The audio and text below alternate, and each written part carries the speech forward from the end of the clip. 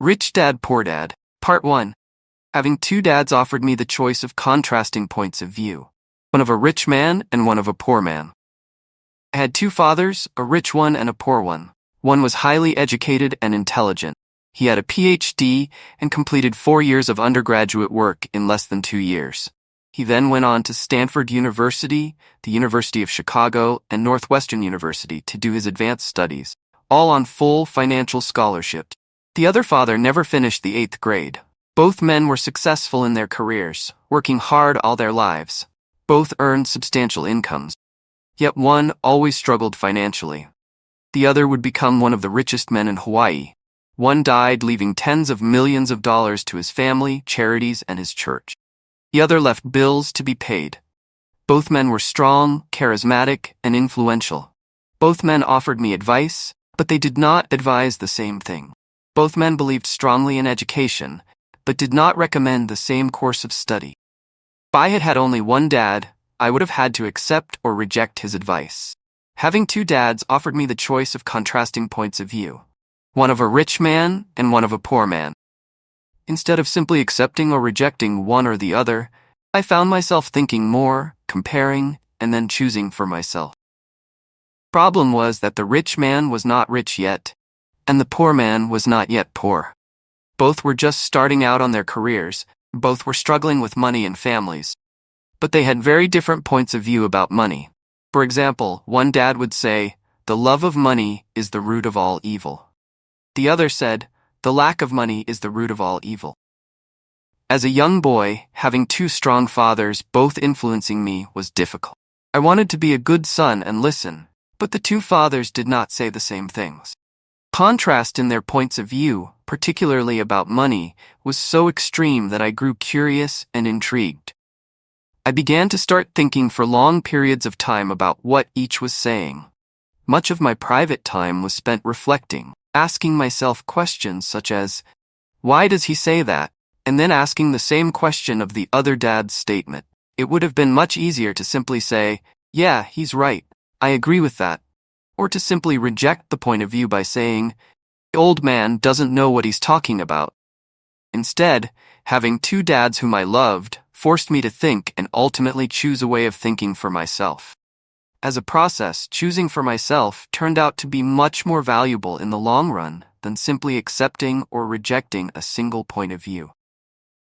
One of the reasons the rich get richer, poor get poorer, and the middle class struggles in debt, that the subject of money is taught at home, not in school. Most of us learn about money from our parents. So what can poor parents tell their child about money? They simply say, "Stay in school and study hard." The child may graduate with excellent grades, but with a poor person's financial programming and mindset. Sadly, money is not taught in schools. Schools focus on scholastic and professional skills, but not on financial skill. This explains how smart bankers, doctors, and accountants who earned excellent grades may struggle financially all of their lives. Our staggering national debt is due in large part to highly educated politicians and government officials making financial decisions with little or no training in the subject of money. Today, I often wonder what will soon happen when we have millions of people who need financial and medical assistance. It will be dependent upon their families or the government for financial support. What will happen when Medicare and Social Security run out of money?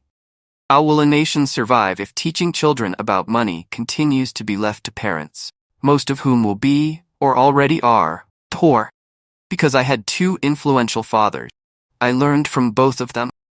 I had to think about each dad's advice, and in doing so, I gained valuable insight into the power and effect of one's thoughts on one's life. For example, one dad had a habit of saying, "I can't afford it." The other dad forbade those words to be used. He insisted I ask, "How can I afford it?" One is a statement, and the other is a question. One lets you off the hook, and the other forces you to think. My soon-to-be rich dad would explain that by automatically saying the words, "I can't afford it," your brain stops working. By asking the question, "How can I afford it?" your brain is put to work. He did not mean that you should buy everything you want. He was fanatical about exercising your mind, the most powerful computer in the world. He'd say, "My brain gets stronger every day. Because I exercise it. The stronger it gets, the more money I can make. He believed that automatically saying I can't afford it was a sign of mental laziness. Although both dads worked hard, I noticed that one dad had a habit of putting his brain to sleep when it came to finances, and the other had a habit of exercising his brain. The long-term result was that one dad grew stronger financially, and the other grew weaker. It is not much different from a person who goes to the gym to exercise on a regular basis versus someone who sits on the couch watching television. Proper physical exercise increases your chances for health, and proper mental exercise increases your chances for wealth. My two dads had opposing attitudes, and that affected the way they thought. One dad thought that the rich should pay more in taxes to take care of those less fortunate. The other said, taxes punish those who produce and reward those who don't produce. One dad recommended, study hard so you can find a good company to work for. The other recommended, study hard so you can find a good company to buy. One dad said, the reason I'm not rich is because I have you kids. The other said, the reason I must be rich is because I have you kids. One encouraged talking about money and business at the dinner table, while the other forbade the subject of money to be discussed over a meal. One said, when it comes to money, play it safe. Don't take risks. The other said, learn to manage risk.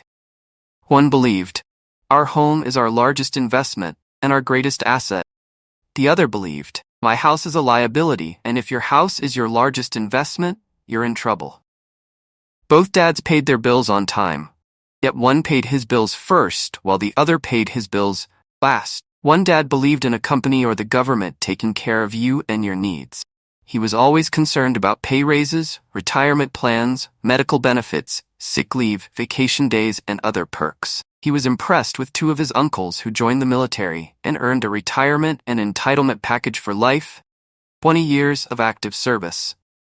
He loved the idea of medical benefits and PX privileges the military provided its retirees. He also loved the tenure system available through the university.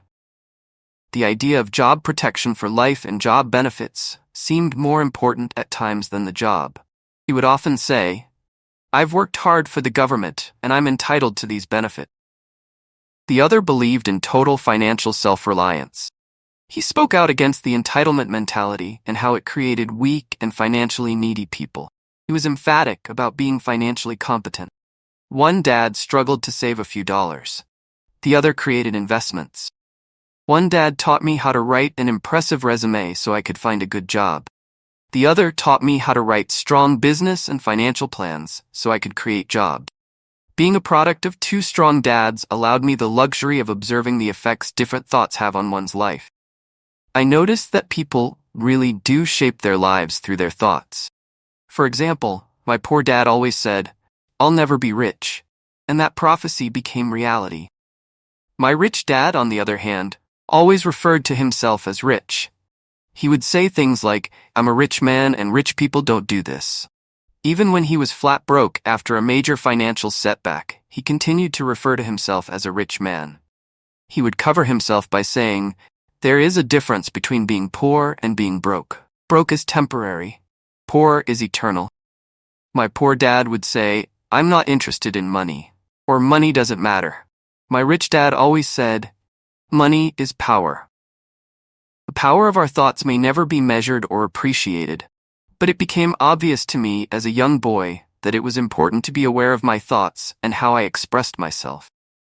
I noticed that my poor dad was poor, not because of the amount of money he earned, which was significant, but because of his thoughts and actions. As a young boy having two fathers, I became acutely aware of being careful about which thoughts I chose to adopt as my own. Should I listen to my rich dad or to my poor dad? There is a difference between being poor and being broke. Broke is temporary. Poor is eternal. Although both men had tremendous respect for education and learning, they disagreed about what they thought was important to learn.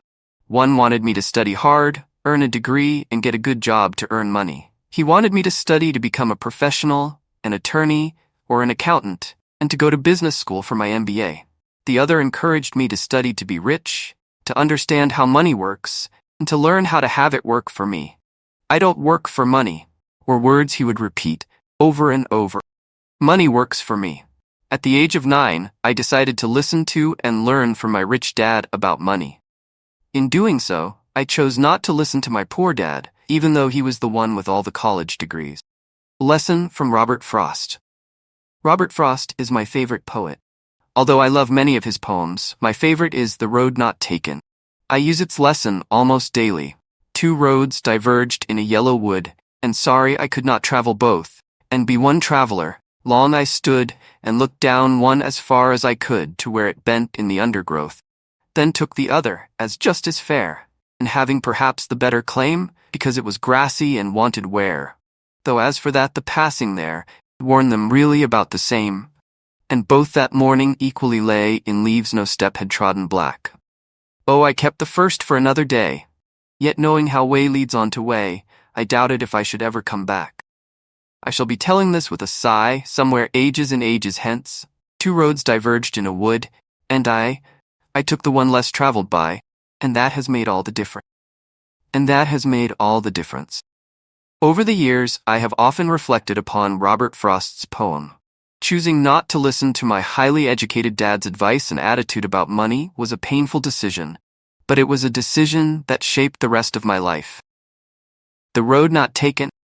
Once I made up my mind about whom to listen to, my education about money began. My rich dad taught me over a period of 30 years until I was 39 years old.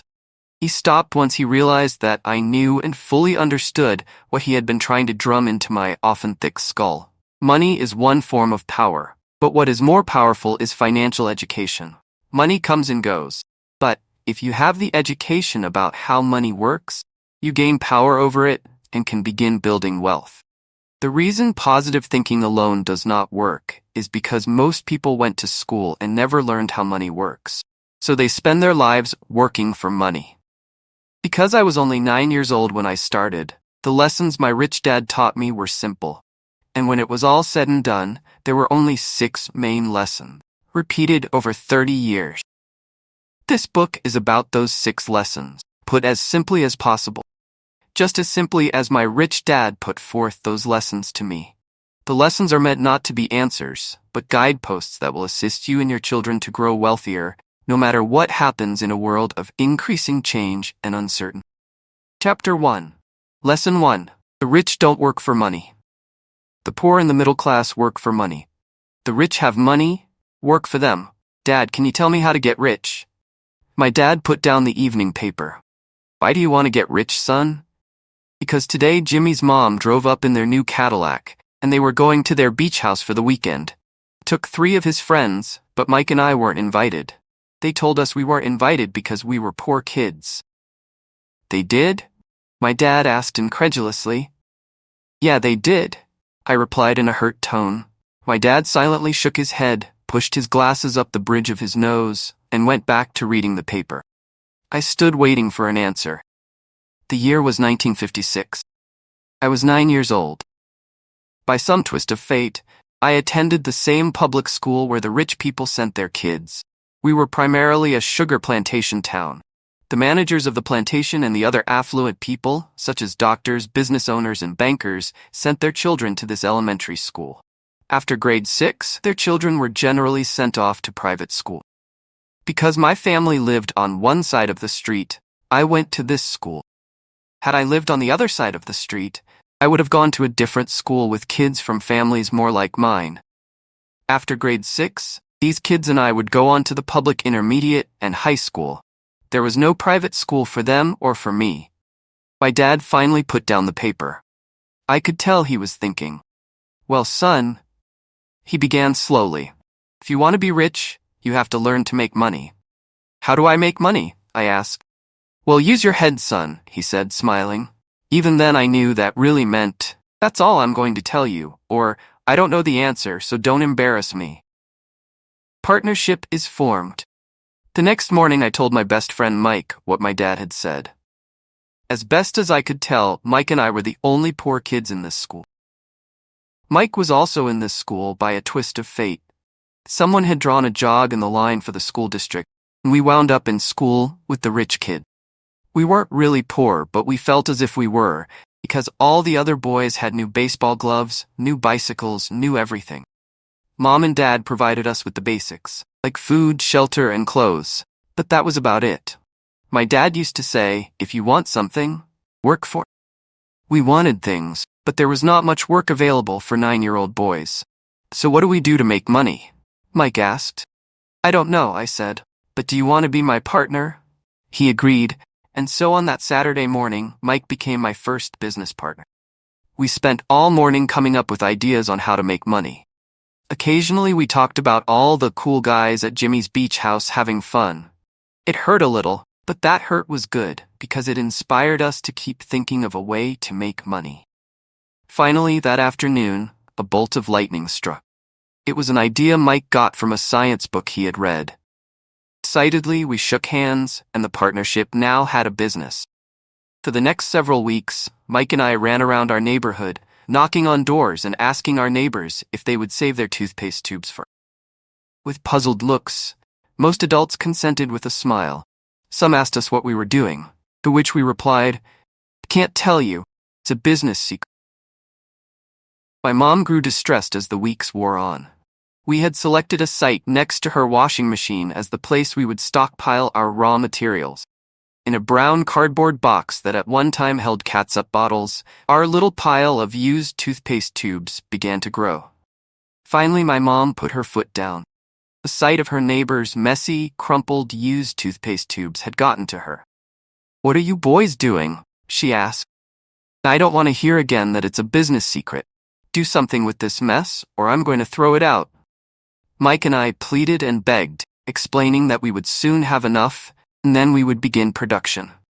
We informed her that we were waiting on a couple of neighbors to finish their toothpaste so we could have their tubes. Mom granted us a 1-week extension. The date to begin production was moved up, and the pressure was on. My first partnership was already being threatened with an eviction notice by my own mom. It became Mike's job to tell the neighbors to quickly use up their toothpaste, saying their dentist wanted them to brush more often anyway. I began to put together the production line. One day, my dad drove up with a friend to see 2 9-year-old boys in the driveway with a production line operating at full speed. There was fine white powder everywhere. On a long table were small milk cartons from school, and our family's hibachi grill was glowing with red-hot coals at maximum heat. Dad walked up cautiously, having to park the car at the base of the driveway since the production line blocked the carport. As he and his friend got closer, they saw a steel pot sitting on top of the coals in which the toothpaste tubes were being melted down. In those days, toothpaste did not come in plastic tubes. The tubes were made of lead. So once the paint was burned off, the tubes were dropped in the small steel pot. They melted until they became liquid, and with my mom's pot holders, we poured the lead through a small hole in the top of the milk cartons. The milk cartons were filled with plaster of Paris. White powder was everywhere. In my haste, I had knocked the bag over, and the entire area looked like it had been hit by a snowstorm. The milk cartons were the outer containers for plaster of Paris molds. My dad and his friend watched as we carefully poured the molten lead through a small hole in the top of the plaster of Paris cube. Careful, my dad said. I nodded without looking up. Finally, once the pouring was through, I put the steel pot down and smiled at my dad. What are you boys doing? He asked with a cautious smile. We're doing what you told me to do. We're going to be rich, I said. Yep, said Mike, grinning and nodding his head. We're partners. And what is in those plaster molds? My dad asked. Watch, I said. This should be a good batch. With a small hammer, I tapped at the seal that divided the cube in half. Cautiously, I pulled up the top half of the plaster mold, and a lead nickel fell out. Oh no, my dad exclaimed. You're casting nickels out of lead. That's right, Mike said. We're doing as you told us to do. We're making money. My dad's friend turned and burst into laughter. My dad smiled and shook his head, along with a fire and a box of spent toothpaste tubes. In front of him were 2 little boys covered with white dust, smiling from ear to ear. He asked us to put everything down and sit with him on the front step of our house. A smile, he gently explained what the word counterfeiting meant. Our dreams were dashed. You mean this is illegal? Asked Mike in a quivering voice. Let them go, my dad's friend said. They might be developing a natural talent. My dad glared at him. Yes, it is illegal, my dad said gently. But you boys have shown great creativity and original thought. Keep going, I'm really proud of you. Disappointed, Mike and I sat in silence for about 20 minutes before we began cleaning up our mess. The business was over on opening day. Sweeping the powder up, I looked at Mike and said, I guess Jimmy and his friends are right. We are poor. My father was just leaving as I said that. Boys, he said, you're only poor if you give up. The most important thing is that you did something. Most people only talk and dream of getting rich. You've done something. I'm very proud of the two of you. I will say it again. Keep going. Don't quit. Mike and I stood there in silence. They were nice words, but we still did not know what to do. So how come you're not rich, Dad? I asked. Because I chose to be a school teacher. School teachers really don't think about being rich. We just like to teach. I wish I could help you, but I really don't know how to make money. Mike and I turned and continued our cleanup. I know, said my dad. If you boys want to learn how to be rich, don't ask me. Talk to your dad, Mike. My dad? Asked Mike with a scrunched up face. Yeah, your dad, repeated my dad with a smile. Your dad and I have the same banker, and he raves about your father. He's told me several times that your father is brilliant when it comes to making money. My dad, Mike asked again in disbelief.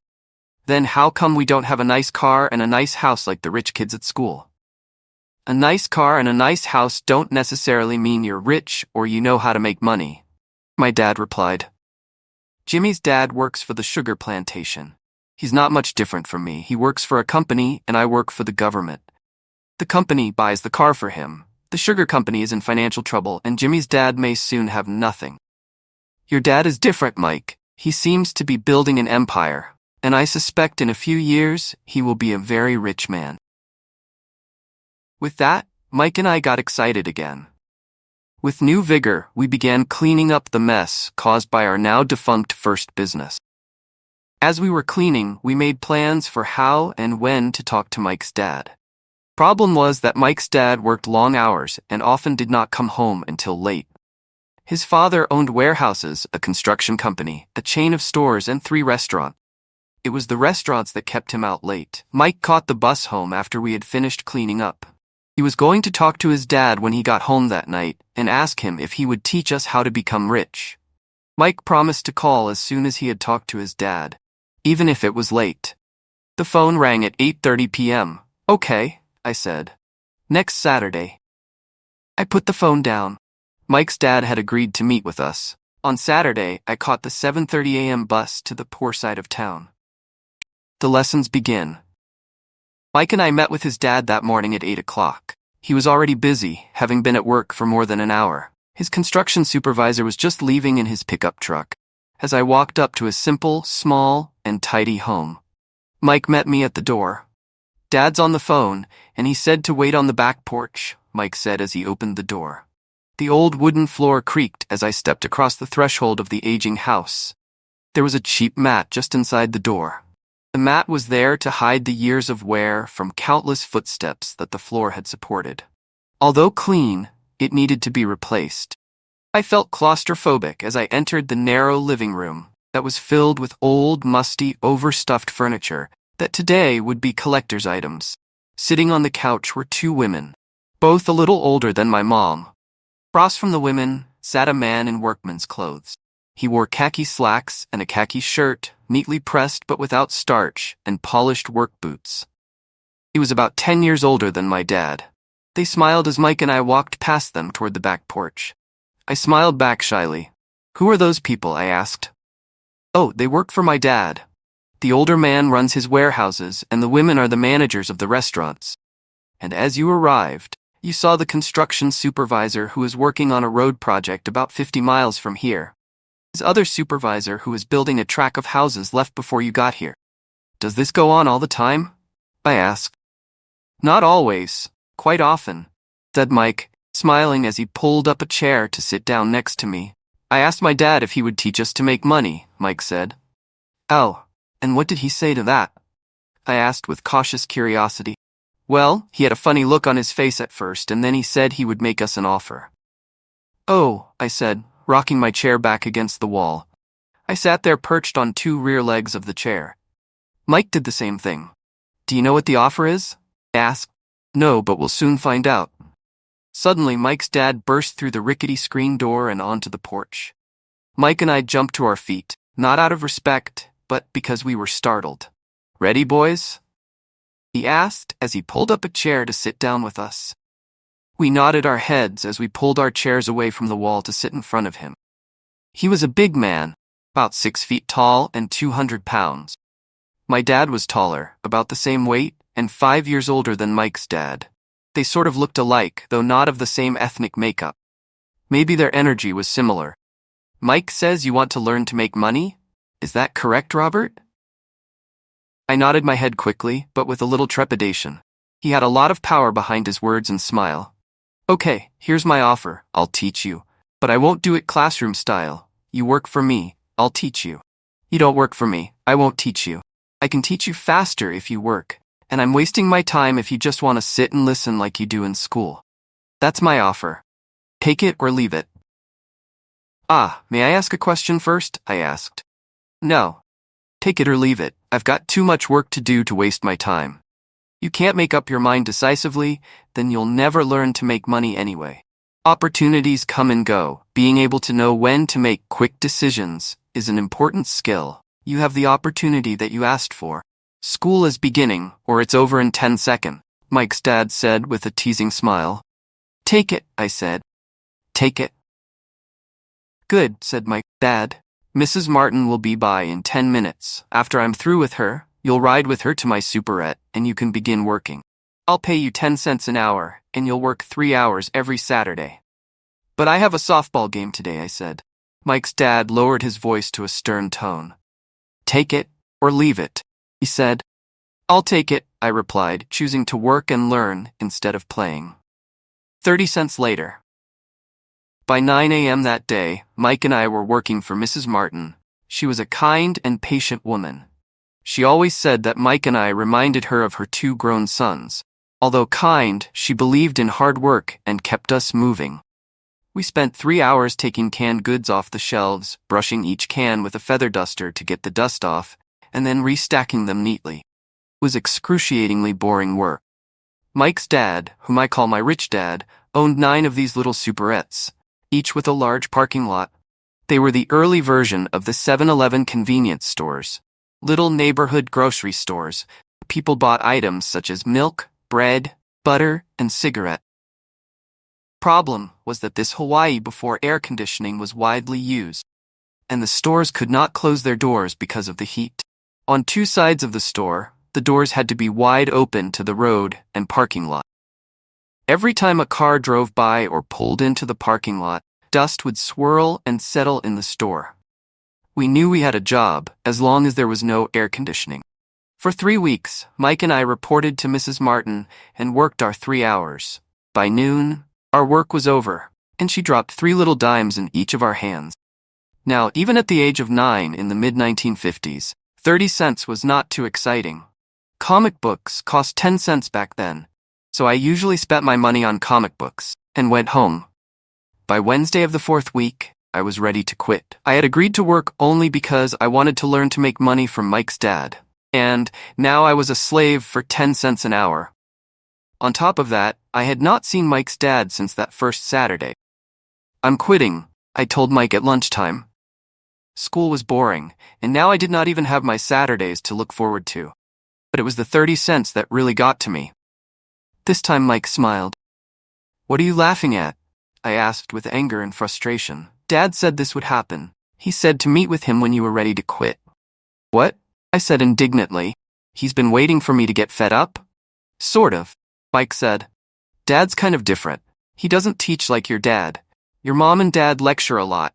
My dad is quiet and a man of few words. You just wait till this Saturday. I'll tell him you're ready. You mean I've been set up? No, not really, but maybe. Dad will explain on Saturday. Waiting in line on Saturday, I was ready to face Mike's dad. Even my real dad was angry with him. My real dad, the one I call the poor one, thought that my rich dad was violating child labor laws and should be investigated. My educated poor dad told me to demand what I deserve, at least 25 cents an hour. My poor dad told me that if I did not get a raise, I was to quit immediately. You don't need that damn job anyway, said my poor dad with indignation. At 8 o'clock Saturday morning, I walked through the door of Mike's house when Mike's dad opened it. Take a seat and wait in line, he said as I entered. He turned and disappeared into his little office next to a bedroom. I looked around the room and didn't see Mike anywhere. Feeling awkward, I cautiously sat down next to the same two women who were there 4 weeks earlier. They smiled and slid down the couch to make room for me. 45 minutes went by, and I was steaming. The two women had met with him and left 30 minutes earlier. An older gentleman was in there for 20 minutes and was also gone. The house was empty, and here I sat in a musty, dark living room on a beautiful sunny Hawaiian day, waiting to talk to a cheapskate who exploited children. I could hear him rustling around the office, talking on the phone, and ignoring me. I was ready to walk out, but for some reason I stayed. Finally, 15 minutes later, at exactly 9 o'clock, Rich Dad walked out of his office, said nothing, and signaled with his hand for me to enter. I understand you want a raise, or you're going to quit, Rich Dad said as he swiveled in his office chair. Then, well, you're not keeping your end of the bargain, I blurted out, nearly in tears. It was really frightening for me to confront a grown-up. You said that you would teach me if I worked for you. Well, I've worked for you. I've worked hard. I've given up my baseball games to work for you, but you haven't kept your word, and you haven't taught me anything. You are a crook like everyone in town thinks you are. You're greedy. You want all the money and don't take care of your employees. You made me wait and don't show me any respect. I'm only a little boy, but I deserve to be treated better.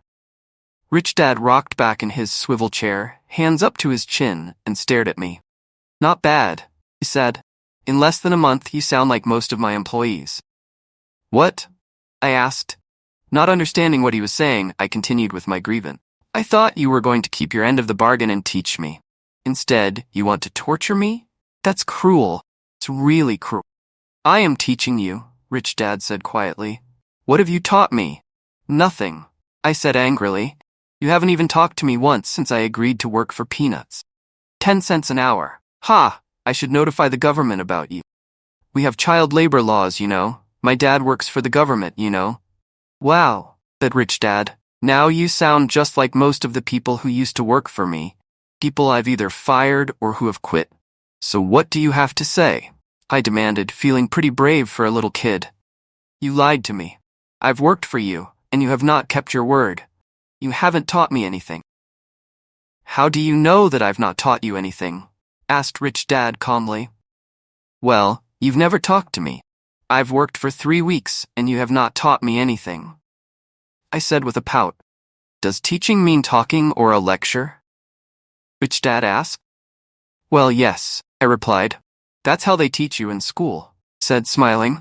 But that is not how life teaches you, and I would say that life is the best teacher of all. Most of the time, life does not talk to you. It just sort of pushes you around.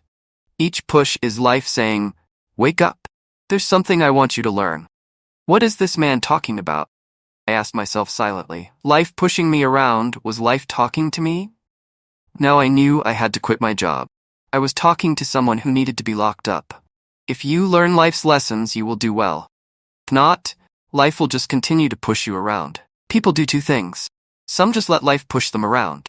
Others get angry and push back. But they push back against their boss, or their job, or their husband or wife. They do not know it's life that's pushing. I had no idea what he was talking about. Life pushes all of us around. Some people give up, and others fight. Few learn the lesson and move on. They welcome life pushing them around. To these few people, it means they need and want to learn something. They learn and move on. Most quit, and a few like you fight. Rich Dad stood and shut the creaky old wooden window that needed repair. If you learn this lesson, you will grow into a wise, wealthy, and happy young man. If you don't, you will spend your life blaming a job, low pay, or your boss for your problems. You'll live life always hoping for that big break that will solve all your money problems. Rich Dad looked over at me to see if I was still listening. His eyes met mine. We stared at each other. communicating through our eyes. Finally, I looked away once I had absorbed his message. I knew he was right. I was blaming him, and I did ask to learn. I was fighting. Rich Dad continued. Or if you're the kind of person who has no guts, you just give up every time life pushes you. You're that kind of person, you'll live all your life playing it safe, doing the right things, saving yourself for some event that never happens. Then you die a boring old man. You'll have lots of friends who really like you because you were such a nice, hardworking guy. But the truth is that you let life push you into submission. Deep down, you were terrified of taking risks. You really wanted to win.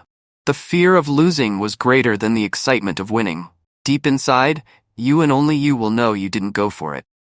You chose to play it safe. Our eyes met again. You've been pushing me around? I asked. Some people might say that, smiled Rich Dad.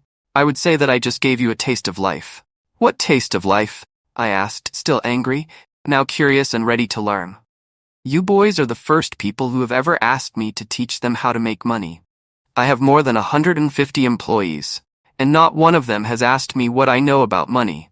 They ask me for a job and a paycheck, but never to teach them about money. So most will spend the best years of their lives working for money, not really understanding what it is they are working for. I sat there listening intently. So when Mike told me you wanted to learn how to make money, I decided to design a course that mirrored real life. I could talk until I was blue in the face, but you wouldn't hear a thing. So I decided to let life push you around a bit so you could hear me. That's why I only paid you 10 cents. So what is the lesson I learned from working for only 10 cents an hour? I asked. That you're cheap and exploit your workers? Rich Dad rocked back and laughed heartily. Finally, he said, you'd best change your point of view. Stop blaming me and thinking I'm the problem. If you think I'm the problem, then you have to change me. If you realize that you're the problem, then you can change yourself. Learn something and grow wiser. Most people want everyone else in the world to change but themselves. Let me tell you, it's easier to change yourself than everyone else. I don't understand, I said. Don't blame me for your problems, Rich Dad said, growing impatient. But you only pay me 10 cents. So what are you learning? Rich Dad asked, smiling. That you're cheap, I said with a sly grin. See, you think I'm the problem, said Rich Dad. But you are. Well, keep that attitude and you'll learn nothing. Keep the attitude that I'm the problem, and what choices do you have? Well, if you don't pay me more or show me more respect and teach me, I'll quit. Well put, Rich Dad said. And that's exactly what most people do. They quit and go looking for another job, a better opportunity, and higher pay, actually thinking that this will solve the problem. In most cases, it won't. So what should I do? I asked. Just take this measly 10 cents an hour and smile? Rich Dad smiled. That's what the other people do. But that's all they do, waiting for a raise, thinking that more money will solve their problems. Most just accept it, and some take a second job working harder, but again accepting a small paycheck. I sat staring at the floor, beginning to understand the lesson Rich Dad was presenting. I could sense it was a taste of life. Finally, I looked up and asked, So what will solve the problem? This, he said, leaning forward in his chair and tapping me gently on the head. This stuff between your ears. It was at that moment that Rich Dad shared the pivotal point of view that separated him from his employees and my poor dad, and led him to eventually become one of the richest men in Hawaii, while my highly educated but poor dad struggled financially all his life. It was a singular point of view that made all the difference over a lifetime. Rich Dad explained this point of view over and over, which I call lesson number 1. Poor and the middle class work for money. The rich have money, work for them. On that bright Saturday morning, I learned a completely different point of view from what I had been taught by my poor dad. At the age of 9, I understood that both dads wanted me to learn. Both dads encouraged me to study, but not the same things. My highly educated dad recommended that I do what he did. Son, I want you to study hard, get good grades, so you can find a safe, secure job with a big company, and make sure it has excellent benefits. My rich dad wanted me to learn how money works so I could make it work for me. These lessons I would learn through life with his guidance, not because of a classroom. Don't worry about that for now. Just know that it's fear that keeps most people working at a job. Fear of not paying their bills, fear of being fired, fear of not having enough money, and the fear of starting over. That's the price of studying to learn a profession or trade, and then working for money. Most people become a slave to money, and then get angry at their boss. Learning to have money work for you is a completely different course of study? I asked. Absolutely, Rich Dad answered. Absolutely. We sat in silence on that beautiful Hawaiian Saturday morning. My friends had just started their Little League baseball game, but for some reason, I was now thankful I had decided to work for 10 cents an hour. I sensed that I was about to learn something my friends wouldn't learn in school. Ready to learn? Asked Rich Dad. Absolutely, I said with a grin. I have kept my promise. I've been teaching you from afar, my rich dad said. At 9 years old, you've gotten a taste of what it feels like to work for money. Just multiply your last month by 50 years, and you will have an idea of what most people spend their life doing. I don't understand, I said. How did you feel waiting in line to see me? Once to get hired, and once to ask for more money. Terrible, I said. You choose to work for money, that is what life will be like, said Rich Dad. And how did you feel when Mrs. D. Martin dropped 3 dimes in your hand for 3 hours of work? I felt like it wasn't enough. Seemed like nothing. I was disappointed, I said. And that is how most employees feel when they look at their paychecks, especially after all the tax and other deductions are taken out. At least you got 100%. You mean most workers don't get paid everything? I asked with amazement. Heavens no, said Rich Dad. The government always takes its share first. How do they do that? I asked. Taxes, said Rich Dad. You're taxed when you earn, you're taxed when you spend, you're taxed when you save, you're taxed when you die. Why do people let the government do that to them? The rich don't, said Rich Dad with a smile. The poor and the middle class do. I'll bet you that I earn more than your dad, yet he pays more in taxes. How can that be? I asked. My age, that made no sense to me. Why would someone let the government do that to them? Rich Dad rocked slowly and silently in his chair, just looking at me. Ready to learn? He asked. I nodded my head slowly. As I said, there is a lot to learn. Learning how to have money work for you is a lifetime study. Most people go to college for 4 years, and their education ends. I already know that my study of money will continue over my lifetime. Simply because the more I find out I need to know. Most people never study the subject. They go to work, get their paycheck, balance their checkbooks, and that's it. Then they wonder why they have money problems. They think that more money will solve the problem and don't realize that it's their lack of financial education that is the problem. So my dad has tax problems because he doesn't understand money? I asked, confused. Look, said Rich Dad, taxes are just one small section on learning how to have money work for you. Today, I just wanted to find out if you still have the passion to learn about money. Most people don't. They want to go to school, learn a profession, have fun at their work, and earn lots of money. One day they wake up with big money problems, and then they can't stop working. That's the price of only knowing how to work for money instead of studying how to have money work for you. So do you still have the passion to learn? Asked Rich Dad. I nodded my head. Good, said Rich Dad. Now get back to work. This time I will pay you nothing. What? I asked in amazement. You heard me. Nothing. You will work the same 3 hours every Saturday, but this time you will not be paid 10 cents per hour. You said you wanted to learn to not work for money, so I'm not going to pay you anything. Couldn't believe what I was hearing. I've already had this conversation with Mike, and he's already working, dusting and stacking canned goods for free. You'd better hurry and get back there. That's not fair, I shouted. You've got to pay something. You said you wanted to learn. If you don't learn this now, you'll grow up to be like the 2 women and the older man sitting in my living room, working for money and hoping I don't fire them. Or like your dad, earning lots of money only to be in debt up to his eyeballs, hoping more money will solve the problem. That's what you want? I'll go back to our original deal of 10 cents an hour. Or you can do what most adults do. Complain, there's not enough pay, quit, and go looking for another job. But what do I do? Ass. Rich Dad tapped me on the head. Use this, he said. If you use it well, you will soon thank me for giving you an opportunity, and you will grow into a rich man. I stood there, still not believing what a raw deal I was handed. I came to ask for a raise, and somehow I was instead working for nothing.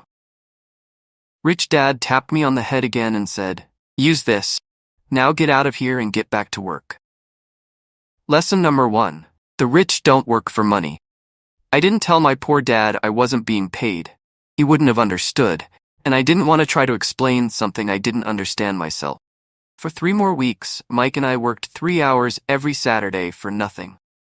The work didn't bother me, and the routine got easier, but it was the missed baseball games and not being able to afford to buy a few comic books that got to me.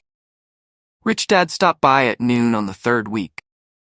We heard his truck pull up in the parking lot and sputter when the engine was turned off. He entered the store and greeted Mrs. Martin with a hug.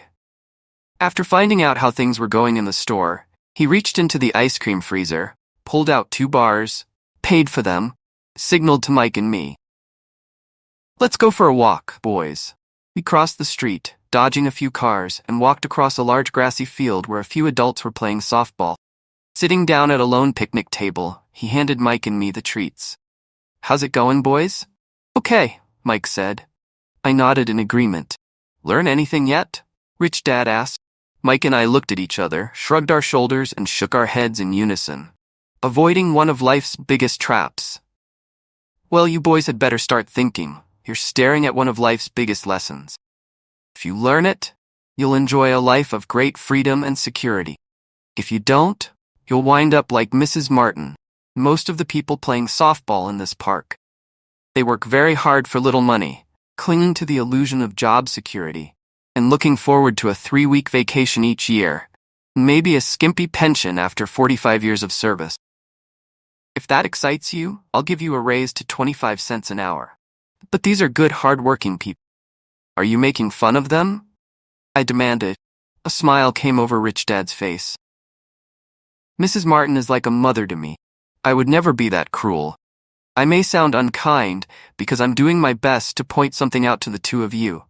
I want to expand your point of view so you can see something most people never have the benefit of seeing because their vision is too narrow. Most people never see the trap they are in. Mike and I sat there, uncertain of his message. He sounded cruel, yet we could sense he was trying to drive home a point. The smile? Rich Dad said, Doesn't that 25 cents an hour sound good? Doesn't it make your heart beat a little faster? I shook my head no, but it really did. 25 cents an hour would be big bucks to me. Okay, I'll pay you $1 an hour, Rich Dad said with a sly grin. Now, my heart started to race. My brain was screaming, take it, take it. I could not believe what I was hearing. Still, I said nothing. Okay, $2 an hour. My little brain and heart nearly exploded. After all, it was 1956, and being paid $2 an hour would have made me the richest kid in the world.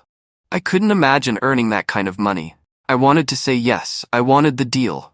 I could picture a new bicycle, new baseball glove, and the adoration of my friends when I flashed some cash.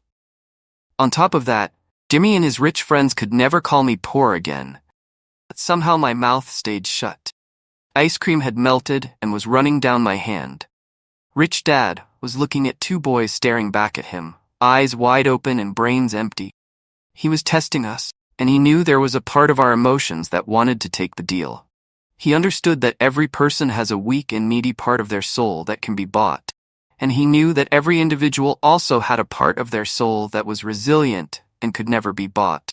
It was only a question of which one was stronger. Okay, $5 an hour. Suddenly I was silent. Something had changed. The offer was too big and ridiculous. Not many grown-ups in 1956 made more than that. Quickly my temptation disappeared, and calm set in. Slowly I turned to my left to look at Mike. He looked back at me. Part of my soul that was weak and needy was silenced.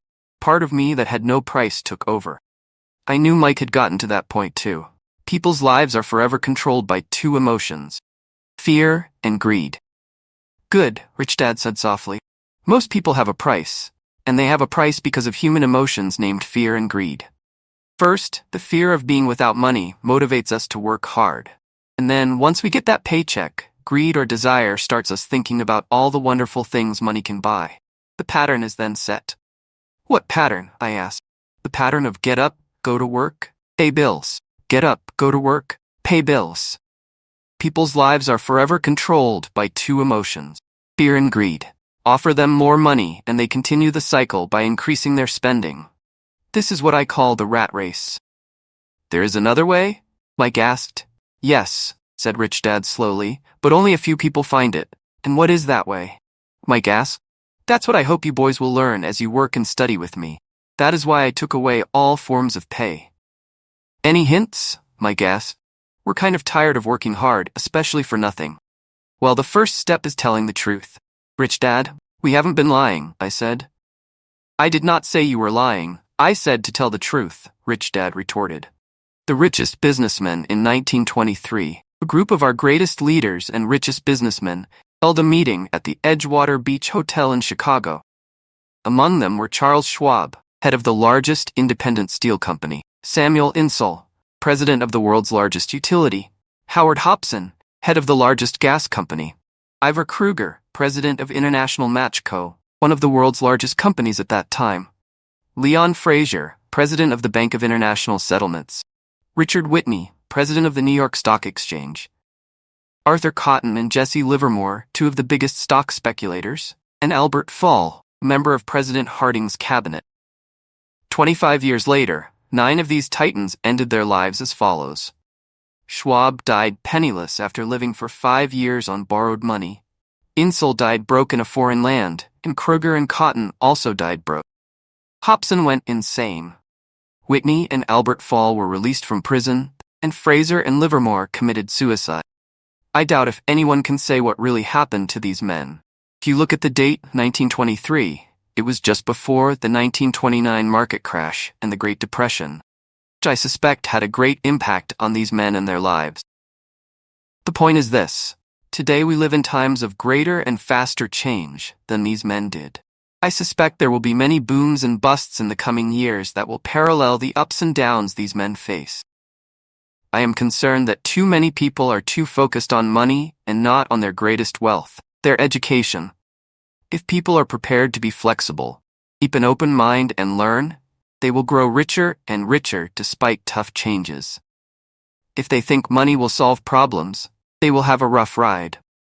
Intelligence solves problems and produces money. Money without financial intelligence is money soon gone.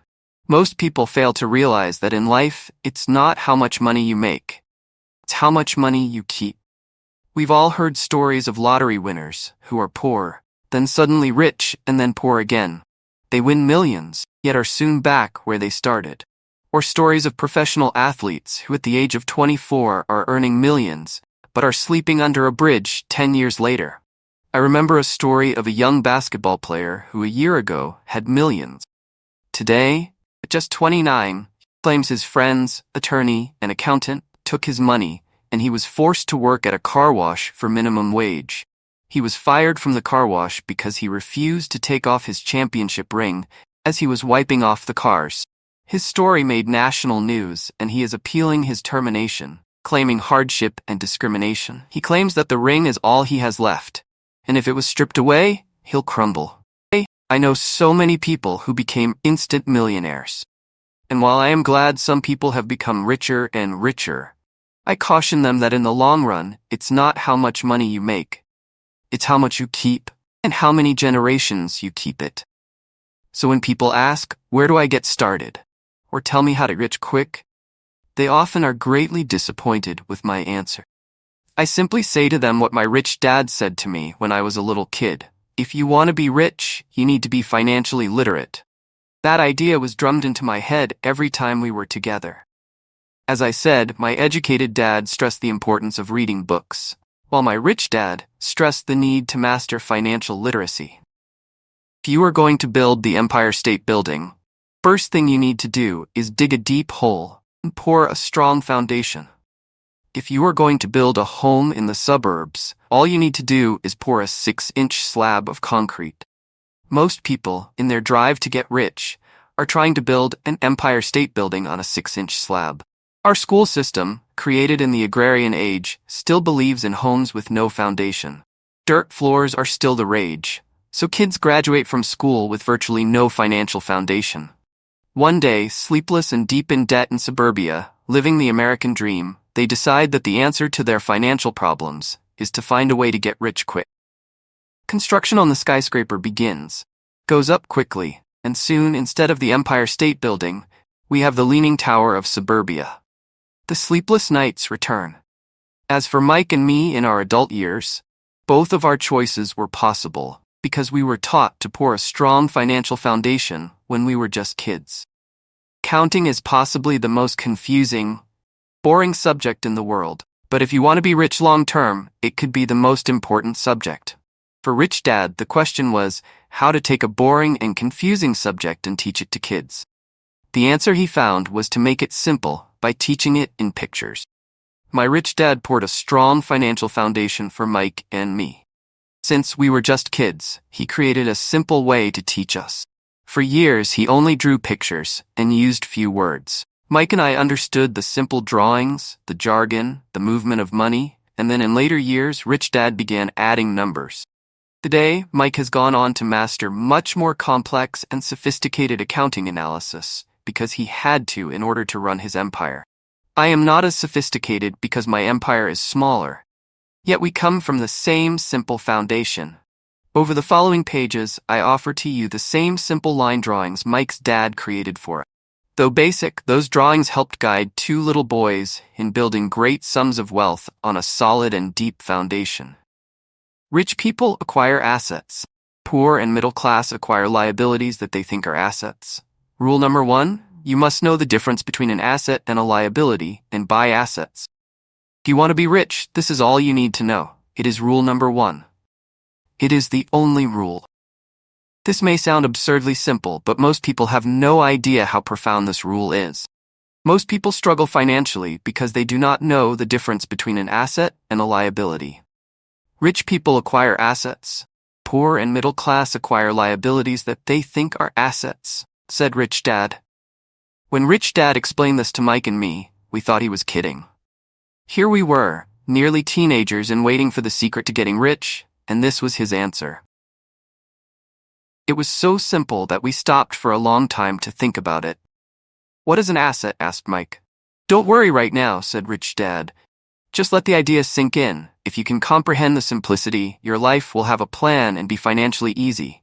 It is simple, that is why the idea is missed. You mean all we need to know is what an asset is, acquire them, and we'll be rich? I asked. Rich Dad nodded his head. That's simple. It's that simple. How come everyone is not rich? I asked. Rich Dad smiled. Because people do not know the difference between an asset and a liability. I remember asking, how could adults be so misguided? If it is that simple, if it is that important, why would everyone not want to find out? It took Rich Dad only a few minutes to explain what assets and liabilities were. As an adult, I have difficulty explaining it to other adults. The simplicity of the idea escapes them because they have been educated differently. They were taught by other educated professionals, such as bankers, accountants, real estate agents, financial planners, and so forth. The difficulty comes in asking adults to unlearn or become children again. An intelligent adult often feels it is demeaning to pay attention to simplistic definitions. Rich Dad believed in the KISS principle. Keep it simple, stupid, or keep it super simple. So he kept it simple for us, and that made our financial foundation strong. To what causes the confusion? How could something so simple be so screwed up? Why would someone buy an asset that was really a liability? The answer is found in basic education. Part 2. We focus on the word literacy, and not financial literacy. What defines something to be an asset or a liability are not words. In fact, if you really want to be confused, look up the words asset and liability in the dictionary. I know the definition may sound good to a trained accountant, but for the average person, it makes no sense. But we adults are often too proud to admit something does not make sense. An asset puts money in my pocket. A liability takes money out of my pocket. To us young boys, Rich Dad said, what defines an asset are not words, but numbers. And if you can't read the numbers, you can't tell an asset from a hole in the ground. In accounting, Rich Dad would say, "It's not the numbers, but what the numbers are telling you. It's just like words. It's not the words, but the story the words are telling you." If you want to be rich, you've got to read and understand numbers. If I heard that once, I heard it 1,000 times from my rich dad. And I also heard, the rich acquire assets, and the poor and middle class acquire liabilities. Here is how to tell the difference between an asset and a liability. Most accountants and financial professionals do not agree with the definitions, but these simple drawings were the start of strong financial foundations for two young boys. This is the cash flow pattern of an asset. The top part of the diagram is an income statement, often called a profit and loss statement. It measures income and expenses, money in and money out. The lower part of the diagram is a balance sheet. It's called that because it's supposed to balance assets against liabilities. Many financial novices do not know the relationship between the income statement and the balance sheet, and it is vital to understand that relationship. So as I said earlier, my rich dad simply told two young boys that assets put money in your pocket. Nice, simple, and usable. This is the cash flow pattern of a liability. Now that assets and liabilities have been defined through pictures, it may be easier to understand my definitions in words. An asset is something that puts money in my pocket. A liability is something that takes money out of my pocket. This is really all you need to know. If you want to be rich, simply spend your life buying assets. If you want to be poor or middle class, spend your life buying liabilities. Illiteracy, both in words and numbers, is the foundation of financial struggle. If people are having difficulties financially, there is something that they don't understand, either in words or numbers. The rich are rich because they are more literate in different areas than people who struggle financially. So if you want to be rich and maintain your wealth, it's important to be financially literate, in words as well as numbers. The arrows in the diagrams represent the flow of cash, or cash flow. Numbers alone mean little, just as words out of context mean little. It's the story that counts. In financial reporting, reading numbers is looking for the plot, the story of where the cash is flowing. In 80% of most families, the financial story paints a picture of hard work to get ahead. However, this effort is for naught because they spend their lives buying liabilities instead of assets. This is the cash flow pattern of a poor person. This is the cash flow pattern of a person in the middle class. This is the cash flow pattern of a rich person. All of these diagrams are obviously oversimplified. Everyone has living expenses, the need for food, shelter, and clothing. The diagrams show the flow of cash through a poor, middle class, and wealthy person's life. It is the cash flow that tells the story of how a person handles their money. The reason I started with the story of the richest men in America is to illustrate the flaw in believing that money will solve all problems. That is why I cringe whenever I hear people ask me how to get rich quicker or where they should start. I often hear, "I'm in debt, so I need to make more money." But more money will often not solve the problem. In fact, it may compound the problem. Money often makes obvious our tragic human flaws, putting a spotlight on what we don't know. That is why, all too often, a person who comes into a sudden windfall of cash, let's say an inheritance, a pay raise, or lottery winnings, soon returns to the same financial mess, if not worse, than the mess they were in before. Money only accentuates the cash flow pattern running in your head. If your pattern is to spend everything you get, most likely an increase in cash will just result in an increase in spending. Thus the saying, "A fool and his money is one big party." Cash flow tells the story of how a person handles money. I have said many times that we go to school to gain scholastic and professional skills, both of which are important. We learn to make money with our professional skills. In the 1960s, when I was in high school, if someone did well academically, people assumed this bright student would go on to be a medical doctor, because it was the profession with the promise of the greatest financial reward. Today, doctors face financial challenges I wouldn't wish on my worst enemy. Insurance companies taking control of the business, managed healthcare, government intervention, and malpractice suits. Today, kids want to be famous athletes, movie stars, rock stars, beauty queens, or CEOs because that is where the fame, money, and prestige are. That is the reason it is so hard to motivate kids in school today. They know that professional success is no longer solely linked to academic success, as it once was. Because students leave school without financial skills, millions of educated people pursue their profession successfully, but later find themselves struggling financially. They work harder, but don't get ahead. What is missing from their education is not how to make money, but how to manage money. It's called financial aptitude. What you do with the money once you make it, how to keep people from taking it from you, how to keep it longer, and how to make that money work hard for you. Most people don't understand why they struggle financially, because they don't understand cash flow. A person can be highly educated, professionally successful, and financially illiterate. These people often work harder than they need to because they learned how to work hard, but not how to have their money work hard for them. How the quest for a financial dream turns into a financial nightmare. The classic story of hardworking people has a set pattern. Recently married, a happy, highly educated young couple moves into one of their cramped rented apartments. Immediately, they realize that they are saving money because two can live as cheaply as one. The problem is, the apartment is cramped. They decide to save money to buy their dream home so they can have kids. They now have two incomes, and they begin to focus on their careers. Their incomes begin to increase. As their incomes go up, their expenses go up as well. The number one expense for most people is taxes. Many people think it's income tax. For most Americans, their highest tax is Social Security. As an employee, it appears as if the Social Security tax combined with the Medicare tax rate is roughly 7.5%, but it's really 15%. Since the employer must match the Social Security amount. In essence, it is money the employer can't pay you. On top of that, you still have to pay income tax on the amount deducted from your wages for Social Security tax. Income you never received because it went directly to Social Security through withholding. Going back to the young couple, as a result of their incomes increasing, they decide to buy the house of their dreams. Once in their house, they have a new tax, called property tax. Then they buy a new car, new furniture, and new appliances to match their new house.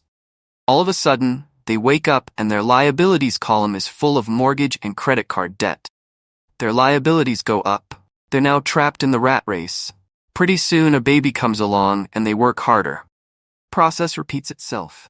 Higher incomes cause higher taxes, also called bracket. Credit card comes in the mail. They use it and max it out. A loan company calls and says their greatest asset, their home, has appreciated in value. Because their credit is so good, company offers a bill consolidation loan and tells them the intelligent thing to do is clear off the high-interest consumer debt by paying off their credit card. And besides, interest on their home is a tax deduction. They go for it and pay off those high-interest credit cards. They breathe a sigh of relief. Their credit cards are paid off. They've now folded their consumer debt into their home mortgage. Their payments go down because they extend their debt over 30 years. It is the smart thing to do. Their neighbor calls to invite them to go shopping. The Memorial Day sale is on. They promise themselves they'll just window shop, but they take a credit card, just in case. I run into this young couple all the time. Their names change, but their financial dilemma is the same. They come to one of my talks to hear what I have to say. They ask me, can you tell us how to make more money? They don't understand that their trouble is really how they choose to spend the money they do have. It is caused by financial illiteracy and not understanding the difference between an asset and a liability. More money seldom solves someone's money problem. Intelligence solves problems. There is a saying a friend of mine says over and over to people in debt. If you find you have dug yourself into a hole, stop digging. As a child, my dad often told us that the Japanese were aware of three powers. The power of the sword, the jewel, and the mirror. The sword symbolizes the power of weapons. America has spent trillions of dollars on weapons, and because of this, is a powerful military presence in the world. The jewel symbolizes the power of money. There is some degree of truth to the saying, remember the golden rule. He who has the gold makes the rules. The mirror symbolizes the power of self-knowledge. This self-knowledge, according to Japanese legend, was the most treasured of the three. All too often, the poor and middle class allow the power of money to control them. By simply getting up and working harder, failing to ask themselves if what they do makes sense, they shoot themselves in the foot as they leave for work every morning. By not fully understanding money, the vast majority of people allow its awesome power to control them. If they use the power of the mirror, they would have asked themselves, does this make sense? All too often, instead of trusting their inner wisdom, that genius inside, most people follow the crowd. They do things because everybody else does them. They conform rather than question. Often, they mindlessly repeat what they have been told. Diversify. Your home is an asset. Your home is your biggest investment. You get a tax break for going into greater debt. Get a safe job. Don't make mistakes. Don't take risks. It is said that the fear of public speaking is a fear greater than death for most people. According to psychiatrists, fear of public speaking is caused by the fear of ostracism, the fear of standing out, fear of criticism, fear of ridicule, and the fear of being an outcast. Fear of being different prevents most people from seeking new ways to solve their problems. That is why my educated dad said the Japanese valued the power of the mirror the most, for it is only when we look into it that we find truth. Fear is the main reason that people say, play it safe. That goes for anything, be it sports, relationships, careers, or money. A person can be highly educated, professionally successful, and financially illiterate. It is that same fear of ostracism, that causes people to conform to, and not question, commonly accepted opinions or popular trends. Your home is an asset. Get a bill consolidation loan and get out of debt. Work harder. It's a promotion. Someday I'll be a vice president. Save money. When I get a raise, I'll buy us a bigger house. Mutual funds are safe. Many financial problems are caused by trying to keep up with the Joneses. Occasionally, we all need to look in the mirror and be true to our inner wisdom rather than our fears. By the time Mike and I were 16 years old, we began to have problems in school. We were not bad kids. We just began to separate from the crowd. We worked for Mike's dad after school and on weekends. Mike and I often spent hours after work just sitting at a table with his dad, while he held meetings with his bankers, attorneys, accountants, brokers, investors, managers, and employees. Here was a man who had left school at 13, who was now directing, instructing, ordering, and asking questions. Educated people. They came at his beck and call and cringed when he didn't approve of them. Here was a man who had not gone along with the crowd. He was a man who did his own thinking and detested the words, "We have to do it this way, because that's the way everyone else does it." He also hated the word can't. If you wanted him to do something, just say, "I don't think you can do it." Mike and I learned more sitting in on his meetings than we did in all our years of school, college included. Mike's dad was not book smart, but he was financially educated and successful as a result. He told us over and over again, an intelligent person hires people who are more intelligent than he is. So Mike and I had the benefit of spending hours listening to and learning from intelligent people. But because of this, Mike and I couldn't go along with the standard dogma our teachers preached, and that caused problem. Whenever the teacher said, "If you don't get good grades, you won't do well in the real world," Mike and I just raised our eyebrows. When we were told to follow set procedures and not deviate from the rules, we could see how school discouraged creativity. We started to understand why our rich dad told us that schools were designed to produce good employees, instead of employers.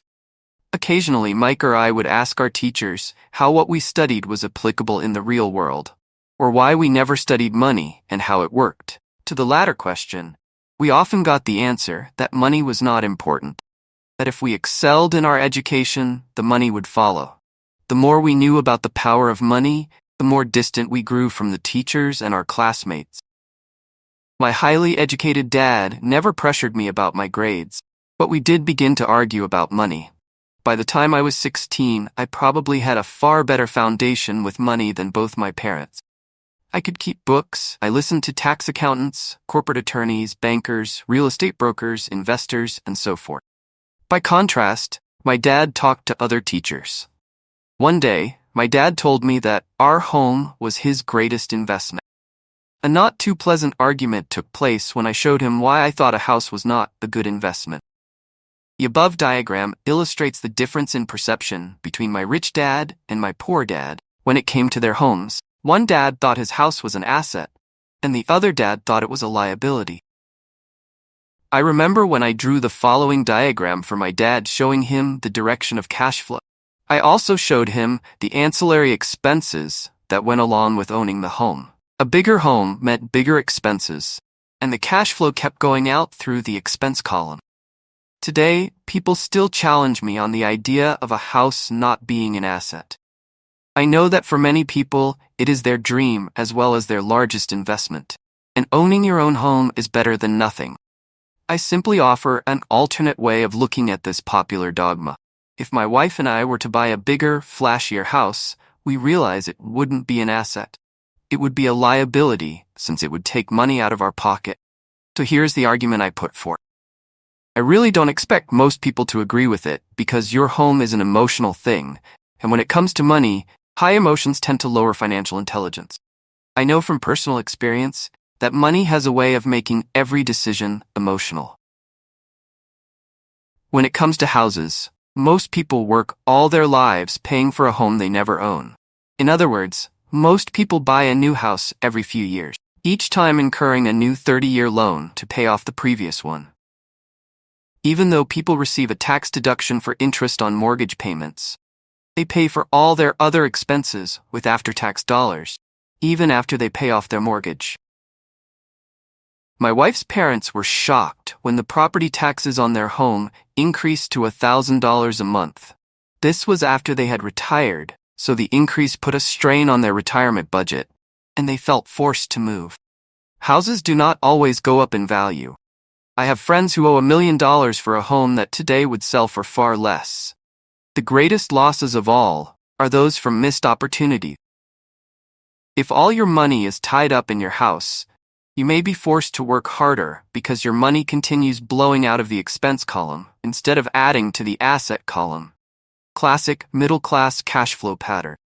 If a young couple would put more money into their asset column early on, their later years would be easier. Their assets would have grown and would be available to help cover expenses. All too often, a house only serves as a vehicle for incurring a home equity loan, pay for mounting expenses. In summary, the end result in making a decision to own a house that is too expensive in lieu of starting an investment portfolio impacts an individual in at least the following 3 ways. 1. Loss of time, during which other assets could have grown in value. 2. Loss of additional capital, which could have been invested instead of paying for high-maintenance expenses related directly to the home. 3. Loss of education. Too often, people count their house and savings and retirement plans as all they have in their asset column. Because they have no money to invest, they simply don't invest. This costs them investment experience. Most never become what the investment world calls a sophisticated investor. And the best investments are usually first sold to sophisticated investors, who then turn around and sell them to the people playing it safe. I am not saying don't buy a house. What I am saying is that you should understand the difference between an asset and a liability. When I want a bigger house, I first buy assets that will generate the cash flow to pay for the house. My educated dad's personal financial statement best demonstrates the life of someone caught in the rat race.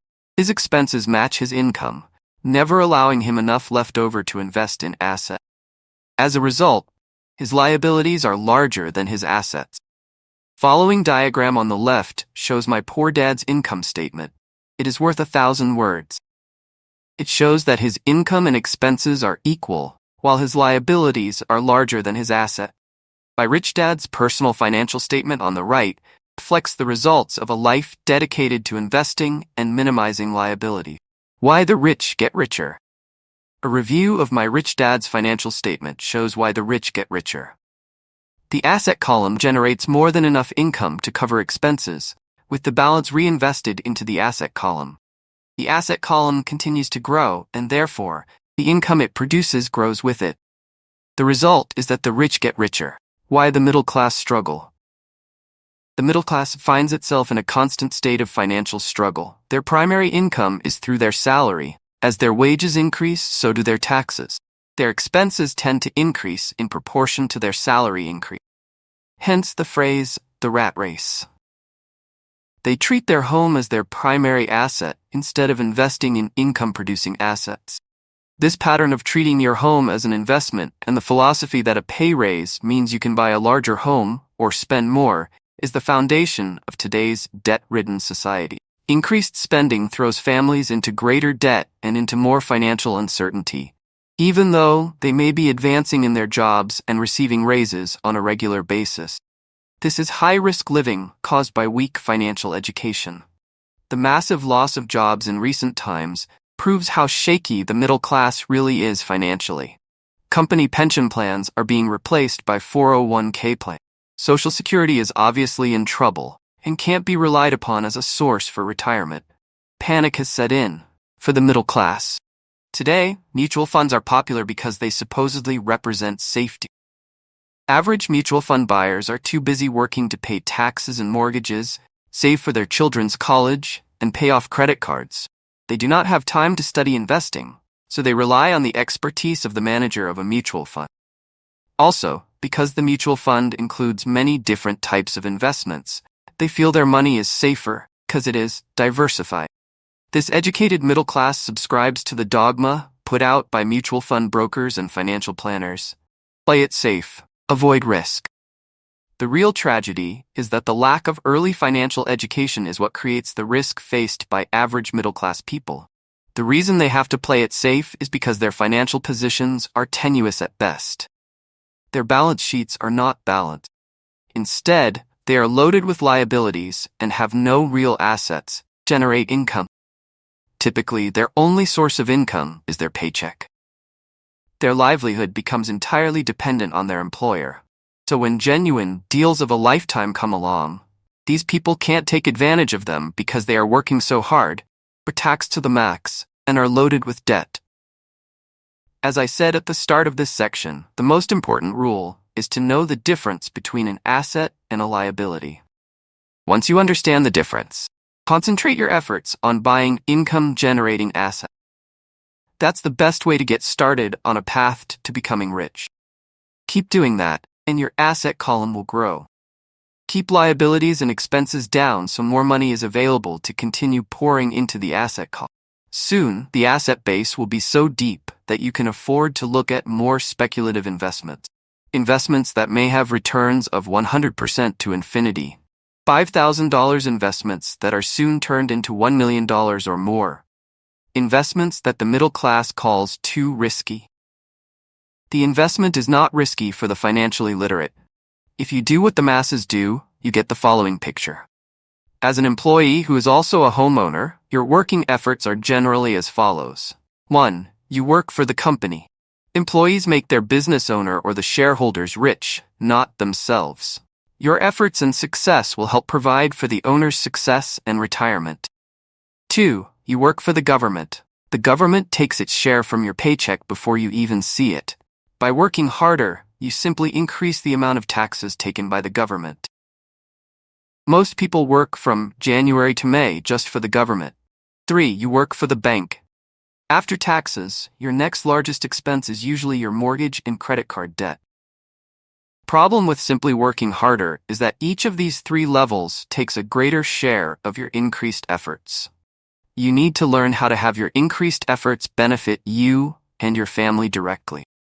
Once you have decided to concentrate on minding your own business, focusing your efforts on acquiring assets instead of a bigger paycheck, how do you set your goals? Most people must keep their job and rely on their wages to fund their acquisition of assets. As their assets grow, how do they measure the extent of their success? When does someone know that they are rich, that they have wealth? As well as having my own definitions for assets and liabilities, I also have my own definition for wealth. Actually, I borrowed it from a man named R. Buckminster Fuller. Some call him a quack, and others call him a genius. Years ago, he got architects buzzing because he applied for a patent for something called a geodesic dome. But in the application, Fuller also said something about wealth. It was pretty confusing at first, but after reading it, it began to make some sense. Wealth is a person's ability to survive so many number of days forward. Or if I stopped working today, how long could I survive? Unlike net worth, the difference between your assets and liabilities, which is often filled with a person's expensive junk and opinions of what things are worth. This definition creates the possibility for developing a truly accurate measurement. I could now measure and know where I was in terms of my goal to become financially independent. Although net worth often includes non-cash producing assets, like stuff you bought that now sits in your garage, wealth measures how much money your money is making, and therefore, your financial survivability. Wealth is the measure of the cash flow from the asset column compared with the expense column. Let's use an example. Let's say I have cash flow from my asset column of $1,000 a month, and I have monthly expenses of $2,000. What is my wealth? Let's go back to Buckminster Fuller's definition. Using his definition, how many days forward can I survive? Assuming a 30-day month, I have enough cash flow for half a month. When I achieve $2,000 a month cash flow from my assets, then I will be wealthy. Though while I'm not yet rich, I am wealthy. I now have income generated from assets each month that fully cover my monthly expenses. If I want to increase my expenses, I first must increase my cash flow to maintain this level of wealth. Also note that it is at this point that I'm no longer dependent on my wages. I have focused on, and been successful in, building an asset column that has made me financially independent. If I quit my job today, I would be able to cover my monthly expenses with the cash flow from my assets. My next goal would be to have the excess cash flow from my assets reinvested into the asset column. The more money that goes into my asset column, the more my asset column grows. The more my assets grow, the more my cash flow grows. As long as I keep my expenses less than the cash flow from these assets, I grow richer with more and more income from sources other than my physical labor. As this reinvestment process continues, I am well on my way to becoming rich. Just remember this simple observation. The rich buy assets or only have expenses. The middle class buy liabilities they think are assets. So how do I start minding my own business? What is the answer? Listen to the founder of McDonald's in the next chapter. Chapter 3. Lesson 3. Mind your own business. The rich focus on their asset columns while everyone else focuses on their income statements. In 1974, Ray Kroc, founder of McDonald's, was asked to speak to the MBA class at the University of Texas at Austin. A friend of mine was a student in that MBA class. After a powerful and inspiring talk, class adjourned, and the students asked Ray if he would join them at their favorite hangout to have a few beers. Ray graciously accepted. "What business am I in?" Ray asked once the group had all their beers in hand. Everyone laughed, my friend said. Most of the MBA students thought Ray was just fooling around. No one answered, so Ray asked again, "What business do you think I'm in?" The students laughed again, and finally one brave soul yelled out, "Ray, who in the world doesn't know that you're in the hamburger business?" Ray chuckled. "That's what I thought you would say." He paused and then quickly added, "Ladies and gentlemen, I'm not in the hamburger business. My business is real estate." As my friend tells the story, Ray spent a good amount of time explaining his viewpoint. In his business plan, Ray knew that the primary business focus was to sell hamburger franchises. But what he never lost sight of was the location of each franchise. He knew that the land and its location were the most significant factors in the success of each franchise. Basically, the person who bought the franchise was also buying the real estate under the franchise, Ray Kroc's organization. Today, McDonald's is the largest single owner of real estate in the world, owning even more than the Catholic Church. McDonald's owns some of the most valuable intersections and street corners in America and around the globe. My friend considers this as one of the most important lessons in his life. Today he owns car washes, but his business is the real estate under those car washes. The previous chapter presented diagrams illustrating that most people work for everyone but themselves. They work first for the owners of the company, then for the government through taxes, and finally for the bank that owns their mortgage. When I was a young boy, we did not have a McDonald's nearby. Yet my rich dad was responsible for teaching Mike and me the same lesson that Ray Kroc talked about at the University of Texas. It is secret number 3 of the rich. That secret is, mind your own business. Financial struggle is often directly the result of people working all their lives for someone else. Many people will simply have nothing at the end of their working days to show for their efforts. Our current educational system focuses on preparing today's youth to get good jobs by developing scholastic skills. Their lives will revolve around their wages or, as described earlier, their income column. Many will study further to become engineers, scientists, cooks, police officers, artists, writers, and so on. These professional skills allow them to enter the workforce and work for money. But there is a big difference between your profession and your business. Often I ask people, what is your business? And they will say, oh, I'm a banker. Then I ask them if they own the bank, and they usually respond, no, I work there. In that instance, they have confused their profession with their business. Their profession may be a banker, but they still need their own business. Problem with school is that you often become what you study. So if you study cooking, you become a chef. If you study the law, you become an attorney, and a study of auto mechanics makes you a mechanic. The mistake in becoming what you study is that too many people forget to mind their own business. They spend their lives minding someone else's business and making that person rich. To become financially secure, a person needs to mind their own business. Your business revolves around your asset column, not your income column. As stated earlier, the number 1 rule is to know the difference between an asset and a liability, and to buy assets. The rich focus on their asset columns while everyone else focuses on their income statement. That is why we hear so often, I need a raise. If only I had a promotion. I'm going back to school to get more training so I can get a better job. I'm going to work overtime. Maybe I can get a second job. In some circles, these are sensible ideas, but you are still not minding your own business. These ideas all still focus on the income column and will only help a person become more financially secure if the additional money is used to purchase income-generating assets. Financial struggle is often the result of people working all their lives for someone else. Primary reason the majority of the poor and middle class are fiscally conservative, which means I can't afford to take risks, is that they have no financial foundation. They have to cling to their jobs and play it safe. When downsizing became the in thing to do, millions of workers found out their largest so-called asset, their home, was eating them alive.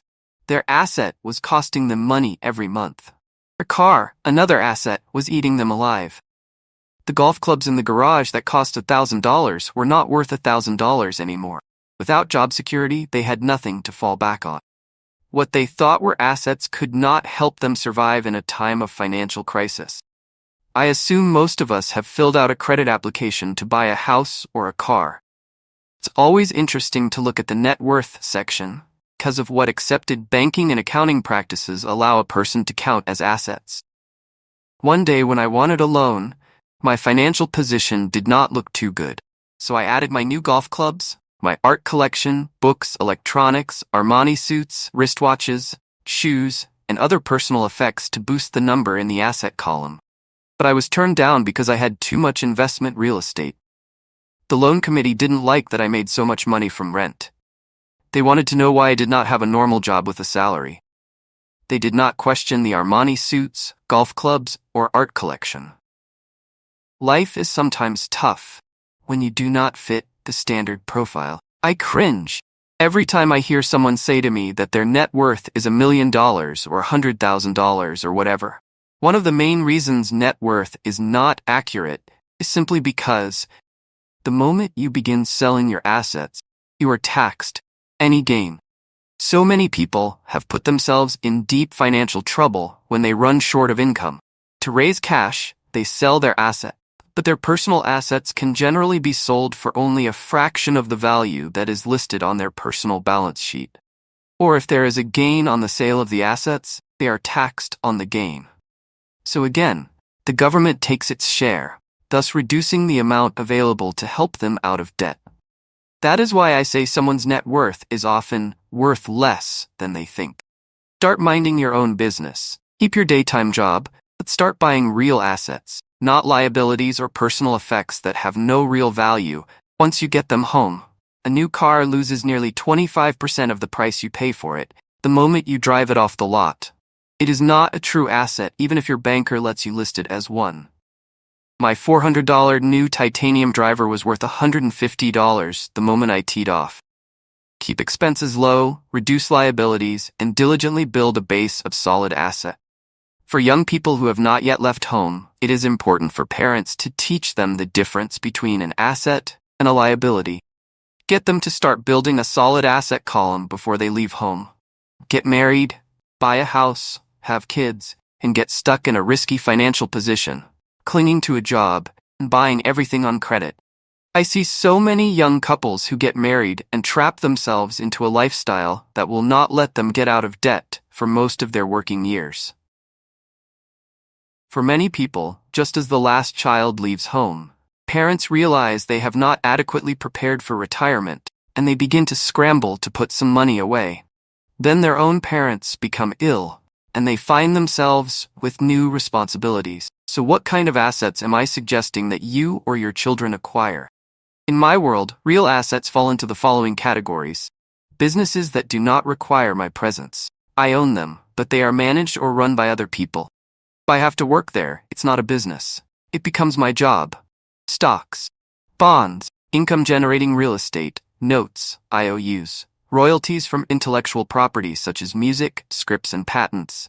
Anything else that has value, produces income or appreciates, and has a ready market. As a young boy, my educated dad encouraged me to find a safe job. My rich dad encouraged me to begin acquiring assets that I loved. If you don't love it, you won't take care of it. I collect real estate simply because I love buildings and land. I love shopping for them, and I could look at them all day long. When problems arise, the problems aren't so bad that it changes my love for real estate. For people who hate real estate, they shouldn't buy it. I also love stocks of small companies, especially startups, because I am an entrepreneur, not a corporate person. In my early years, I worked in large organizations such as Standard Oil of California, the U.S. Marine Corps, and Xerox Corp. I enjoyed my time with those organizations and have fond memories, but I know deep down I am not a company man. I like starting companies, not running them, so my stock buys are usually of small companies. Sometimes I even start the company and take it public. Fortunes are made in new stock issues, and I love the game. Many people are afraid of small cap companies and call them risky, and they are. But that risk is diminished if you love what the investment is, understand it, and know the game. With small companies, my investment strategy is to be out of the stock in a year. On the other hand, my real estate strategy is to start small and keep trading up for bigger properties and therefore delay paying taxes on the gain. This allows the value to increase dramatically. I generally hold real estate less than 7 years. Start minding your own business. Keep your daytime job, but start buying real assets, not liabilities. For years, even while I was with the Marine Corps and Xerox, I did what my rich dad recommended. Kept my day job, but I still minded my own business. I was active in my asset column, trading real estate and small stocks. Rich Dad always stressed the importance of financial literacy. The better I was at understanding the accounting and cash management, the better I would be at analyzing investments and eventually starting and building my own company. I don't encourage anyone to start a company unless they really want to. Knowing what I know about running a company, I wouldn't wish that task on anyone. There are times when people can't find employment, and starting a company seems like the best solution. But the odds are against success. 9 out of 10 companies fail in 5 years.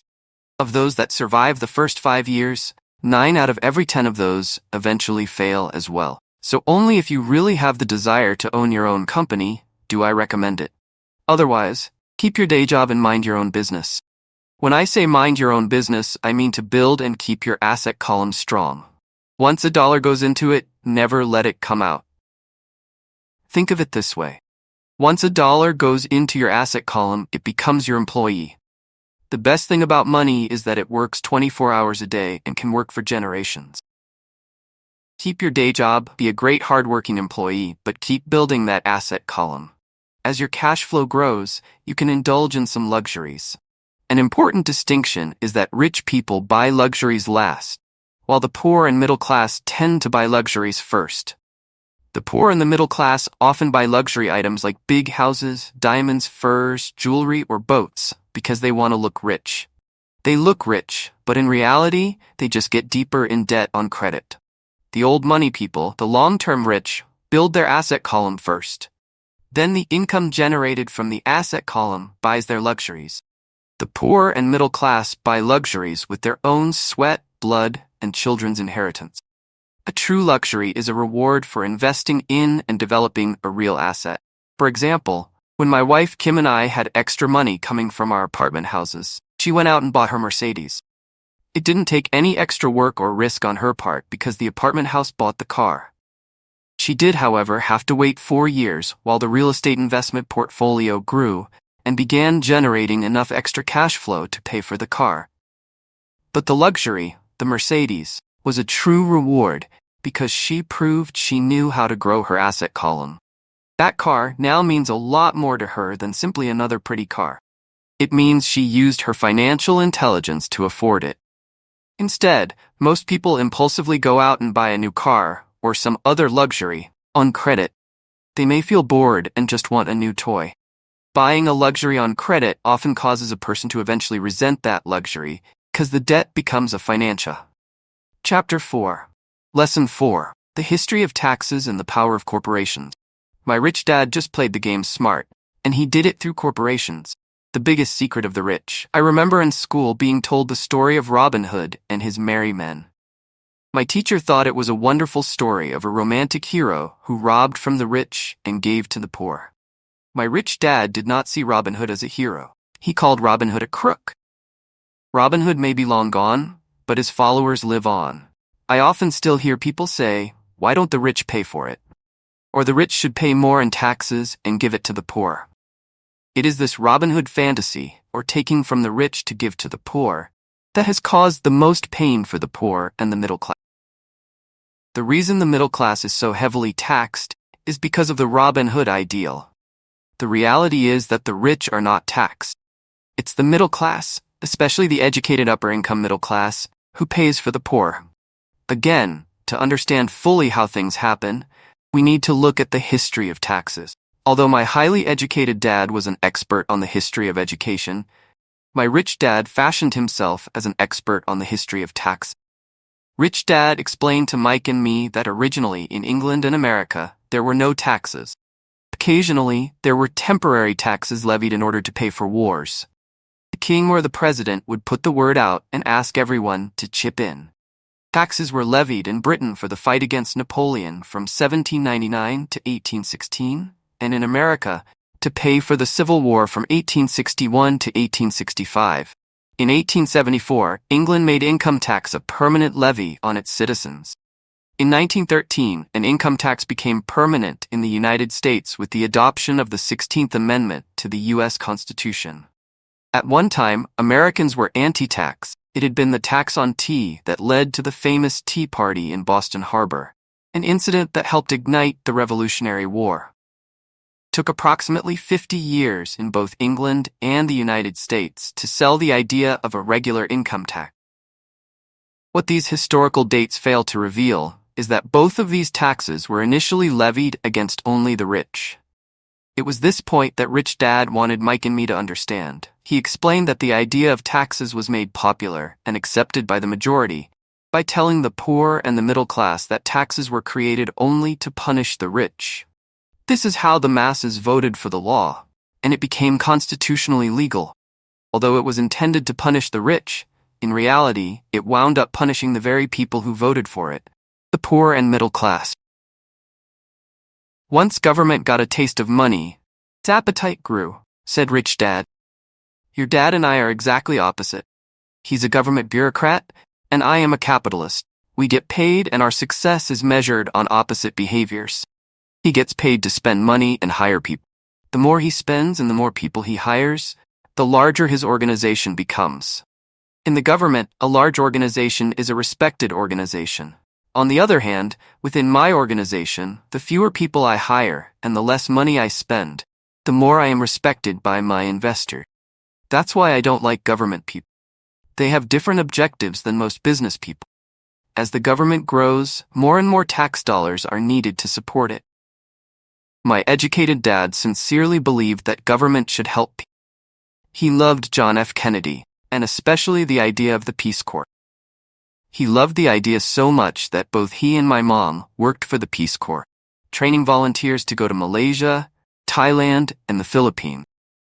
He always strived for additional grants and budget increases so he could hire more people, both in his job with the Education Department and in the Peace Corps. From the time I was about 10 years old, I would hear from my rich dad that government workers were a pack of lazy thieves. And from my poor dad, I would hear how the rich were greedy crooks who should be made to pay more taxes. Both sides had valid points.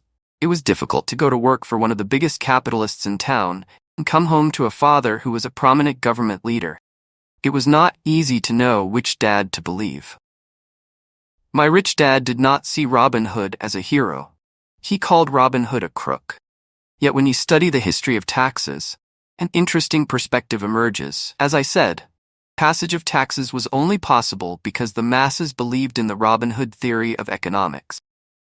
Take from the rich and give to everyone else. Problem was that the government's appetite for money was so great that taxes soon needed to be levied on the middle class, and from there it kept trickling down.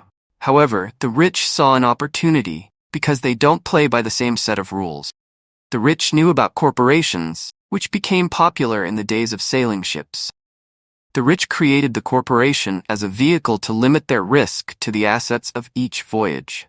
The rich put their money into a corporation to finance the voyage.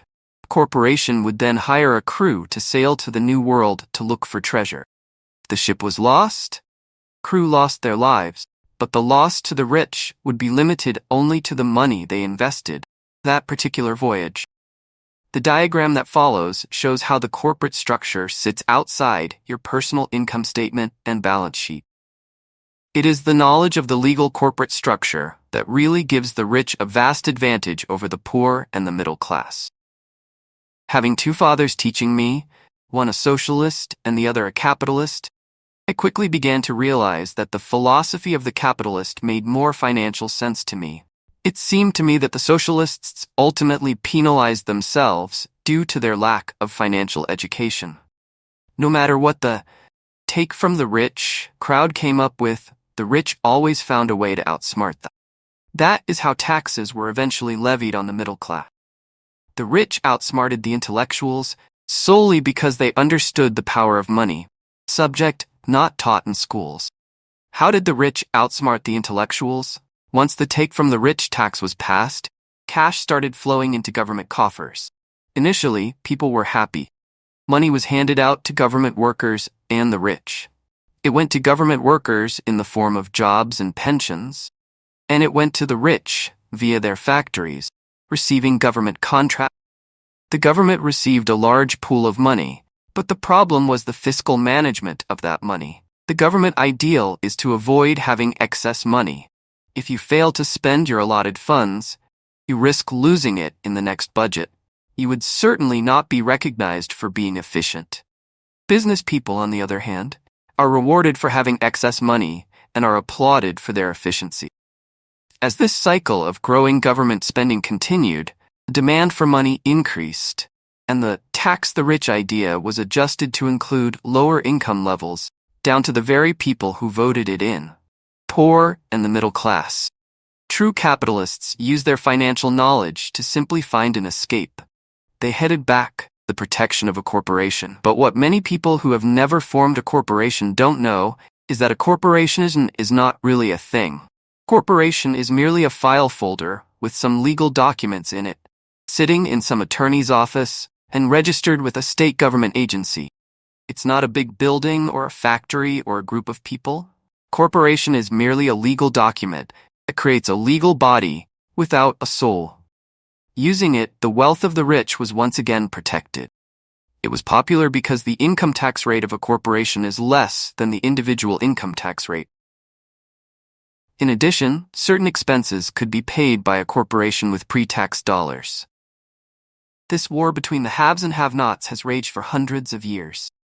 The battle is waged whenever and wherever laws are made, and it will go on forever. The problem is that the people who lose are the uninformed, the ones who get up every day and diligently go to work and pay taxes. If they only understood the way the rich play the game, they could play it too. Then they would be on their way to their own financial independence. This is why I cringe every time I hear a parent advise their children to go to school so they can find a safe, secure job. An employee with a safe, secure job without financial aptitude has no escape. Average Americans today work 4 to 5 months for the government just to cover their taxes. In my opinion, that is simply too long. The harder you work, the more you pay the government. That is why I believe that the idea of take from the rich backfired on the very people who voted it in. Every time people try to punish the rich don't simply comply. They react. They have the money, power, and intent to change things. They don't just sit there and voluntarily pay more taxes. Instead, they search for ways to minimize their tax burden. They hire smart attorneys and accountants and persuade politicians to change laws or create legal loopholes.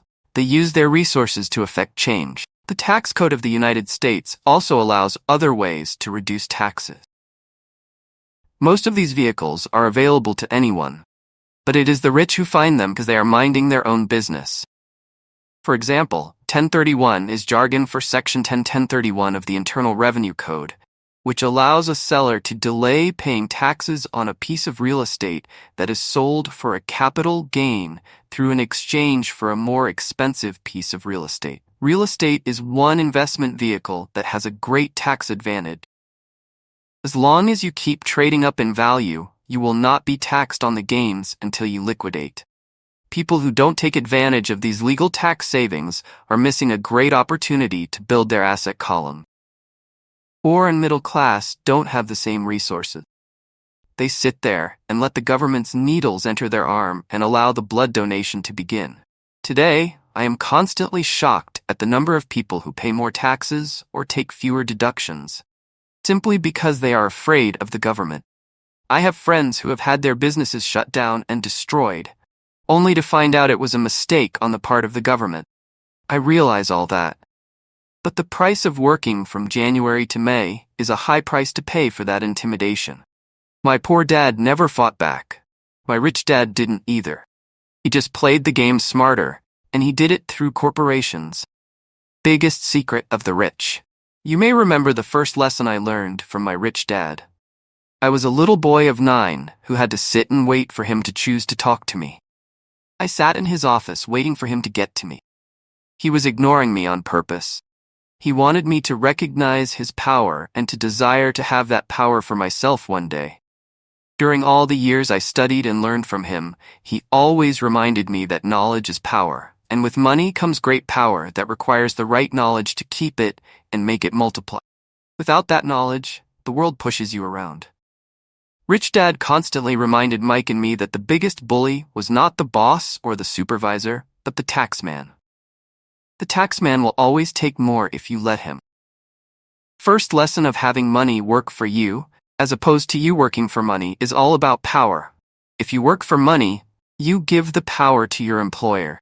If money works for you, you keep the power and control it. If you work for money, you give the power to your employer. If money works for you, you keep the power and control it. Once we had this knowledge of the power of money working for us, he wanted us to be financially smart and not let anyone or anything push us around. If you're ignorant, it's easy to be bullied. If you know what you're talking about, you have a fighting chance. That is why he paid so much for smart tax accountants and attorneys. It was less expensive to pay them than to pay the government. His best lesson to me was, be smart, and you won't be pushed around as much. He knew the law because he was a law-abiding citizen, and because it was expensive to not know the law. If you know you're right, you're not afraid of fighting back. Even if you're taking on Robin Hood and his band of merry men. My highly educated dad always encouraged me to land a good job with a strong corporation. He spoke of the virtues of working your way up the corporate ladder. He didn't understand that. By relying solely on a paycheck from a corporate employer, I would be a docile cow ready for milking. When I told my rich dad of my father's advice, he only chuckled. "Why not own the latter?" was all he said. As a young boy, I did not understand what Rich Dad meant by owning my own corporation. It was an idea that seemed impossible and intimidating. Although I was excited by the idea, my inexperience wouldn't let me envision the possibility that grown-ups would someday work for a company I would own. Point is that, if not for my rich dad, I would have probably followed my educated dad's advice. It was merely the occasional reminder of my rich dad that kept the idea of owning my own corporation alive and kept me on a different path. By the time I was 15 or 16, I knew I wasn't going to continue down the path my educated dad recommended. I didn't know how I was going to do it, but I was determined not to head in the direction most of my classmates were heading. That decision changed my life. Each dollar in my asset column was a great employee working hard to make more employees and buy the boss a new Porsche. It was not until my mid-20s that my rich dad's advice began to make more sense to me. I was just out of the Marine Corps and working for Xerox. I was making a lot of money, but every time I looked at my paycheck, I was disappointed. The deductions were so large, and the more I worked, the greater they became. As I became more successful, my bosses talked about promotions and raises. It was flattering, but I could hear my rich dad asking in my ear, "Who are you working for? Who are you making rich?" In 1974, while still an employee for Xerox, I formed my first corporation and began minding my own business. There were already a few assets in my asset column, but now I was determined to focus on making it bigger. Those paychecks, with all the deductions, made all the years of my rich dad's advice make total sense. I could see the future if I followed my educated dad's advice. Many employers feel that advising their workers to mind their own business is bad for business. But for me, focusing on my own business and developing assets made me a better employee because I now had a purpose. I came in early and worked diligently, amassing as much money as possible so I could invest in real estate. Hawaii was just set to boom, and there were fortunes to be made. The more I realized that we were in the beginning stages of a boom, the more Xerox machines I sold. The more I sold, the more money I made, and of course, the more deductions came out of my paycheck. It was inspiring. I wanted out of the employee trap so badly that I worked even harder so I could invest more. By 1978, I was consistently one of the top 5 salespeople at the company. I badly wanted out of the rat race. In less than 3 years, I was making more in my real estate holding corporation than I was making at Xerox. And the money I was making in my asset column in my own corporation was money working for me, not me pounding on doors selling copiers. My rich dad's advice made much more sense. Soon the cash flow from my properties was so strong that my company bought me my first Porsche. My fellow Xerox salespeople thought I was spending my commissions. I wasn't. I was investing my commissions in asset. Speed of light. The new wealth cannot be contained by boundaries and borders as land and factories were. The changes will be faster and more dramatic. There will be a dramatic increase in the number of new multimillionaires. There also will be those who are left behind.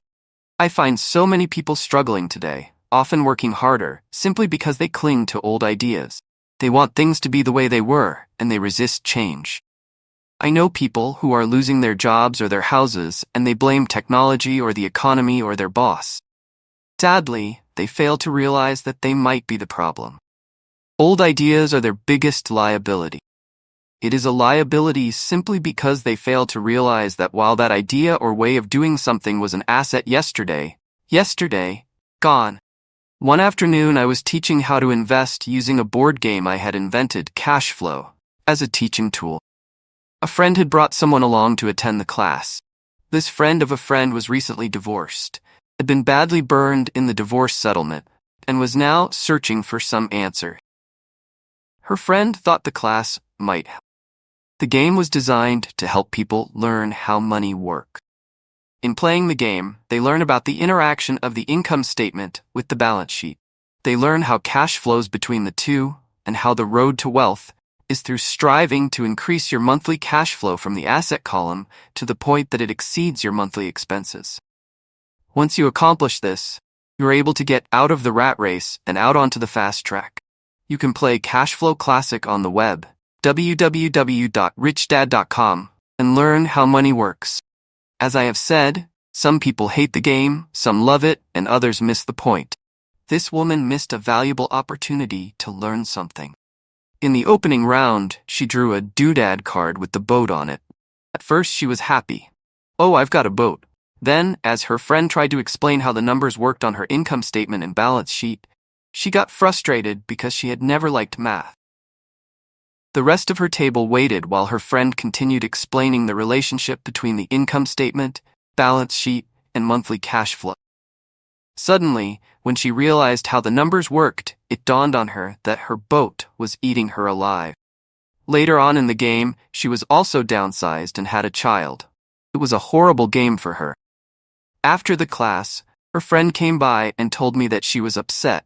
She had come to the class to learn about investing and did not like the idea that it took so long to play a silly game.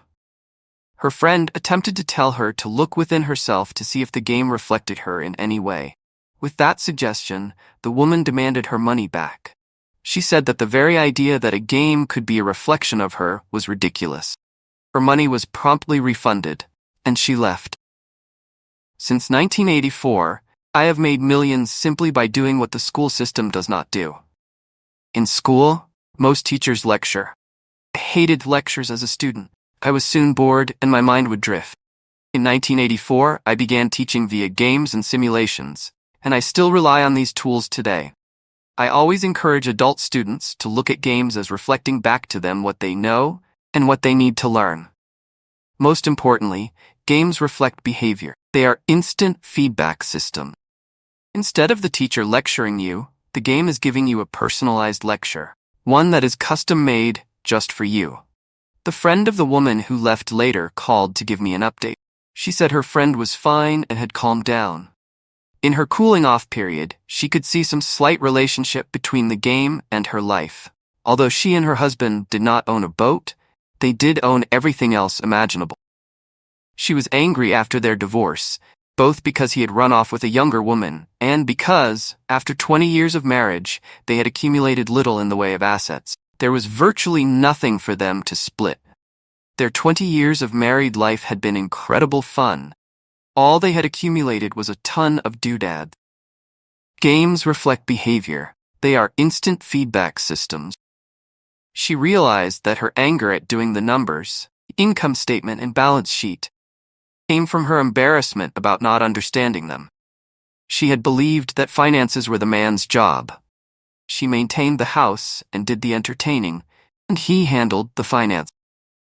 She was now quite certain that in the last 5 years of their marriage, he had hidden money from her. She was angry at herself for not being more aware of where the money was going, as well as for not knowing about the other woman. Just like a board game, the world is always providing us with instant feedback. We could learn a lot if we tuned in more. One day not long ago, I complained to my wife that the cleaners must have shrunk my pants. My wife gently smiled and poked me in the stomach to inform me that the pants had not shrunk. Something else had expanded, me. The cash flow game was designed to give every player personal feedback. Its purpose is to give you option. You draw the boat card and it puts you into debt. Question is, now what can you do? How many different financial options can you come up with? That is the purpose of the game. Teach players to think and create new and various financial options. Thousands of people throughout the world have played this game. The players who get out of the rat race the quickest are the people who understand numbers and have creative financial mind. They recognize different financial options. Rich people are often creative and take calculated risks. People who take the longest are people who are not familiar with numbers and often do not understand the power of investing. Some people playing cash flow gain lots of money in the game. They don't know what to do with it. Even though they have money, everyone else seems to be getting ahead of them. And that is true in real life. There are a lot of people who have a lot of money and do not get ahead financially. Play Cashflow Classic on the web, www.richdad.com. What did you learn about your true behavior from playing the game? Limiting your options is the same as hanging on to old ideas. I have a friend from high school who now works at 3 jobs. Years ago, he was the richest of all my classmates. When the local sugar plantation closed, the company he worked for went down with the plantation. In his mind, he had but one option, and that was the old option: work hard. Problem was that he couldn't find an equivalent job that recognized his seniority from the old company. As a result, he is overqualified for the jobs he currently has, so his salary is lower. He now works 3 jobs to earn enough to survive.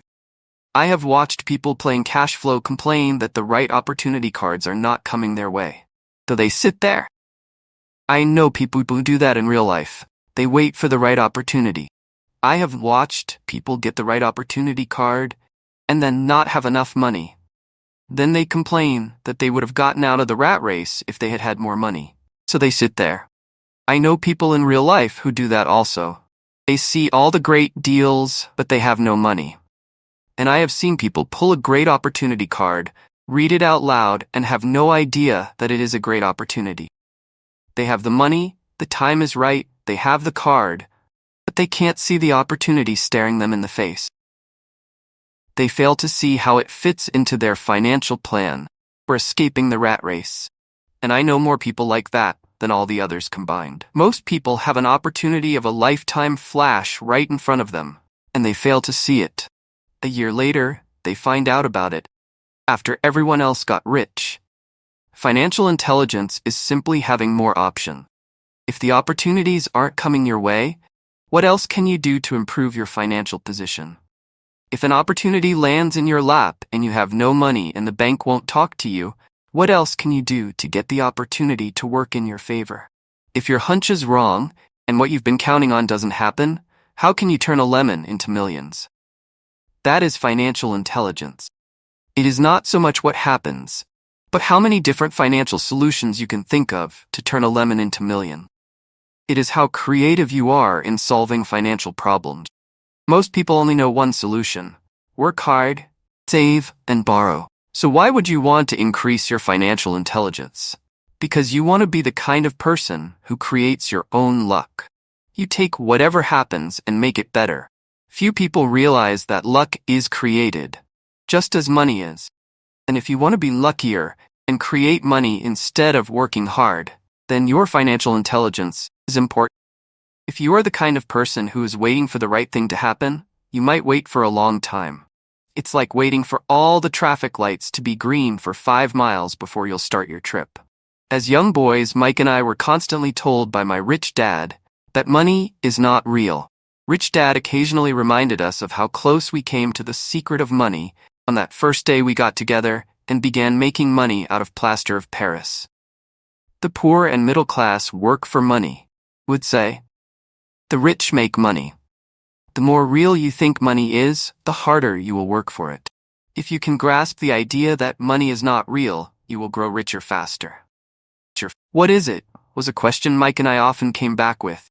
What is money if it is not real? What we agree it is, was all Rich Dad would say. The single most powerful asset we all have is our mind. If it is trained well, it can create enormous wealth seemingly instantaneously. An untrained mind can also create extreme poverty that can crush a family for generations. In the information age, money is increasing exponentially. A few individuals are getting ridiculously rich from nothing, just ideas and agreements. If you ask many people who trade stocks or other investments for a living, they see it done all the time. Often, millions can be made instantaneously from nothing. And by nothing, I mean no money was exchanged. It is done via agreement. A hand signal in a trading pit, a blip on a trader's screen in Lisbon, from a trader's screen in Toronto and back to Lisbon, a call to my broker to buy, and a moment later to sell. Money did not change hands. Agreements did. The single most powerful asset we all have is our mind. If it is trained well, it can create enormous wealth. So why develop your financial genius? Only you can answer that. I can tell you why I've been developing this area of my intelligence. I do it because I want to make money fast, not because I need to, but because I want to. It is a fascinating learning process. I develop my financial IQ because I want to participate in the fastest game and biggest game in the world. And in my own small way, I would like to be part of this unprecedented evolution of humanity, era where humans work purely with their minds and not with their bodies. Besides, it is where the action is. It is what is happening. It's hip, it's scary, and it's fun. That is why I invest in my financial intelligence, developing the most powerful asset I have. I want to be with people moving boldly forward. I do not want to be with those left behind. I will give you a simple example of creating money. In the early 1990s, the economy of Phoenix, Arizona was horrible. I was watching a TV show when a financial planner came on and began forecasting doom and gloom. His advice was to save money. Put $100 away every month, he said. In 40 years, you will be a multimillionaire. Well, putting money away every month is a sound idea. It is one option, the option most people subscribe to. The problem is this: it blinds the person to what is really going on. It causes them to miss major opportunities for much more significant growth of their money. The world is passing them by. As I said, the economy was terrible at that time. For investors, this is the perfect market condition. A chunk of my money was in the stock market and in apartment houses. I was short of cash. Because people were giving properties away, I was buying. I was not saving money. I was investing. Kim and I had more than $1 million in cash working in a market that was rising fast. It was the best opportunity to invest. The economy was terrible. I just could not pass up these small deals. Houses that were once $100,000 were now $75,000. But instead of shopping with local real estate agents, I began shopping at the bankruptcy attorney's office or the courthouse steps. In these shopping places, a $75,000 house could sometimes be bought for $20,000 or less. For $2,000, which was loaned to me from a friend for 90 days for $200, I gave an attorney a cashier's check as a down payment. While the acquisition was being processed, I ran an ad advertising a $75,000 house for only $60,000, and no money down. The phone rang hard and heavy. Prospective buyers were screened, and once the property was legally mine, all the prospective buyers were allowed to look at the house. It was a feeding frenzy. The house sold in a few minutes. I asked for a $2,500 processing fee, which they gladly handed over, and the escrow and title company took over from there. I returned the $2,000 to my friend with an additional $200. He was happy, the home buyer was happy, the attorney was happy, and I was happy. I had sold a house for $60,000 that cost me $20,000. The $40,000 was created from money in my asset column in the form of a promissory note from the buyer. Total working time, 5 hours. So now that you are on your way to becoming more financially literate and skilled at reading numbers, I will show you why this is an example of money being invented. During this depressed market, Kim and I were able to do 6 of these simple transactions in our spare time. While the bulk of our money was in larger properties and the stock market, we were able to create more than $190,000 in assets, notes at 10% interest, in those 6 buy, create, and sell transactions. That comes to approximately $19,000 a year income. Much of it sheltered through our private corporation. Much of that $19,000 a year goes to pay for our company cars, gas, trips, insurance, dinners with clients, and other things. By the time the government gets a chance to tax that income, it's been spent on legally allowed pre-tax expenses. This was a simple example of how money is invented, created, and protected using financial intelligence. Ask yourself, how long would it take to save $190,000? Would the bank pay you 10% interest on your money? And the promissory note is good for 30 years. I hope they never pay me the $190,000. I have to pay a tax if they pay me the principal, and besides, $19,000 paid over 30 years is a little over $500,000 in income. I have people ask what happens if the person doesn't pay. That does happen, and it's good news.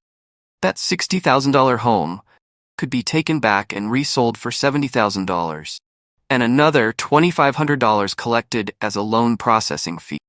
It would still be a zero-down transaction in the mind of the new buyer, and the process would go on. The first time I sold the house, I paid back the $2,000. So technically, I have no money in the transaction. My return on investment, ROI, is infinity.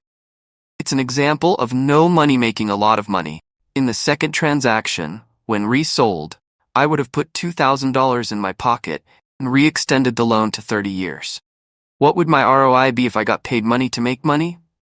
I do not know, but it sure beats saving $100 a month, which actually starts out as $150 because it's after-tax income for 40 years earning low interest. And again, you're taxed on the interest. That is not too intelligent. It may be safe, but it's not smart. A few years later, as the Phoenix real estate market strengthened, those houses we sold for $60,000 came worth $110,000. Foreclosure opportunities were still available, became rare. It cost a valuable asset, my time, to go out looking for them. Thousands of buyers were looking for the few available deals. The market had changed. It was time to move on and look for other opportunities to put in the asset column. You can't do that here. That is against the law. You're lying. I hear those comments much more often than, "Can you show me how to do that?" The math is simple.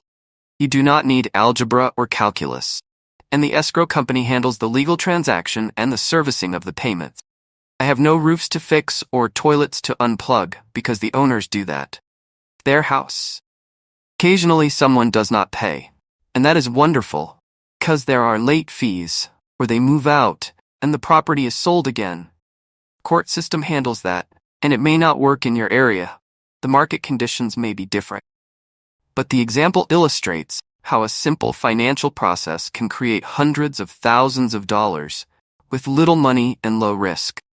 It is an example of money being only an agreement.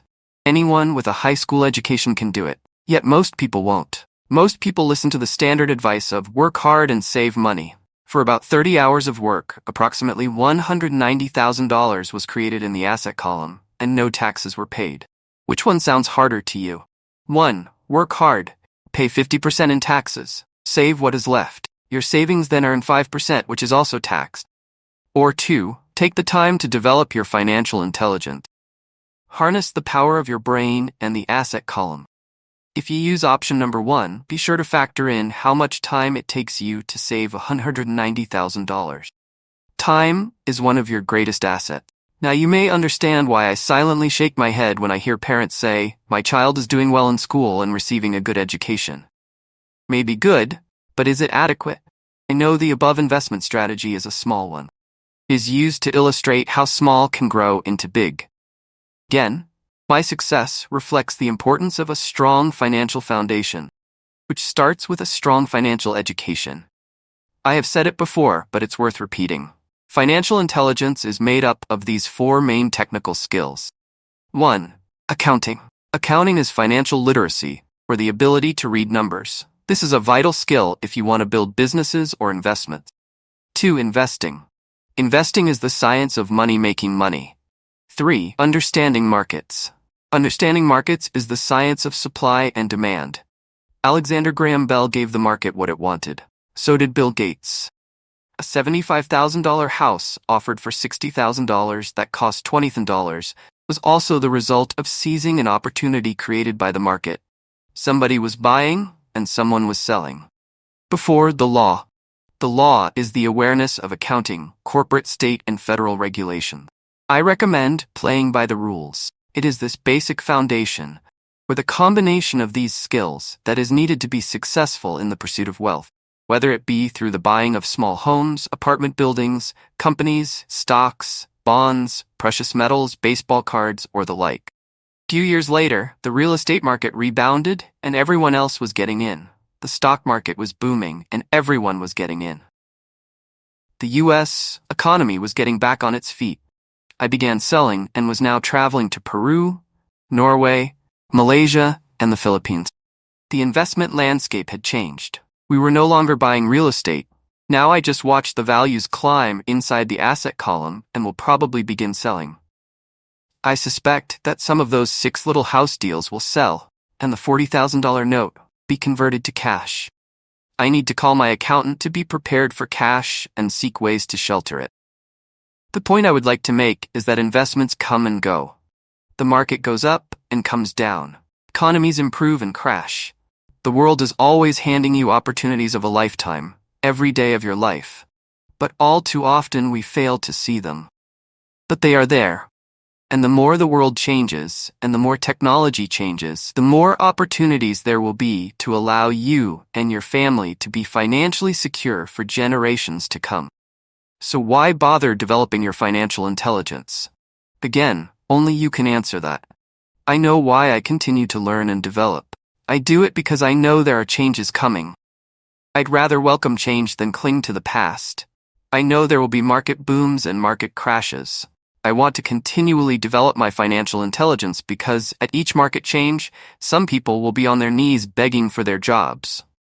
Others, meanwhile, will take the lemons that life hands them, and we are all handed lemons occasionally, and turn them into millions. That's financial intelligence. I am often asked about the lemons I have turned into millions.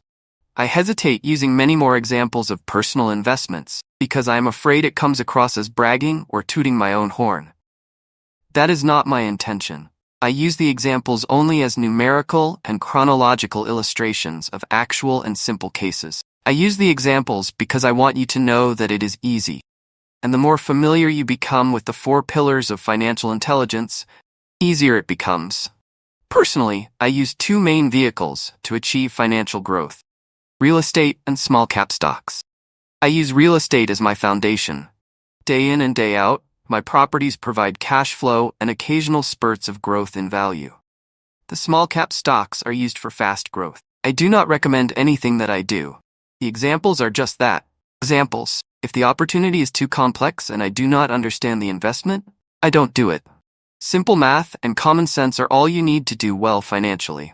There are 5 reasons for using examples. 1. To inspire people to learn more. 2. To let people know it is easy if the foundation is strong. 3. To show that anyone can achieve great wealth. 4. To show that there are millions of ways to achieve your goals. 5. To show that it's not rocket science. In 1989, I used to jog through a lovely neighborhood in Portland, Oregon. It was a suburb that had little gingerbread houses. They were small and cute. I almost expected to see Little Red Riding Hood skipping down the sidewalk on her way to Granny's. There were for sale signs everywhere. The timber market was terrible. The stock market had just crashed, and the economy was depressed. On one street, I noticed a for sale sign that was up longer than most. Looked old. Jogging past it one day, I ran into the owner, who looked troubled. "What are you asking for your house?" I asked. The owner turned and smiled weakly. "Make me an offer," he said. "Been for sale for over a year. Nobody even comes by anymore to look at it." "I'll look," I said, and I bought the house a half hour later for $20,000 less than his asking price. It was a cute little 2-bedroom home, with gingerbread trim on all the windows. It was light blue with gray accents and had been built in 1930. Inside there was a beautiful rock fireplace, as well as 2 tiny bedrooms. It was a perfect rental house. I gave the owner $5,000 down for a $45,000 house that was really worth $65,000, except that no one wanted to buy it. The owner moved out in a week, happy to be free, and my first tenant moved in, a local college professor. After the mortgage, expenses, and management fees were paid, I put a little less than $40 in my pocket at the end of each month. Hardly exciting. A year later, the depressed Oregon real estate market had begun to pick up. California investors, flush with money from their still booming real estate market, were moving north and buying up Oregon and Washington. I sold that little house for $95,000 to a young couple from California who thought it was a bargain. My capital gains of approximately $40,000 were placed into a 1031 tax-deferred exchange, and I went shopping for a place to put my money. In about a month, I found a 12-unit apartment house right next to the Intel plant in Beaverton, Oregon. The owners lived in Germany, had no idea what the place was worth, and again, just wanted to get out of it. I offered $275,000 for a $450,000 building. They agreed to $300,000. I bought it and held it for 2 years. Utilizing the same 1031 exchange process, we sold the building for $495,000 and bought a 30-unit apartment building in Phoenix, Arizona. We had moved to Phoenix by then to get out of the rain and needed to sell anyway. Like the former Oregon market, the real estate market in Phoenix was depressed. The price of the 30-unit apartment building in Phoenix was as $875,000 with $225,000 down. The cash flow from the 30 units was a little over $5,000 a month. The problem with secure investments is that they are often sanitized, that is, made so safe that the gains are less. The Arizona market began moving up, and a few years later, a Colorado investor offered us $1.2 million for the property. The point of this example is how a small amount can grow into a large amount. Again, it's a matter of understanding financial statements, investment strategies, a sense of the market, and the laws. If people are not versed in these subjects, then obviously they must follow standard dogma, which is to play it safe, diversify, and only invest in secure investments. Problem with secure investments is that they are often sanitized, that is, made so safe that the gains are less. Most large brokerage houses will not touch speculative transactions in order to protect themselves and their client, and that is a wise policy. The really hot deals are not offered to people who are novices. Often, the best deals that make the rich even richer are reserved for those who understand the game. It is technically illegal to offer speculative deals to someone who is considered not sophisticated, but of course it happens. The more sophisticated I get, the more opportunities come my way. Another case for developing financial intelligence over a lifetime is simply that more opportunities are presented to you, and the greater your financial intelligence, the easier it is to tell whether a deal is good. It's your intelligence that can spot a bad deal or make a bad deal good. The more I learn, and there is a lot to learn, the more money I make simply because I gain experience and wisdom as the years go on. I have friends who are playing it safe, working hard at their profession, and failing to gain financial wisdom, which does take time to develop. My overall philosophy is to plant seeds inside my asset column ZNA. That is my formula. I start small and plant seeds. Some grow, some don't. Inside our real estate corporation, we have property worth several $1 million. It is our own REIT, or real estate investment trust. The point I'm making is that most of those millions started out as little $5,000 to $10,000 investment. All of those down payments were fortunate to catch a fast-rising market and increase tax-free. We traded in and out several times over a number of years. We also own a stock portfolio surrounded by a corporation Tim and I call our personal mutual fund. We have friends who deal specifically with investors like us, who have extra money each month to invest. We buy high-risk, speculative private companies that are just about to go public on a stock exchange in the United States or Canada. An example of how fast gains can be made are 100,000 shares purchased for 25 cents each before the company goes public. 6 months later, the company is listed, and the 100,000 shares now are worth $2 each. If the company is well managed, price keeps going up, and the stock may go to $20 or more per share. There are years when our $25,000 has gone to $1 million in less than a year. It is not gambling if you know what you're doing.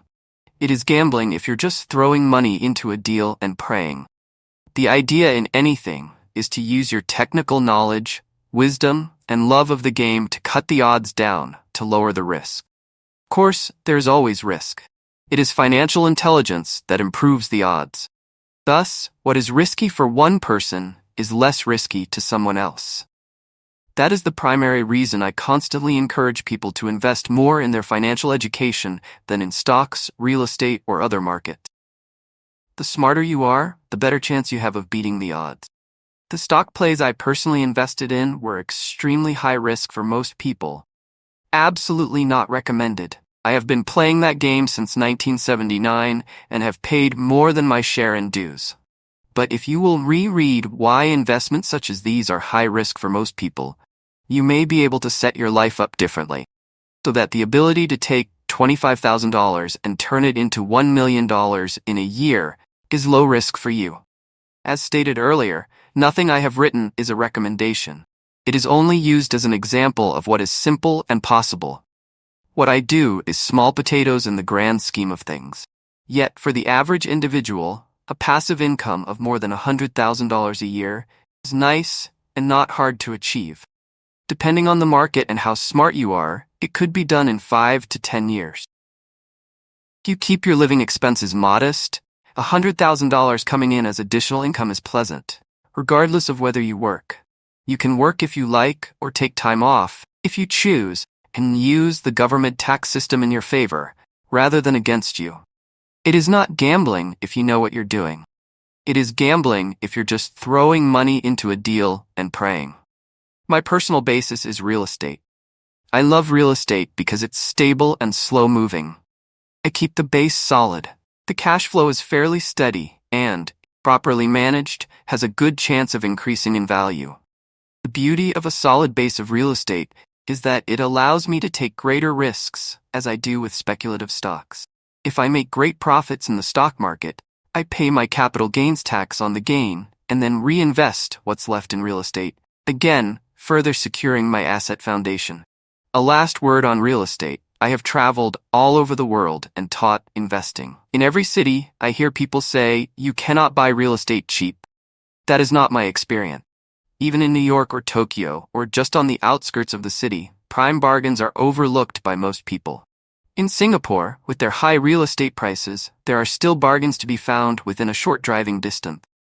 So whenever I hear someone say, "You can't do that here," pointing at me, I remind them that maybe the real statement is, "I don't know how to do that here yet."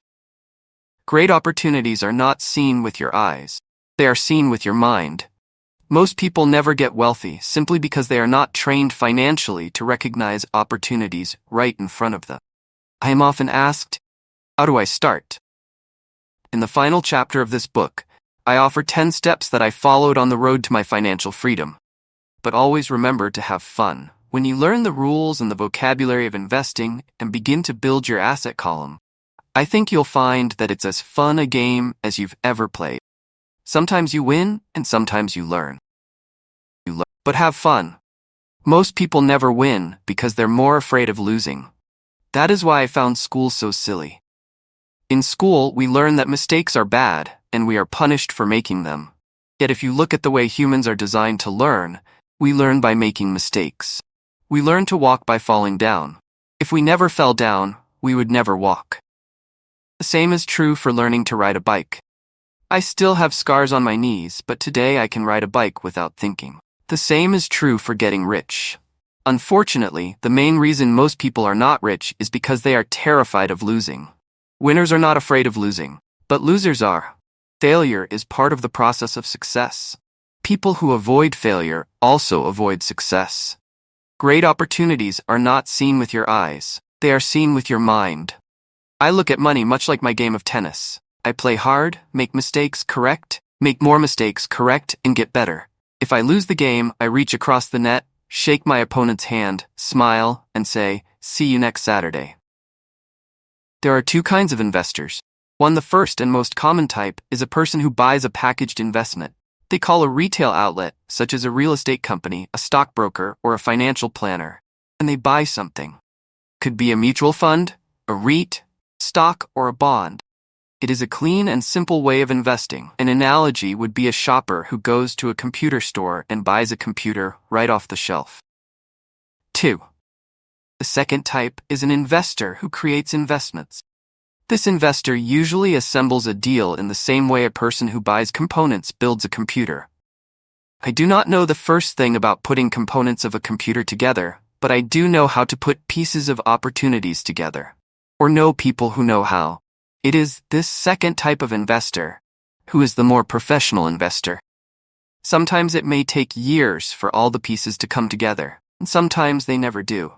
It's this second type of investor that my rich dad encouraged me to be. It is important to learn how to put the pieces together, because that is where the huge wins reside, and sometimes some huge losses if the tide goes against you. If you want to be the second type of investor, you need to develop 3 main skills. 1. Find an opportunity that everyone else missed. You see with your mind what others miss with their eyes. For example, a friend bought this rundown old house. It was spooky to look at. Everyone wondered why he bought it. What he saw that we did not was that the house came with 4 extra empty lots. He discovered that after going to the title company, after buying the house, he tore the house down and sold the 5 lots to a builder for 3 times what he paid for the entire package. He made $75,000 for 2 months of work. It's not a lot of money, but it sure beats minimum wage. And it's not technically difficult. 2. Raise money. The average person only goes to the bank. The second type of investor needs to know how to raise capital. And there are many ways that don't require a bank. To get started, I learned how to buy houses without a bank. It was the learned skill of raising money, more than the houses themselves, that was priceless. All too often I hear people say, "The bank won't lend me money," or "I don't have the money to buy it." If you want to be a type 2 investor, you need to learn how to do that, which stops most people. In other words, a majority of people let their lack of money stop them from making a deal. If you can avoid that obstacle, you will be millions ahead of those who don't learn those skills. There have been many times I have bought a house, a stock, or an apartment building without a penny in the bank. I once bought an apartment house for $1.2 million. I did what is called tying it up, with a written contract between seller and buyer. I then raised the $100,000 deposit, which bought me 90 days to raise the rest of the money. Why did I do it? Simply because I knew it was worth $2 million. I never raised the money. Instead, the person who put up the $100,000 gave me $50,000 for finding the deal, took over my position, and I walked away. Total working time: 3 days. Again, it's what you know more than what you buy. Investing is not buying. It's more a case of knowing. 3. Organize smart people. Intelligent people are those who work with or hire a person who is more intelligent than they are. When you need advice, make sure you choose your advisor wisely. There is a lot to learn, but the rewards can be astronomical. If you do not want to learn those skills, then being a Type 1 investor is highly recommended. It is what you know that is your greatest wealth.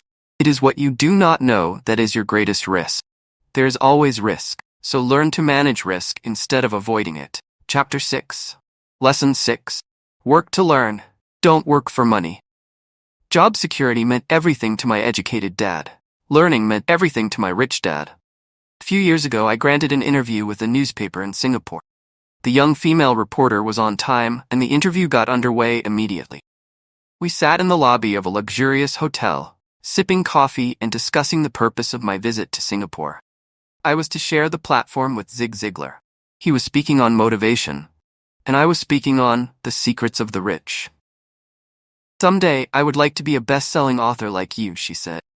I had seen some of the articles she had written for the paper, and I was impressed. She had a tough, clear style of writing. Her articles held a reader's interest. "You have a great style," I said in reply. "What holds you back from achieving your dream?"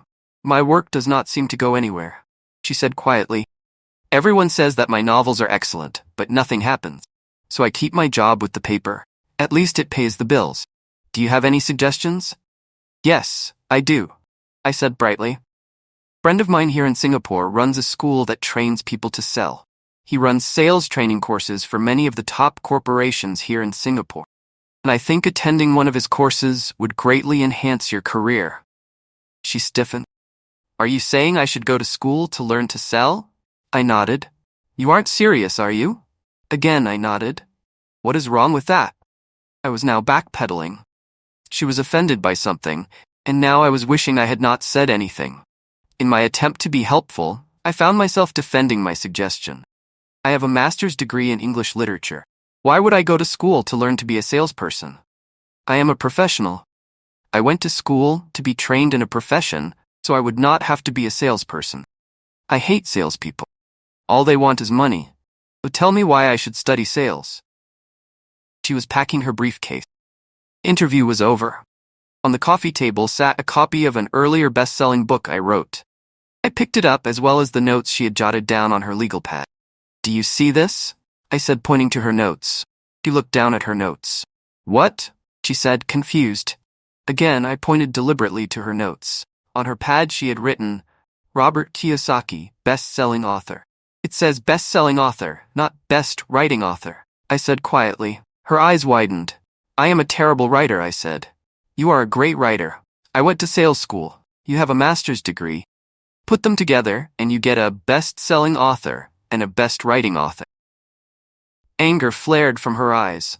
I'll never stoop so low as to learn how to sell. People like you have no business writing. I am a professionally trained writer, and you are a salesman. It is not fair, fumed. She put the rest of her notes away and hurried out through the large glass doors into the humid Singapore morning. At least she gave me a fair and favorable write-up the next morning. The world is filled with smart, talented, educated, and gifted people. We meet them every day. They are all around us. A few days ago, my car was not running well. I pulled into a garage, and the young mechanic had it fixed in just a few minutes. He knew what was wrong by simply listening to the engine. I was amazed. I am constantly shocked at how little talented people earn. I have met brilliant, highly educated people who earn less than $20,000 a year.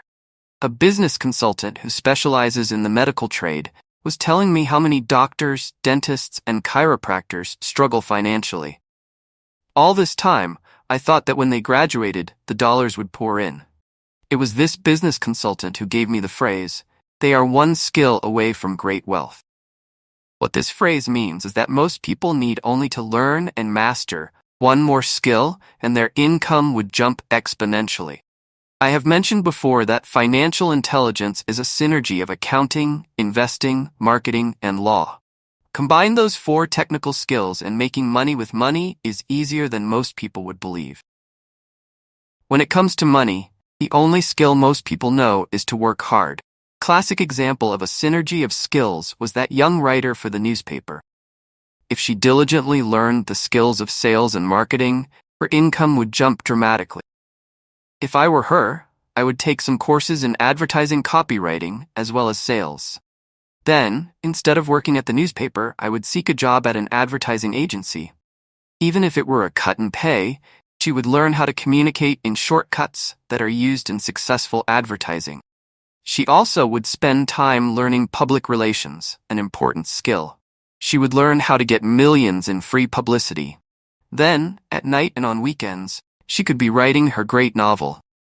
When it was finished, she would be better able to sell her book. Then, in a short while, she could be a best-selling author.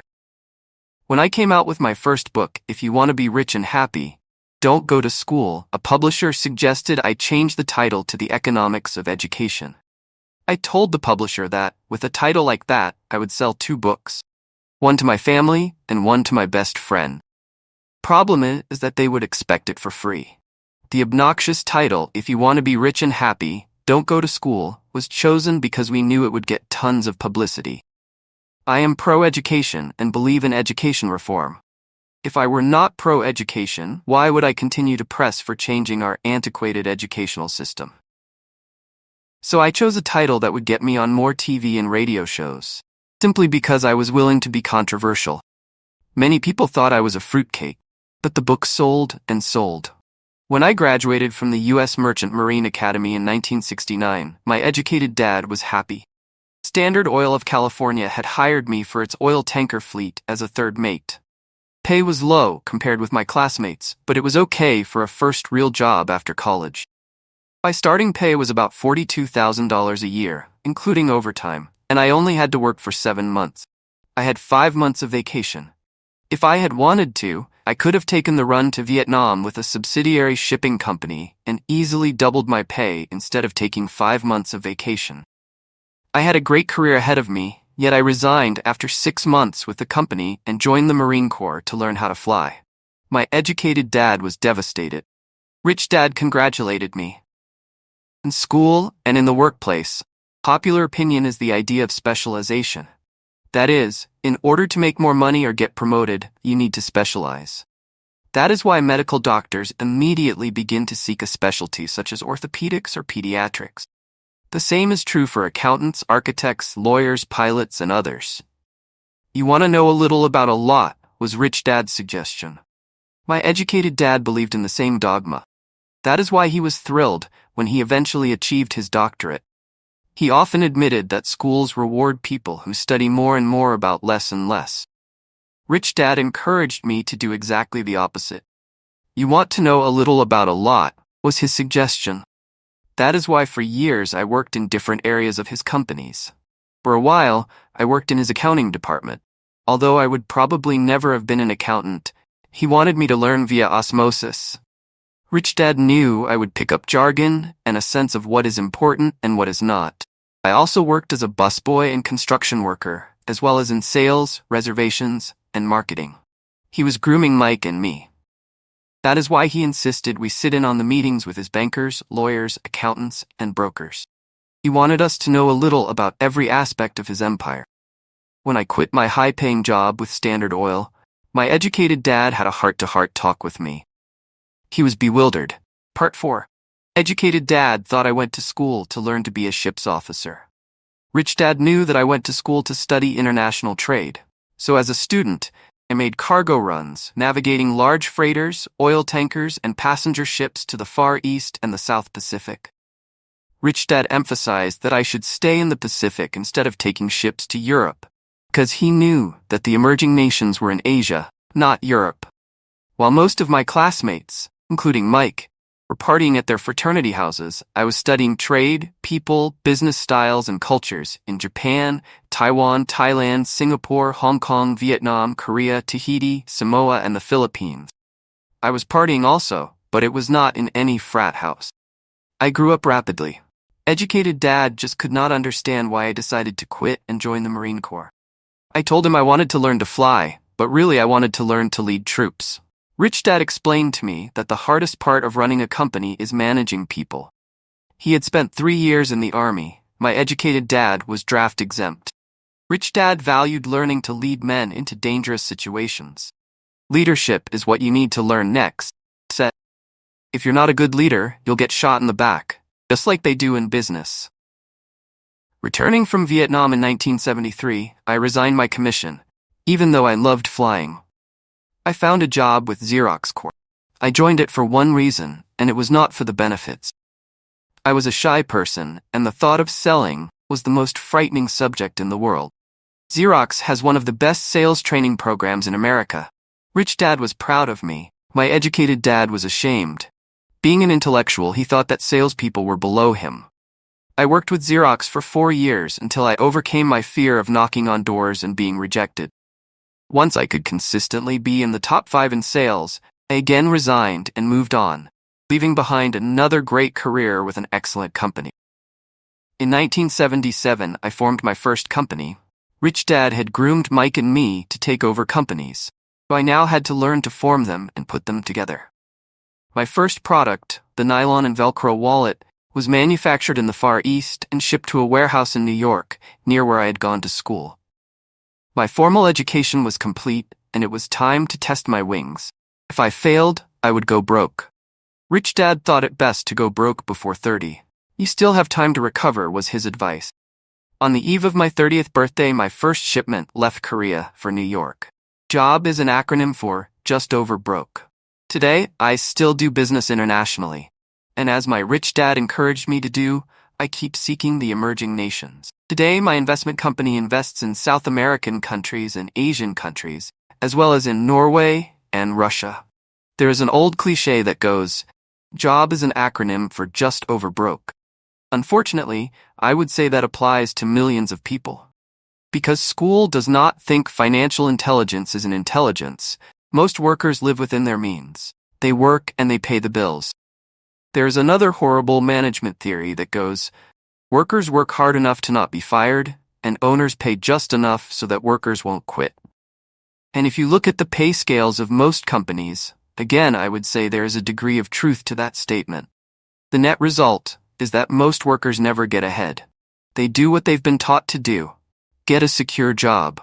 Most workers focus on working for pay and benefits that reward them in the short term, but are often disastrous in the long run. Instead, I recommend to young people to seek work for what they will learn, more than what they will earn. Look down the road at what skills they want to acquire before choosing a specific profession, and before getting trapped in the rat race. Once people are trapped in the lifelong process of bill paying, they become like those little hamsters running around in those metal wheels. Their little furry legs are spinning furiously. The wheel is turning furiously. Come tomorrow morning, they'll still be in the same cage. Great job. In the movie Jerry Maguire starring Tom Cruise, there are many great one-liners. Probably the most memorable is, "Show me the money." But there is one line I thought most truthful. Comes from the scene where Tom Cruise is leaving the firm. He has just been fired, and he is asking the entire company, "Who wants to come with me?" And the whole place is silent and frozen. Only one woman speaks up and says, "I'd like to, but I'm due for a promotion in 3 months." That statement is probably the most truthful statement in the whole movie. It is the type of statement that people use to keep themselves busy, working away to pay bills. I know my educated dad looked forward to his pay raise every year, and every year he was disappointed. So he would go back to school to earn more qualifications so he could get another raise.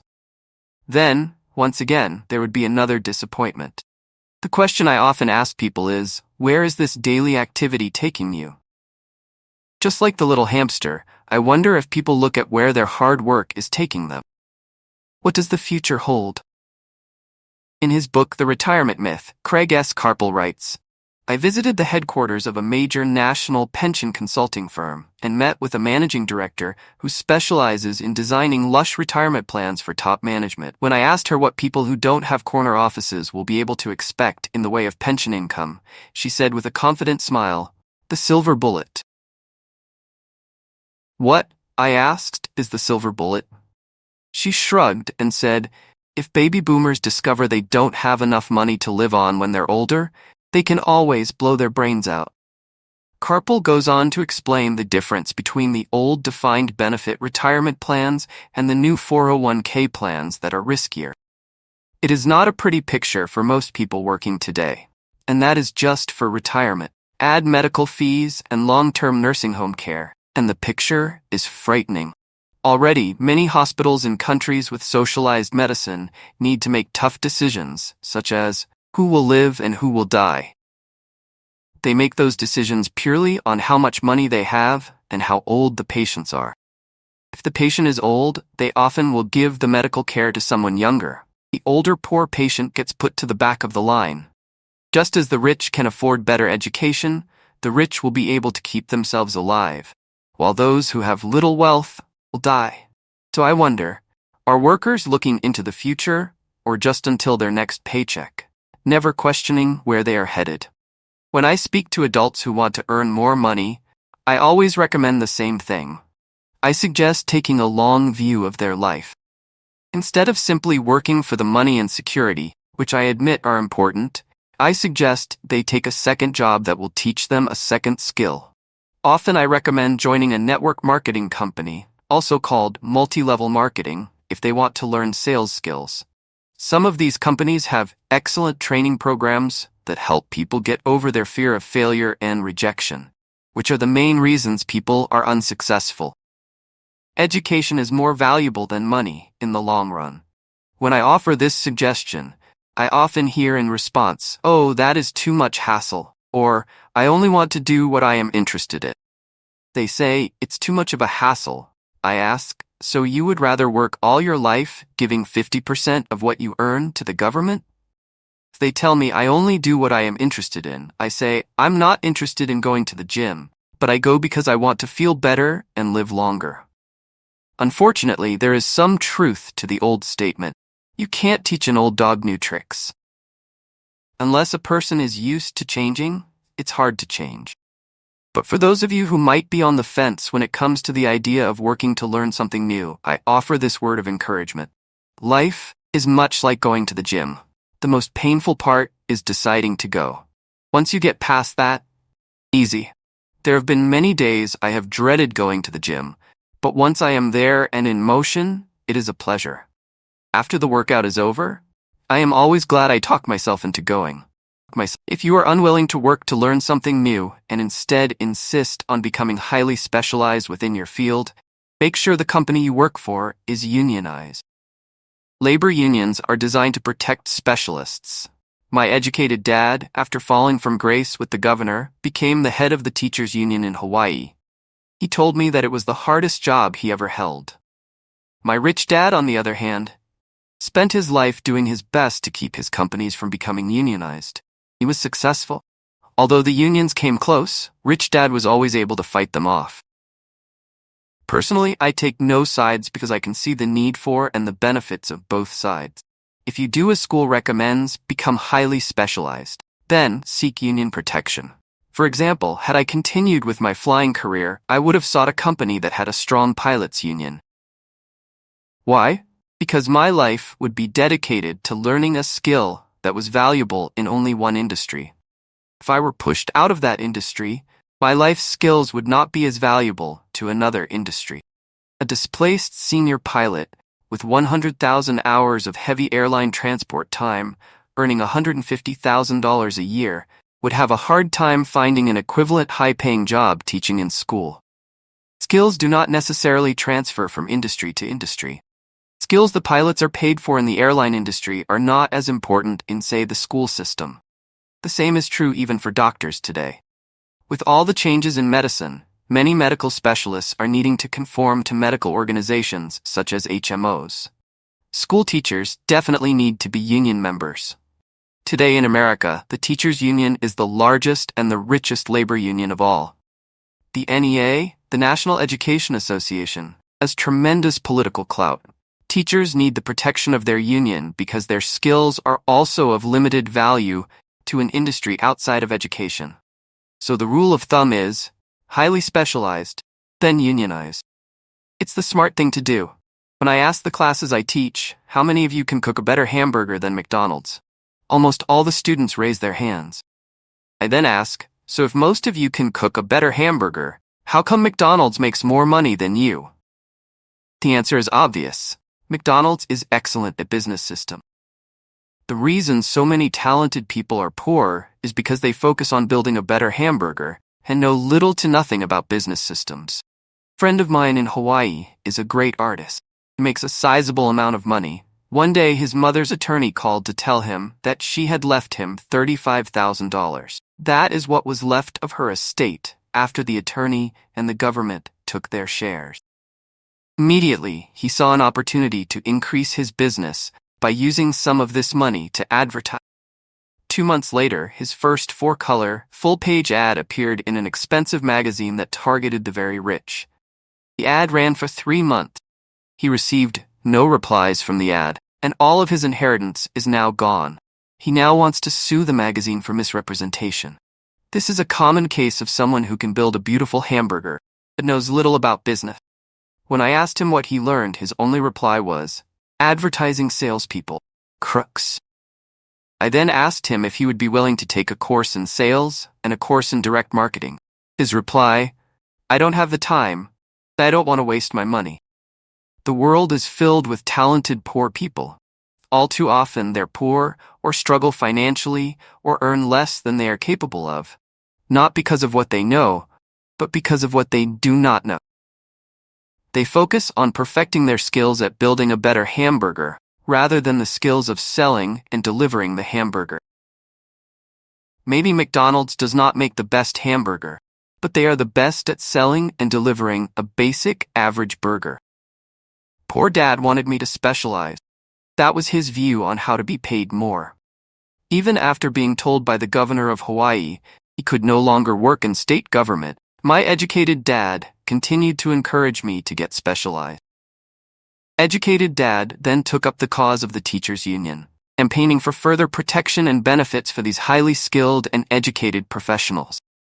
We argued often, but I know he never agreed that over-specialization is what caused the need for union protection. He never understood, the more specialized you become, the more you are trapped and dependent on that specialty. Rich Dad advised that Mike and I groom ourselves. Many corporations do the same thing. They find a young, bright student just out of business school and begin grooming that person to someday take over the company. So these bright young employees do not specialize in one department. They are moved from department to learn all the aspects of business systems. The rich often groom their children or the children of others. By doing so, their children gain an overall knowledge of the operations of the business and how the various departments interrelate. For the World War II generation, it was considered bad to skip from company to company. Today, it is considered smart. Since people will skip from company to company rather than seek greater specialization in skills, why not seek to learn more than to earn? In the short term, it may earn you less, but it will pay dividends in the long term. The main management skills needed for success are 1. Management of cash flow. 2. Management of systems. 3. Management of people. The most important specialized skills are sales and marketing. The ability to sell, to communicate to another human being, be it a customer, employee, boss, spouse, or child, is the base skill of personal success. Communication skills such as writing, speaking, and negotiating are crucial to a life of success. These are skills I work on constantly, attending courses or buying educational resources to expand my knowledge. As I have mentioned, my educated dad worked harder and harder the more competent he became. He also became more trapped the more specialized he got. Although his salary went up, his choices diminished. Soon after he was locked out of government work, he found out how vulnerable he really was professionally. It is like professional athletes who suddenly are injured or are too old to play. Their once high-paying position is gone, and they have limited skills to fall back on. I think that is why my educated dad sided so much with the unions after that. He realized how much a union would have benefited. Rich Dad encouraged Mike and me to know a little about a lot. He encouraged us to work with people smarter than we were and to bring smart people together to work as a team. Today, it would be called a synergy of professional specialities.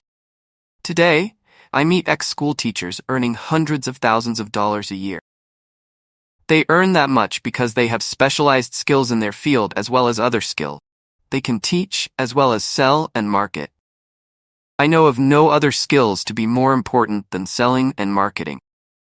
The skills of selling and marketing are difficult for most people, primarily due to their fear of rejection. The better you are at communicating, negotiating, and handling your fear of rejection, easier life is. Just as I advise that newspaper writer who wanted to become a best-selling author, I advise anyone else today. Being technically specialized has its strengths as well as its weaknesses. I have friends who are geniuses, but they cannot communicate effectively with other human beings, and as a result, their earnings are pitiful. I advise them to just spend a year learning to sell. Even if they earn nothing, their communication skills will improve, and that is priceless.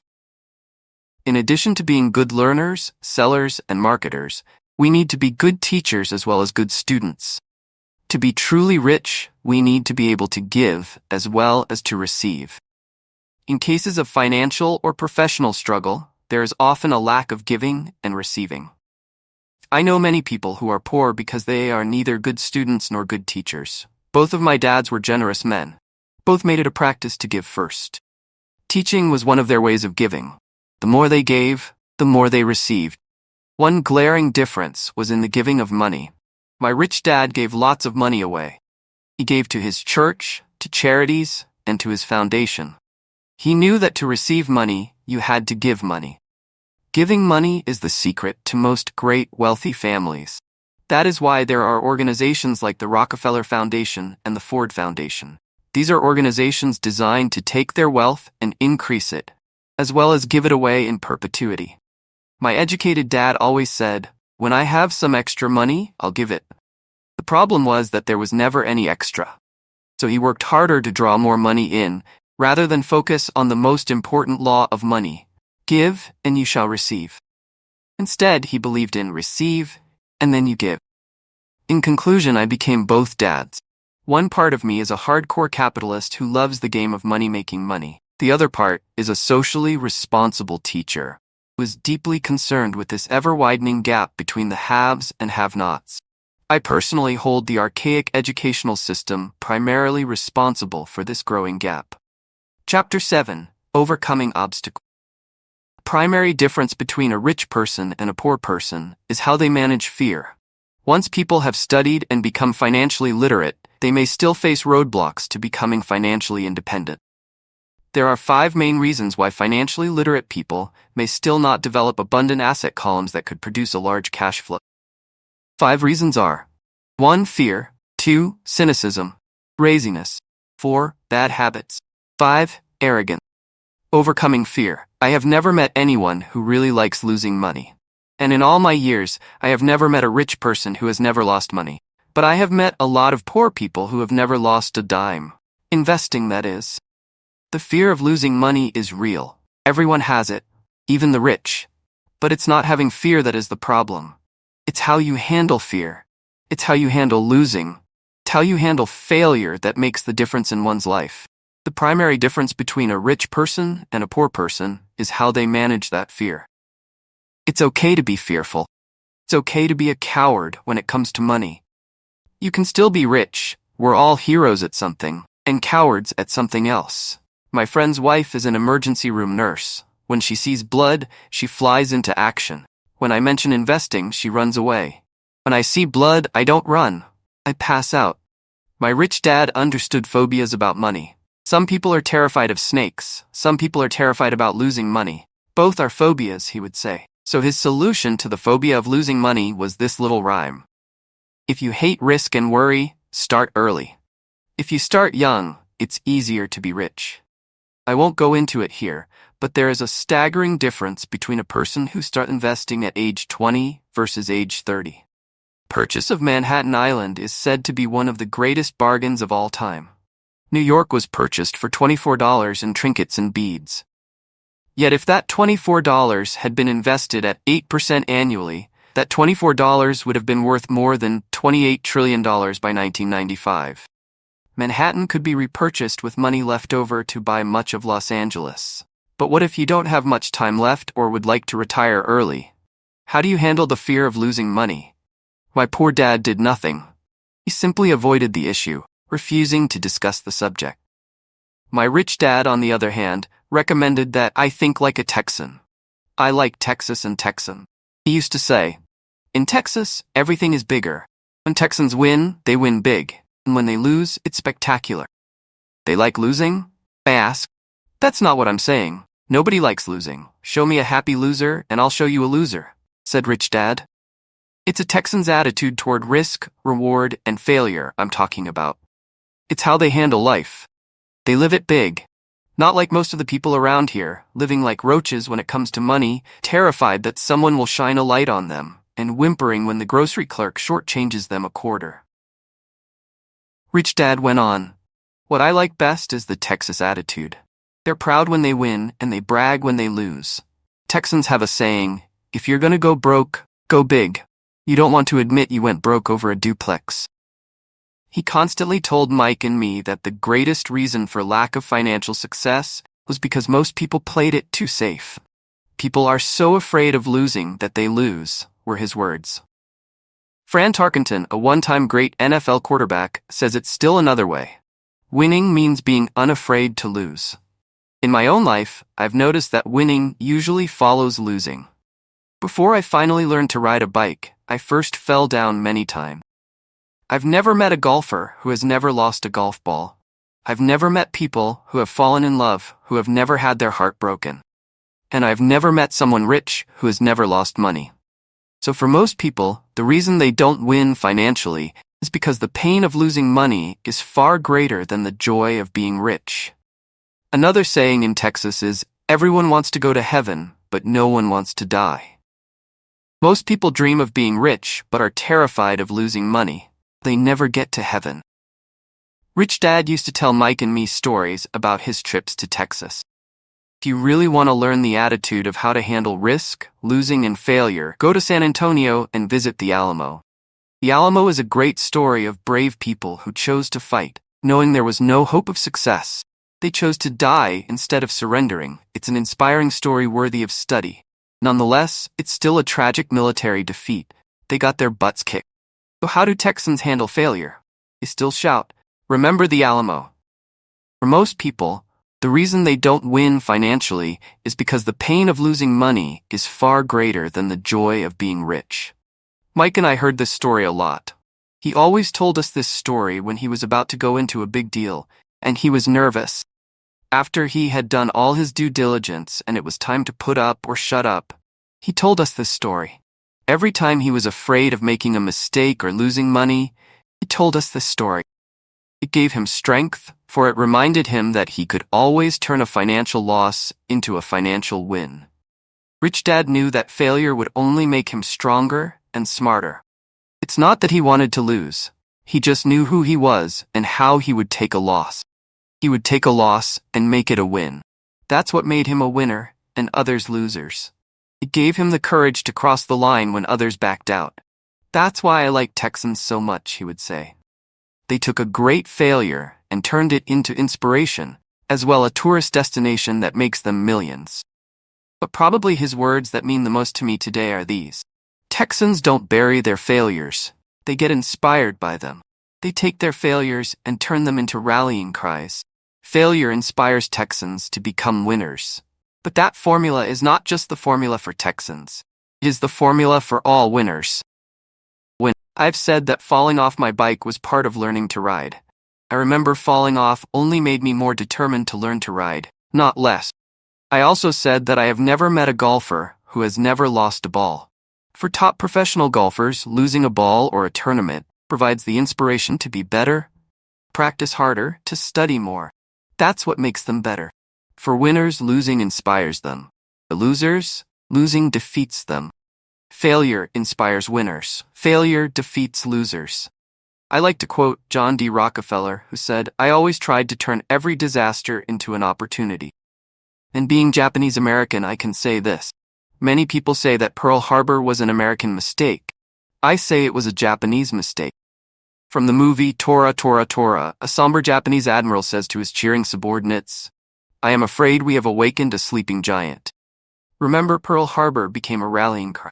It turned one of America's greatest losses into the reason to win. This great defeat gave America strength, and America soon emerged as a world power. Failure inspires winners, and failure defeats losers. It is the biggest secret of winners. It's the secret that losers do not know. The greatest secret of winners is that failure inspires winning. Thus, they're not afraid of losing. Repeating Fran Tarkenton's quote, "Winning means being unafraid to lose." People like Fran Tarkenton are not afraid of losing because they know who they are. They hate losing, but they know that losing will only inspire them to become better. There's a big difference between hating losing and being afraid to lose. Most people are so afraid of losing money that they lose. They go broke over a duplex. Financially, they play life too safe and too small.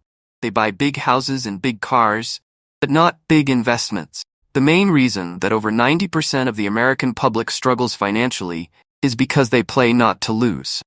They don't play to win. They go to their financial planners or accountants or stockbrokers and buy a balanced portfolio. Most have lots of cash in CDs, low-yield bonds, mutual funds that can be traded within a mutual fund family, and a few individual stocks. It is a safe and sensible portfolio. But it is not a winning portfolio. It is a portfolio of someone playing not to lose. Don't get me wrong. It's probably a better portfolio than more than 70% of the population has. And that's frightening. It's a great portfolio for someone who loves safety. But playing it safe and balanced on your investment portfolio is not the way successful investors play the game. If you have little money and you want to be rich, you must first be focused, not balanced. If you look at any successful person, at the start they were not balanced. Balanced people go nowhere. They stay in one spot. To make progress, you must first go unbalanced. Just look at how you make progress walking. Thomas Edison was not balanced. He was focused. Bill Gates was not balanced. He was focused. Donald Trump is focused. George Soros is focused. George Patton did not take his tanks wide. He focused them and blew through the weak spots in the German line. The French went wide with the Maginot Line. And you know what happened to them.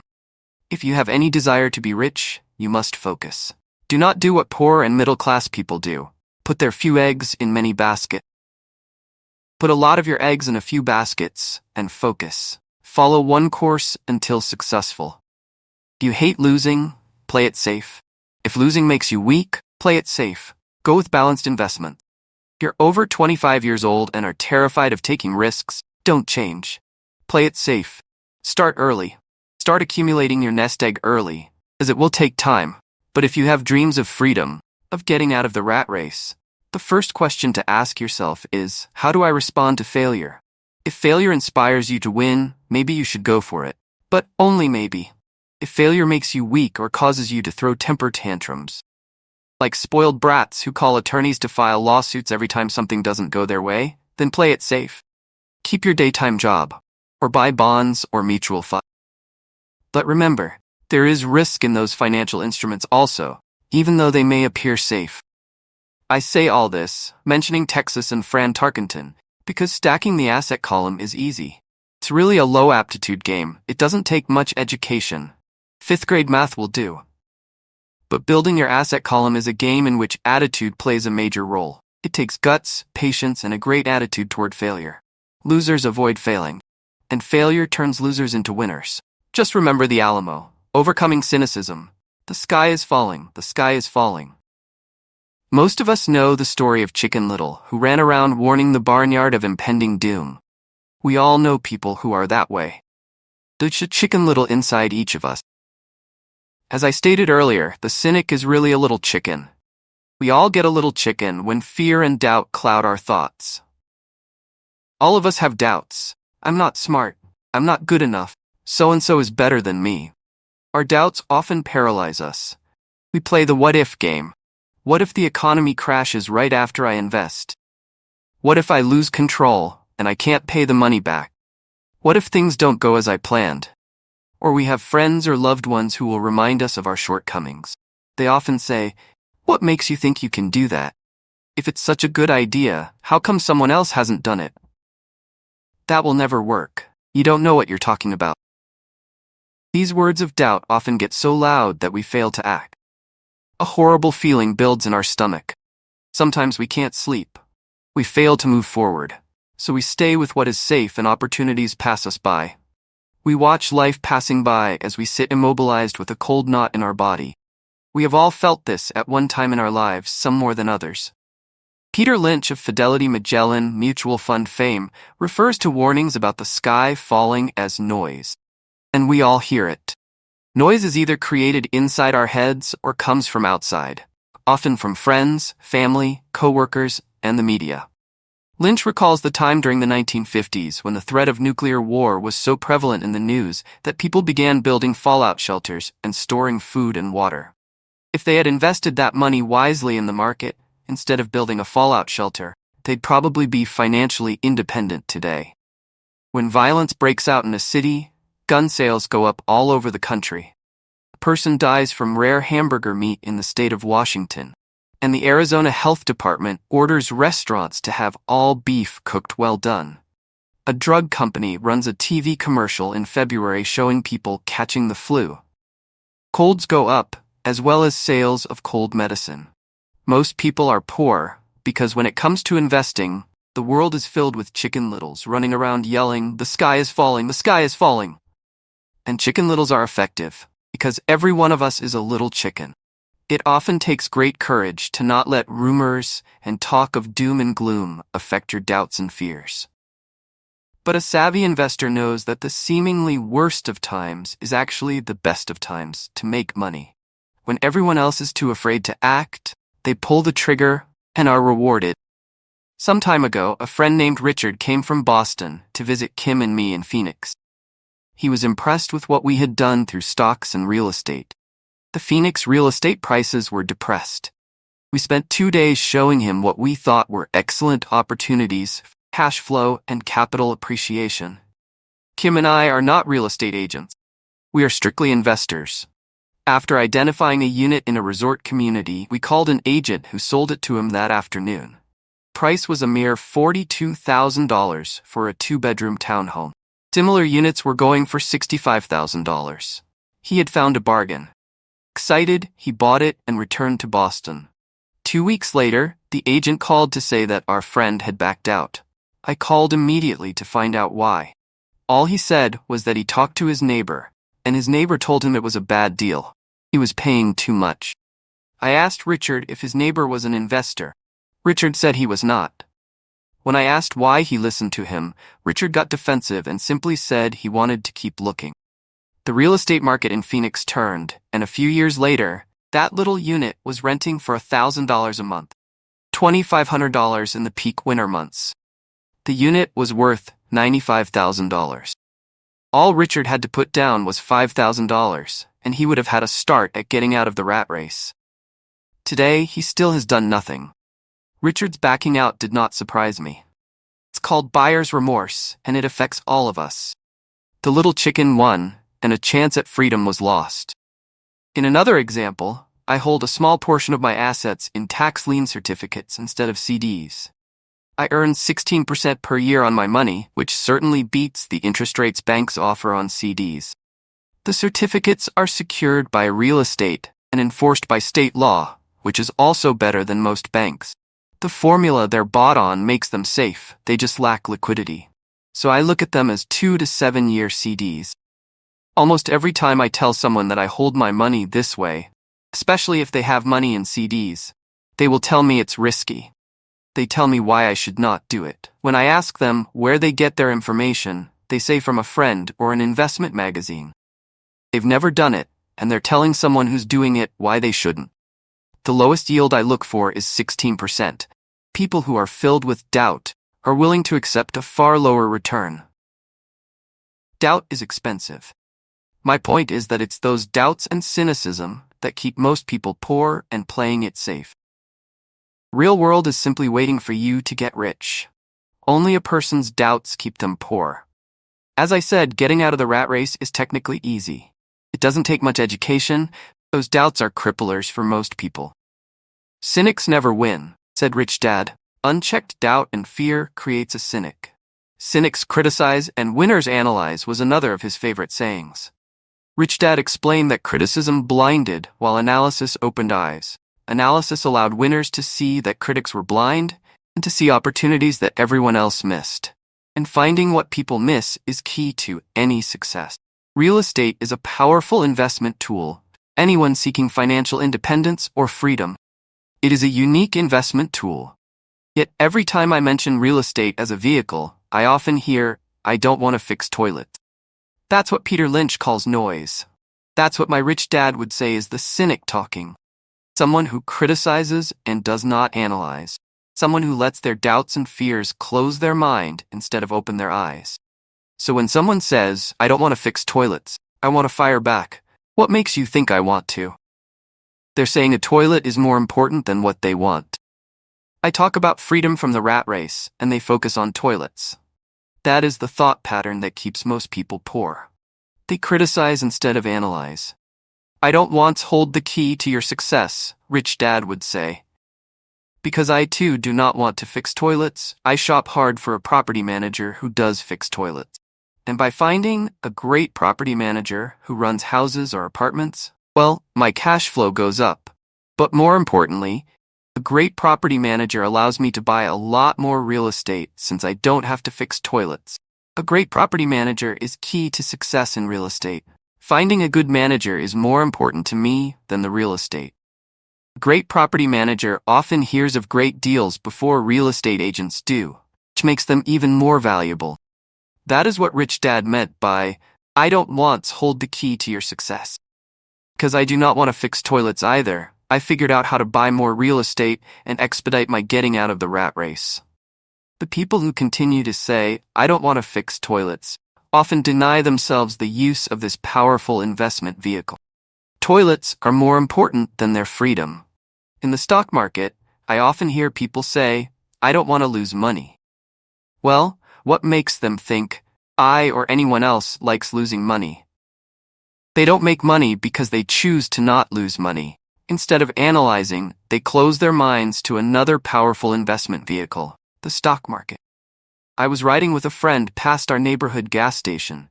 He looked up and saw that the price of gas was going up, and thus the price of oil. My friend is a worrywart or a chicken little. To him, the sky is always going to fall, and it usually does, on him. When we got home, he showed me all the stats as to why the price of oil was going to go up over the next few years. Statistics I had never seen before, even though I already owned substantial shares of an existing oil company. With that information, I immediately began looking for and found a new, undervalued oil company that was about to find some oil deposits. My broker was excited about this new company, and I bought 15,000 shares for 65 cents per share. 3 months later, this same friend and I drove by the same gas station, and sure enough, price per gallon had gone up nearly 15%. Again, the Chicken Little worried and complained. I smiled because a month earlier, that little oil company hit oil, and those 15,000 shares went up to more than $3 per share since he had first given me the tip. And the price of gas will continue to go up if what my friend says is true. If most people understood how a stop worked in stock market investing, there would be more people investing to win instead of investing not to lose. A stop is simply a computer command that sells your stock automatically if the price begins to drop, helping to minimize your losses and maximize some gains.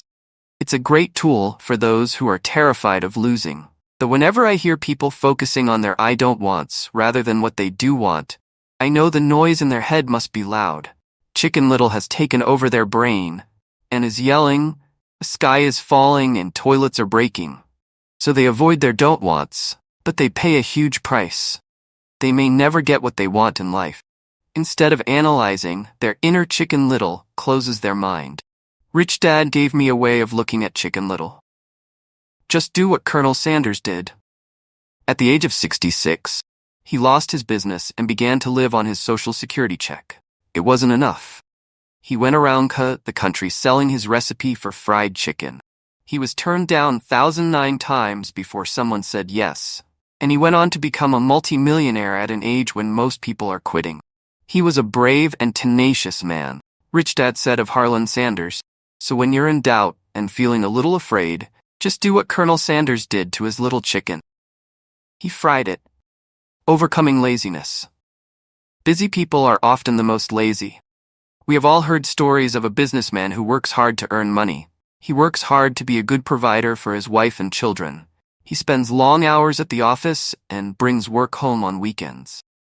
One day he comes home to an empty house. His wife has left with the kids. He knew he and his wife had problems, but rather than work to make the relationship strong, he stayed busy at work.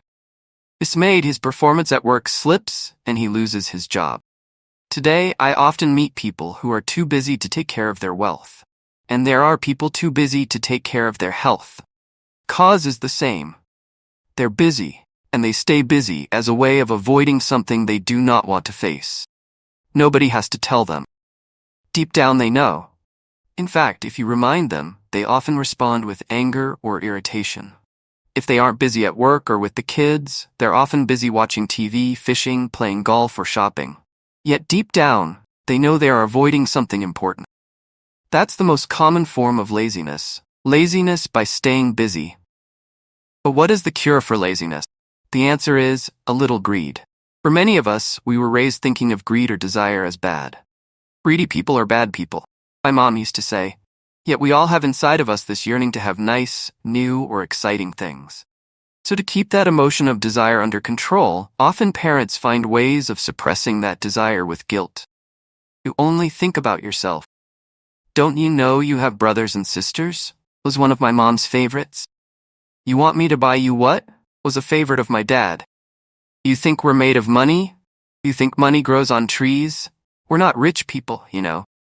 It wasn't so much the words, but the angry guilt trip that went with the words that got to me. Or the reverse guilt trip was the I'm sacrificing my life to buy this for you.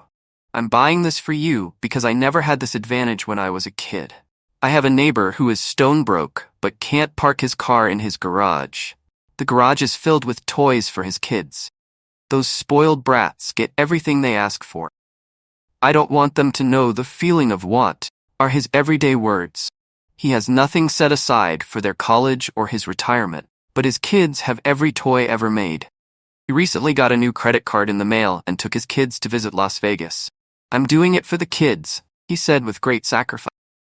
Rich Dad believed that the words, I can't afford it, shut down your brain. How can I afford it? Opens up possibilities, excitement, and dreams. Rich Dad forbade the words, I can't afford it. In my real home, that's all I heard. Instead, Rich Dad required his children to say, how can I afford it? He believed that the words, I can't afford it, shut down your brain. It didn't have to think anymore. How can I afford it? Opened up the brain and forced it to think and search for answers. But most importantly, he felt the words, I can't afford it, were a lie. And the human spirit knows it. The human spirit is very, very powerful, he would say. It knows it can do anything. By having a lazy mind that says, I can't afford it, a war breaks out inside you. Your spirit is angry, and your lazy mind must defend its lie. The spirit is screaming, come on, let's go to the gym and work out. And the lazy mind says, but I'm tired. I worked really hard today. Or the human spirit says, I'm sick and tired of being poor. Let's get out there and get rich. To which the lazy mind says, rich people are greedy. Besides, it's too much bother. Not safe. I might lose money. I'm working hard enough as it is. I've got too much to do at work anyway. Look at what I have to do tonight. My boss wants it finished by morning. I can't afford it. Also causes sadness, a helplessness that leads to despondency and often depression. How can I afford it? Opens up possibilities, excitement, and dreams. So Rich Dad was not so concerned about what we wanted to buy, as long as we understood that how can I afford it creates a stronger mind and a dynamic spirit. Thus he rarely gave Mike or me anything. He would instead ask, how can you afford it? And that included college, which we paid for ourselves. It was not the goal, but the process of attaining the goal that he wanted us to learn. Problem I see today is that there are millions of people who feel guilty about their desire or their greed. It's old conditioning from their childhood. While they desire to have the finer things that life offers, most have been conditioned subconsciously to say, I can't have that, or I'll never be able to afford that. When I decided to exit the rat race, it was simply a question of, how can I afford to never work again? And my mind began to kick out answers and solutions. The hardest part was fighting my real parents' dogma. We can't afford that. Stop thinking only about yourself. Why don't you think about others, and other similar sentiments, designed to instill guilt to suppress my greed. So how do you beat laziness? Once again, the answer is a little greed. It's that radio station YIFM, which stands for What's in it for me. A person needs to sit down and ask, what would my life be like if I never had to work again? What would I do if I had all the money I needed? Without that little greed, the desire to have something better, progress is not made. Our world progresses because we all desire a better life. New inventions are made because we desire something better. We go to school and study hard because we want something better. So whenever you find yourself avoiding something you know you should be doing, then the only thing to ask yourself is, what's in it for me? Be a little greedy. It's the best cure for laziness. Too much greed, however, as anything in excess can be, is not good. But just remember what Michael Douglas said in the movie Wall Street. Greed is good. Rich Dad said it differently. Guilt is worse than greed. Guilt robs the body of its soul. I think Eleanor Roosevelt said it best. Do what you feel in your heart to be right, or you'll be criticized anyway. You'll be damned if you do, and damned if you don't. Overcoming bad habits. Our lives are a reflection of our habits, more than our education. After seeing the movie Conan the Barbarian, starring Arnold Schwarzenegger, a friend said, I'd love to have a body like Schwarzenegger. Most of the guys nodded in agreement. I even heard he was really puny and skinny at one time, another friend added. Yeah, I heard that too, another one said. I heard he has a habit of working out almost every day in the gym. Yeah, I'll bet he has to. Nah, said the group cynic. I'll bet he was born that way. Besides, let's stop talking about Arnold and get some beers. This is an example of habits controlling behavior. I remember asking my rich dad about the habits of the rich. Instead of answering me outright, he wanted me to learn through example. As usual, when does your dad pay his bills? Rich Dad asked. The first of the month, I said. Does he have anything left over? He asked. Very little, I said. That's the main reason he struggles, said Rich Dad. He has bad habits. Your dad pays everyone else first. He pays himself last, but only if he has anything left over. Which he usually doesn't, said. But he has to pay his bills, doesn't he? You're saying he shouldn't pay his bills? Of course not, said Rich Dad. I firmly believe in paying my bills on time. I just pay myself first, before I pay even the government. But what happens if you don't have enough money? He asked. What do you do then? The same, said Rich Dad. I still pay myself first, even if I'm short of money. My asset column is far more important to me than the government. But I said, don't they come after you? Yes, if you don't pay, said Rich Dad. Look, I did not say not to pay. I just said I pay myself first, even if I'm short of money. But I replied, how do you do that? It's not how, the question is why, Rich Dad said. Okay, why? Motivation, said Rich Dad. Who do you think will complain louder if I don't pay them? Me or my creditors?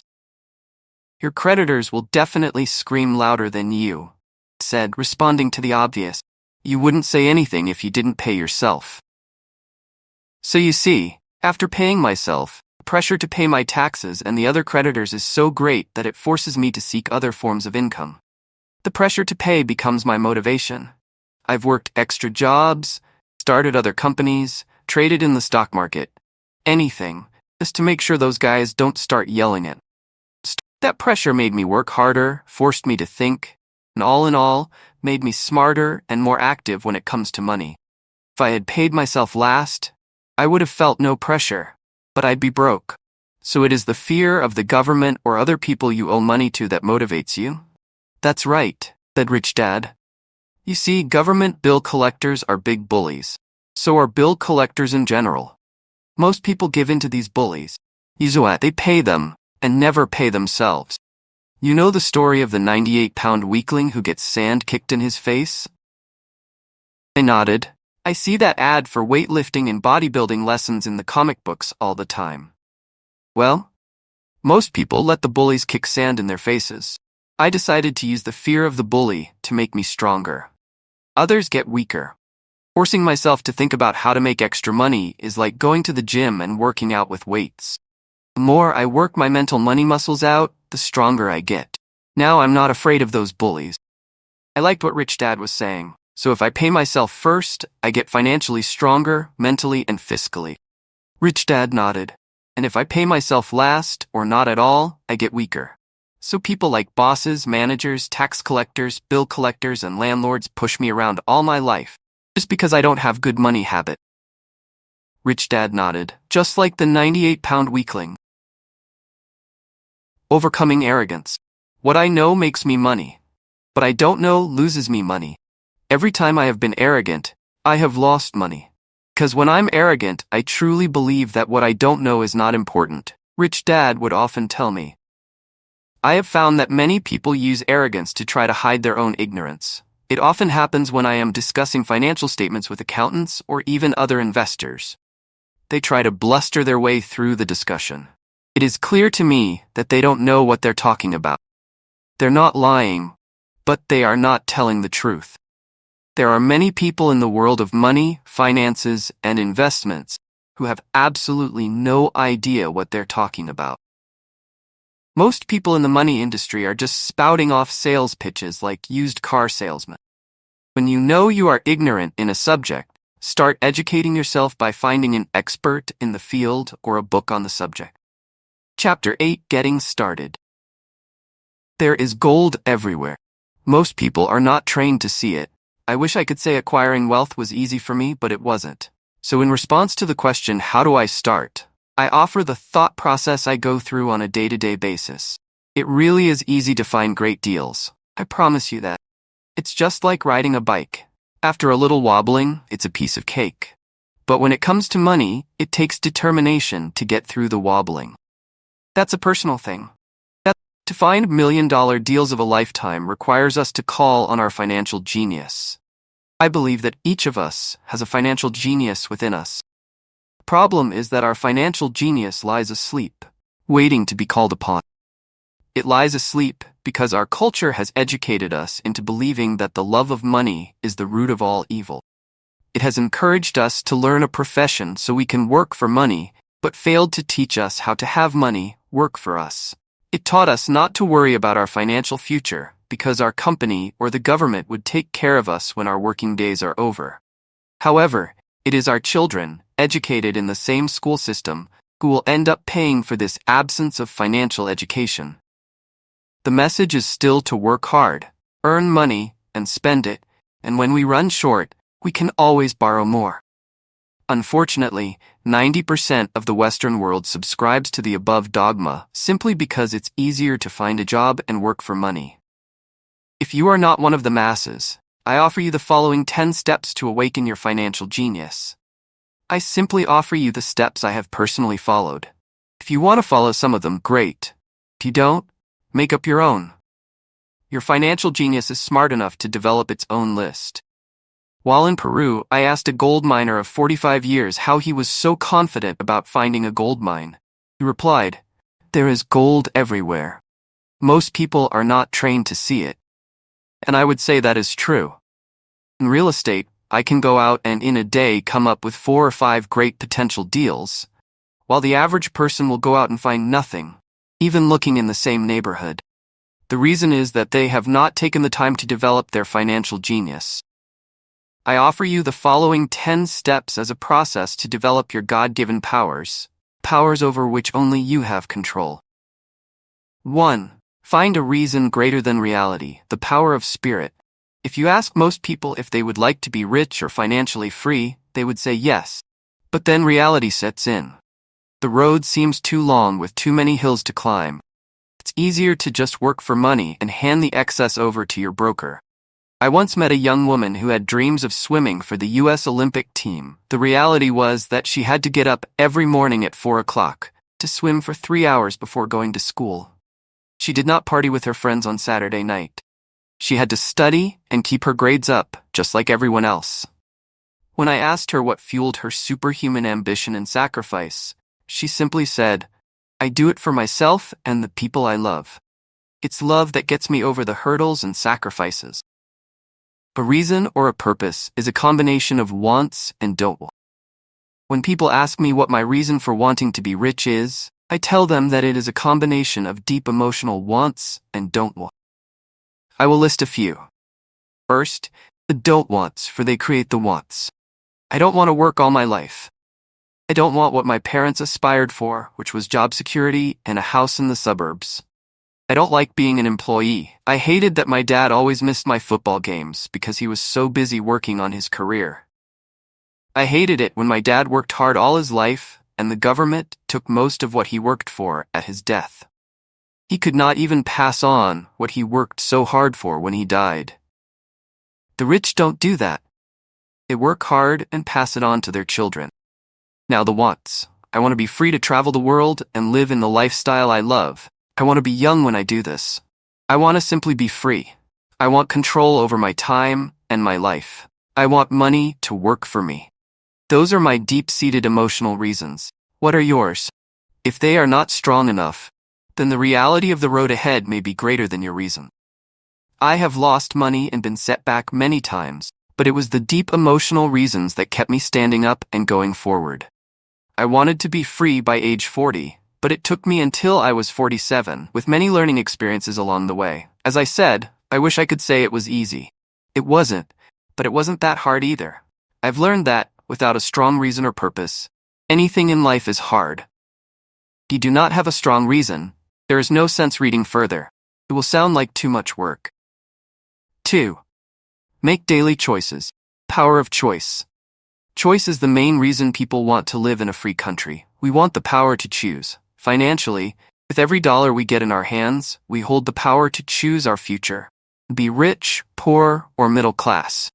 Our spending habits reflect who we are. Poor people simply have poor spending habits. The benefit I had as a boy was that I loved playing Monopoly constantly. Nobody told me Monopoly was only for kids, so I just kept playing the game as an adult. I also had a rich dad who pointed out to me the difference between an asset and a liability.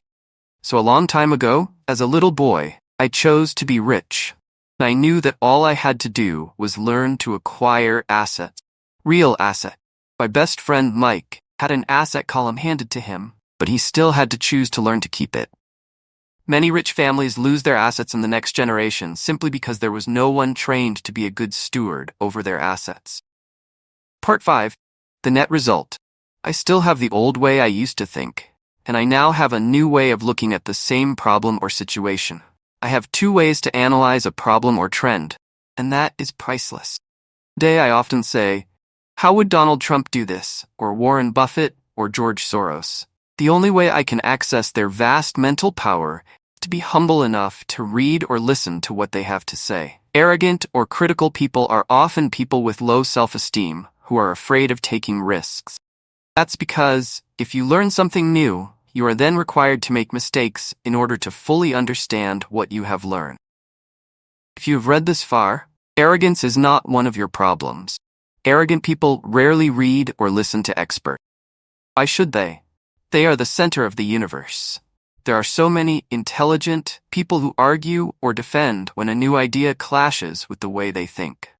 In this case, their so-called intelligence combined with arrogance equals ignorance. Each of us knows people who are highly educated or believe they are smart, but their balance sheet paints a different picture. A truly intelligent person welcomes new ideas, for new ideas can add to the synergy of other accumulated ideas. Listening is more important than talking. If that were not true, God would not have given us 2 ears and only 1 mouth. Too many people think with their mouth instead of listening in order to absorb new ideas and possibilities. They argue instead of asking questions. I take a long view on my wealth. I do not subscribe to the get-rich-quick mentality most lottery players or casino gamblers have. I may go in and out of stocks, but I am long on education. If you want to fly an airplane, I advise taking lessons first. I am always shocked at people who buy stocks or real estate, but never invest in their greatest asset, their mind. Just because you bought a house or 2 does not make you an expert at real estate. 3. Choose friends carefully. The power of association. First of all, I do not choose my friends by their financial statements. I have friends who have actually taken a vow of poverty, as well as friends who earn millions every year.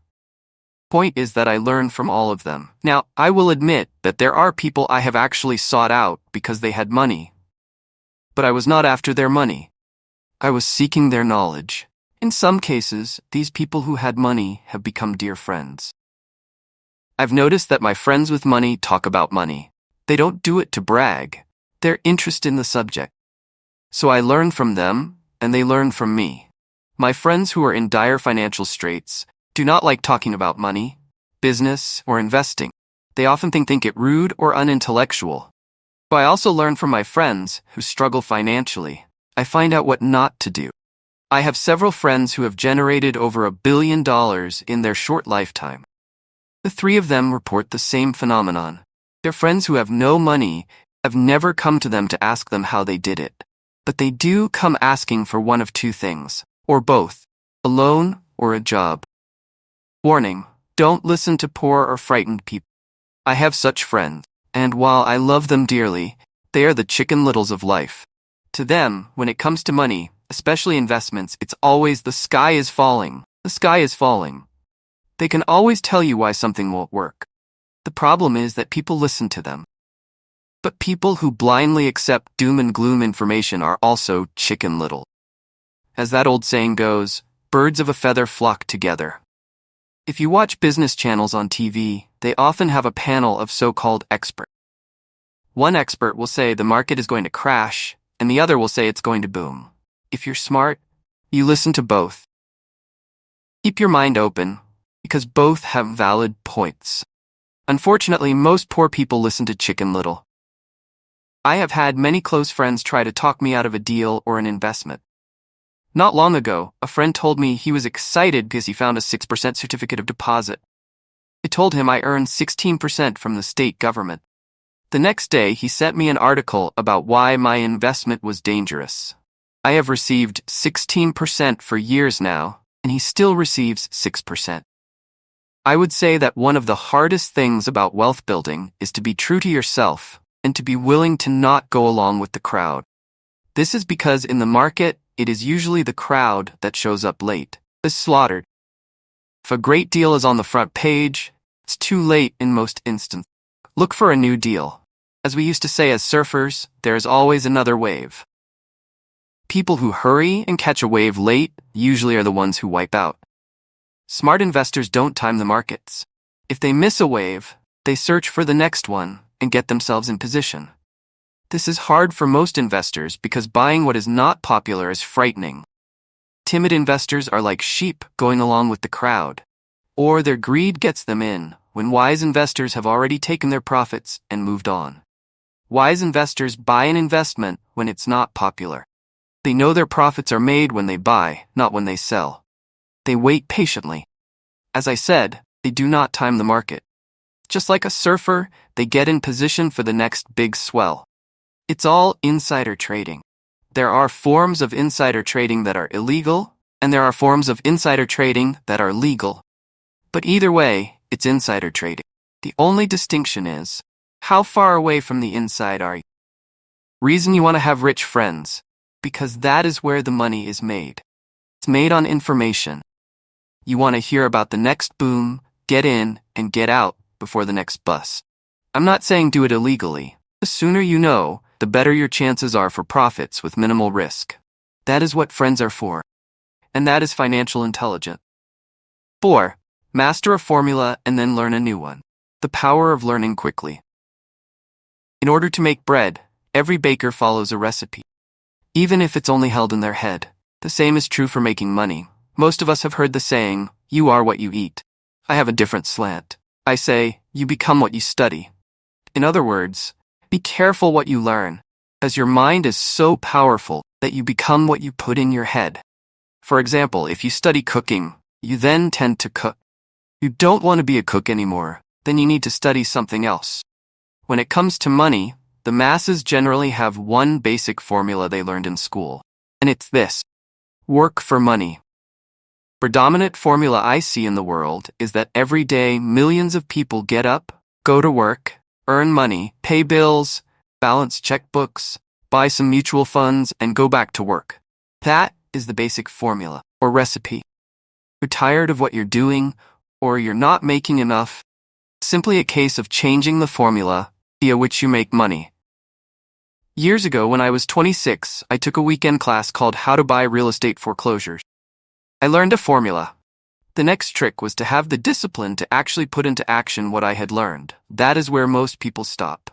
For 3 years, while working for Xerox, I spent my spare time learning to master the art of buying foreclosures.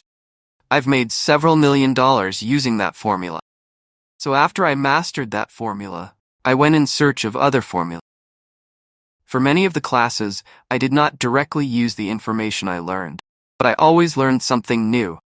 I have attended classes designed for derivative traders, commodity option traders, and chaologists. I was way out of my league, being in a room full of people with doctorates in nuclear physics and space science. Yet, I learned a lot that made my stock and real estate investing more meaningful and lucrative. Most junior colleges and community colleges have classes on financial planning and buying traditional investments. They are good places to start, but I always search for a faster formula. That is why, on a fairly regular basis, I make more in a day than many people will make in their lifetime. Another side note, in today's fast-changing world, it's not so much what you know anymore that counts, because often what you know is old. It is how fast you learn. That skill is priceless. Priceless in finding faster formulas, recipes if you will, for making dough. Working hard for money is an old formula born in the day of cavemen. 5. Pay yourself first. Power of self-discipline. If you cannot get control of yourself, do not try to get rich. It makes no sense to invest, make money, and blow it. It is the lack of self-discipline that causes most lottery winners to go broke soon after winning millions. It is the lack of self-discipline that causes people who get a raise to immediately go out and buy a new car or take a cruise. It is difficult to say which of the 10 steps is the most important. But of all the steps, this step is probably the most difficult to master if it is not already a part of your makeup. I would venture to say that personal self-discipline is the number one delineating factor between the rich, the poor, and the middle class. Simply put, people who have low self-esteem and low tolerance for financial pressure can never be rich.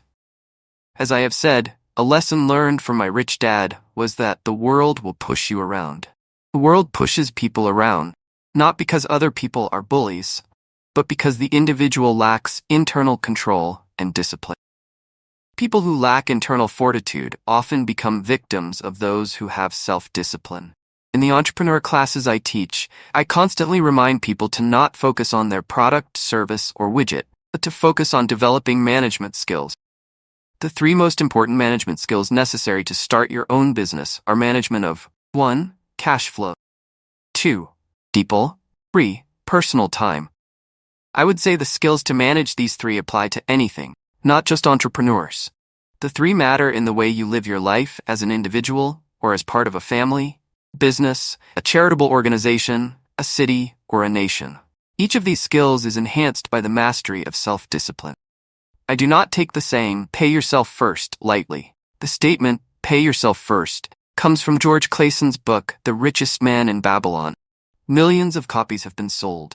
But while millions of people freely repeat that powerful statement, few follow the advice.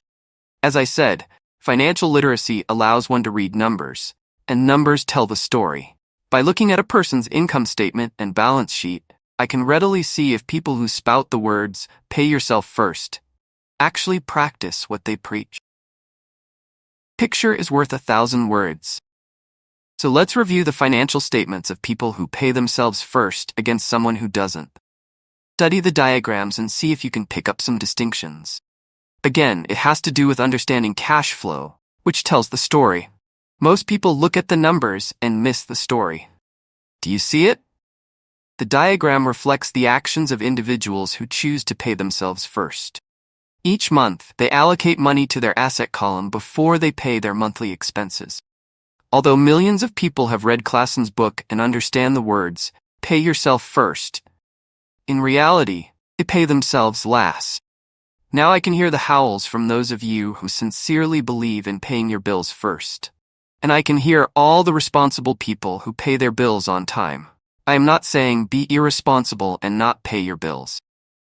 All I am saying is, do what the book says, which is, pay yourself first. And the previous diagram is the correct accounting picture of that action. If you can truly begin to understand the power of cash flow, you will soon realize what is wrong with the previous diagram, or why 90% of people work hard all their lives and need government support like Social Security when they are no longer able to work. Kim and I have had many bookkeepers, accountants, and bankers who have had a major problem with this way of looking at pay yourself first. The reason is that these financial professionals actually do what the masses do. They pay themselves last. There have been times in my life when, for whatever reason, cash flow was far less than my bills. I still paid myself first. My accountant and bookkeeper screamed in panic. They're going to come after you. The IRS is going to put you in jail. You're going to ruin your credit rating. They'll cut off the electricity. I still paid myself first. Why, you ask? Because that's what the story, The Richest Man in Babylon, was all about. Power of self-discipline and the power of internal fortitude. As my rich dad taught me the first month I worked for him, most people allow the world to push them around. A bill collector calls and you pay or else. A sales clerk says, oh, just put it on your charge card. Your real estate agent tells you, go ahead. The government allows you a tax deduction on your home. That is what the book is really about, having the guts to go against the tide and get rich. You may not be weak, but when it comes to money, many people get wimpy. I am not saying be irresponsible. The reason I don't have high credit card debt and doodad debt is because I pay myself first. The reason I minimize my income is because I don't want to pay it to the government. That is why my income comes from my asset column through a Nevada corporation. If I work for money, the government takes it. Although I pay my bills last, I am financially astute enough to not get into a tough financial situation. I don't like consumer debt. I actually have liabilities that are higher than 99% of the population, but I don't pay for them. Other people pay for my liability, called tenants. So rule number 1 in paying yourself first is don't get into consumer debt in the first place. Although I pay my bills last, I set it up to have only small, unimportant bills that are due. When I occasionally come up short, I still pay myself first. I let the creditors and even the government scream. I like it when they get tough. Why? Because those guys do me a favor. They inspire me to go out and create more money. So I pay myself first, invest the money, and let the creditors yell. I generally pay them right away anyway. Kim and I have excellent credit. We just don't cave into pressure and spend our savings or liquidate stocks to pay for consumer debt. That is not too financially intelligent. To successfully pay yourself first, keep the following in mind. 1. Don't get into large debt positions that you have to pay for. Keep your expenses low. Build up assets first, then buy the big house or nice car. Being stuck in the rat race is not intelligent.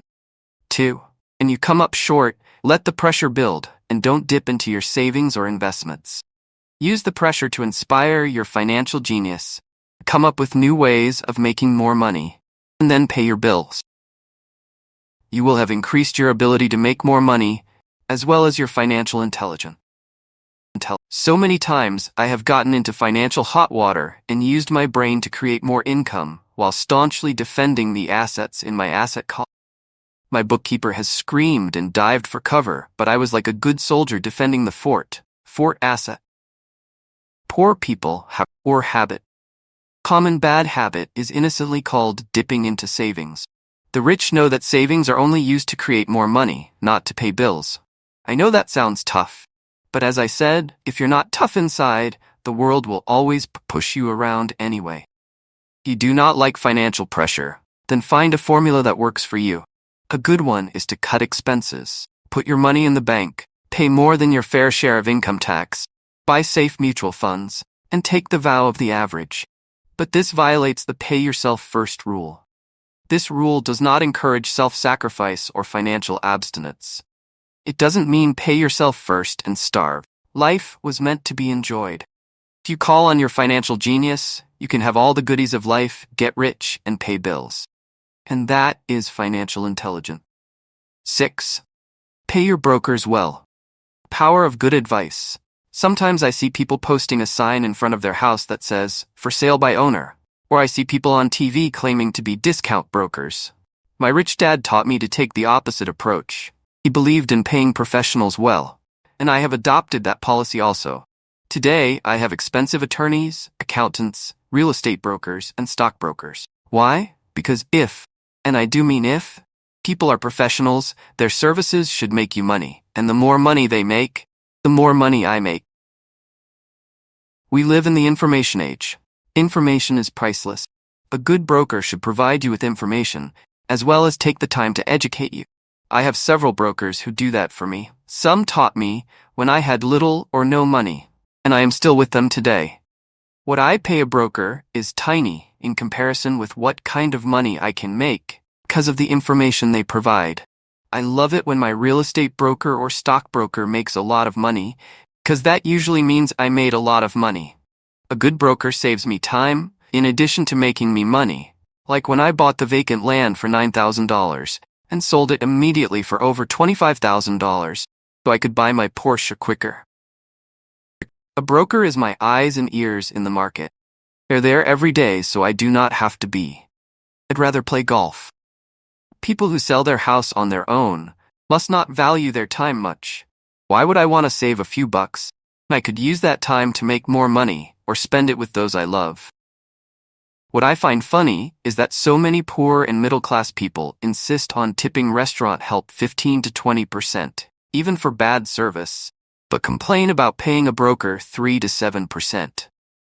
They enjoy tipping people in the expense column and stiffing people in the asset column. That is not financially intelligent. Keep in mind that not all brokers are created equal. Unfortunately, most brokers are only salespeople. They sell, but they themselves own little or no real estate. There is a tremendous difference between a broker who sells houses and a broker who sells investment. The same is true for stock, bond, mutual fund, and insurance. Brokers who call themselves financial planners. When I interview any paid professional, I first find out how much property or stocks they personally own and what percentage they pay in taxes. And that applies to my tax attorney as well as my accountant. I have an accountant who minds his own business. His profession is accounting, but his business is real estate. I used to have an accountant who was a small business accountant, but he had no real estate. I switched because we did not love the same business. Find a broker who has your best interests at heart. Many brokers will spend the time educating you, and they could be the best asset you find. Just be fair, and most of them will be fair to you. If all you can think about is cutting their commissions, then why should they want to help you? It's just simple logic. As I said earlier, one of the management skills is the management of people. Many people only manage people they feel smarter than, and they have power over. Many middle managers remain middle managers, failing to get promoted because they know how to work with people below them, but not with people above them. The real skill is to manage and reward the people who are smarter than you in some technical area. That is why companies have a board of directors. You should have one too. That is financial intelligence. 7. Be an Indian giver. Power of getting something for nothing. When the first European settlers came to America, they were taken aback by a cultural practice some American Indians had. For example, if a settler was cold, the Indian would give the person a blanket. Mistaking it for a gift, the settler was often offended when the Indian asked for it back. The Indians also got upset when they realized the settlers did not want to give it back. That is where the term Indian giver came from, a simple cultural misunderstanding. In the world of the asset column, being an Indian giver is vital to wealth. The sophisticated investor's first question is, how fast do I get my money back? They also want to know what they get for free, also called a piece of the action. That is why the ROI, or return on investment, is so important. For example, I found a small condominium that was in foreclosure a few blocks from where I lived. The bank wanted $60,000, and I submitted a bid for $50,000, which they took, simply because, along with my bid, was a cashier's check for $50,000. They realized I was serious. Most investors would say, "Aren't you tying up a lot of cash? Would it not be better to get a loan on it?" The answer is, not in this case. My investment company uses this condominium as a vacation rental in the winter months when the snowbirds come to Arizona. It rents for $2,500 a month for 4 months out of the year. For rental during the off-season, it rents for only $1,000 a month. I had my money back in about 3 years. Now I own this asset, which pumps money out for me, month in and month out. A sophisticated investor's first question is, how fast do I get my money back? The same is done with stocks. Frequently, my broker calls and recommends I move a sizable amount of money into the stock of a company that he feels is just about to make a move that will add value to the stock, like announcing a new product. I will move my money in for a week to a month while the stock moves up. Then I pull my initial dollar amount out and stop worrying about the fluctuations of the market, because my initial money is back and ready to work on another asset. So my money goes in and then it comes out, and I own an asset was technically free. True, I have lost money on many occasions, but I only play with money I can afford to lose. I would say on an average 10 investments, I hit home runs on 2 or 3. All 5 or 6 do nothing, and I lose on 2 or 3. But I limit my losses to only the money I have in at that time. People who hate risk put their money in the bank. In the long run, safe savings are better than no savings, but it takes a long time to get your money back, and in most instances, you don't get anything for free with it. On every one of my investments, there must be an upside, something for free, like a condominium, a mini storage, a piece of free land, a house, stock shares, or an office building. And there must be limited risk or a low-risk idea. There are books devoted entirely to this subject, so I will not talk about it here. Ray Kroc of McDonald's fame sold hamburger franchises not because he loved hamburgers, but because he wanted the real estate under the franchise for free. So wise investors must look at more than ROI. They look at the assets they get for free once they get their money back. That is financial intelligence. 8. Use assets to buy luxuries. The power of focus. A friend's child has been developing a nasty habit of burning a hole in his pocket. Just 16. He wanted his own car. The excuse, all his friends' parents gave their kids cars. The child wanted to go into his savings and use it for a down payment. That was when his father called me and then came to see me. "Do you think I should let him do it, or should I just buy him a car?" I answered, "It might relieve the pressure in the short term, but what have you taught him in the long term? Can you use this desire to own a car and inspire your son to learn something?" Suddenly the lights went on and he hurried home. 2 months later, I ran into my friend again. "Does your son have his new car?" he asked. "No, he doesn't. But I gave him $3,000 for the car. I told him to use my money instead of his college money." "Well, that's generous of you," I said. "Not really. The money came with a hitch." "So what was the hitch?" I asked. "Well, first we played your cash flow game. We then had a long discussion about the wise use of money. After that, I gave him a subscription to the Wall Street Journal and a few books on the stock market." "Then what?" I asked. What was the catch? It told him the $3,000 was his, but he could not directly buy a car with it. He could use it to find a stockbroker and buy and sell stocks. Once he had made $6,000 with the $3,000, the money would be his for the car, and the $3,000 would go into his college fund. And what are the results? I asked. Well, he got lucky early in his trading, but lost everything a few days later. Then he really got interested. Today, I would say he is down $2,000, but his interest is up. He has read all the books I bought him, and he's gone to the library to get more. He reads the Wall Street Journal voraciously, watching for indicators. He's got only $1,000 left, but his interest and learning are sky high. He knows that if he loses that money, he walks for 2 more years. But he does not seem to care. He even seems uninterested in getting a car, because he's found a game that is more fun. What happens if he loses all the money? I asked. We'll cross that bridge when we get to it. I'd rather have him lose everything now than wait till he's our age to risk losing everything. And besides, that is the best $3,000 I've ever spent on his education. What he is learning will serve him for life, and he seems to have gained a new respect for the power of money. As I said earlier, if a person cannot master the power of self-discipline, it is best not to try to get rich. I say this because, although the process of developing cash flow from an asset column is easy in theory, what's hard is the mental fortitude to direct money to the correct use. Due to external temptations, it is much easier in today's consumer world to simply blow money out the expense column. With weak mental fortitude, that money flows into the paths of least resistance. That is the cause of poverty and financial struggle. The following example illustrates the financial intelligence needed to direct money to make more money. If we give 100 people $10,000 at the start of the year, I believe that at the end of the year, 80 would have nothing left.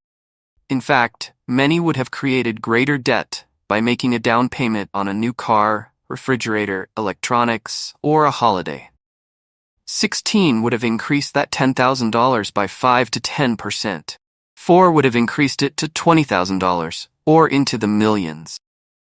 We go to school to learn a profession so we can work for money. It is my opinion that it's just as important to learn how to have money work for you. I love my luxuries as much as anyone else. The difference is I don't buy them on credit. It's the keep up with the Joneses trap. When I wanted to buy a Porsche, the easy road would have been to call my banker and get a loan.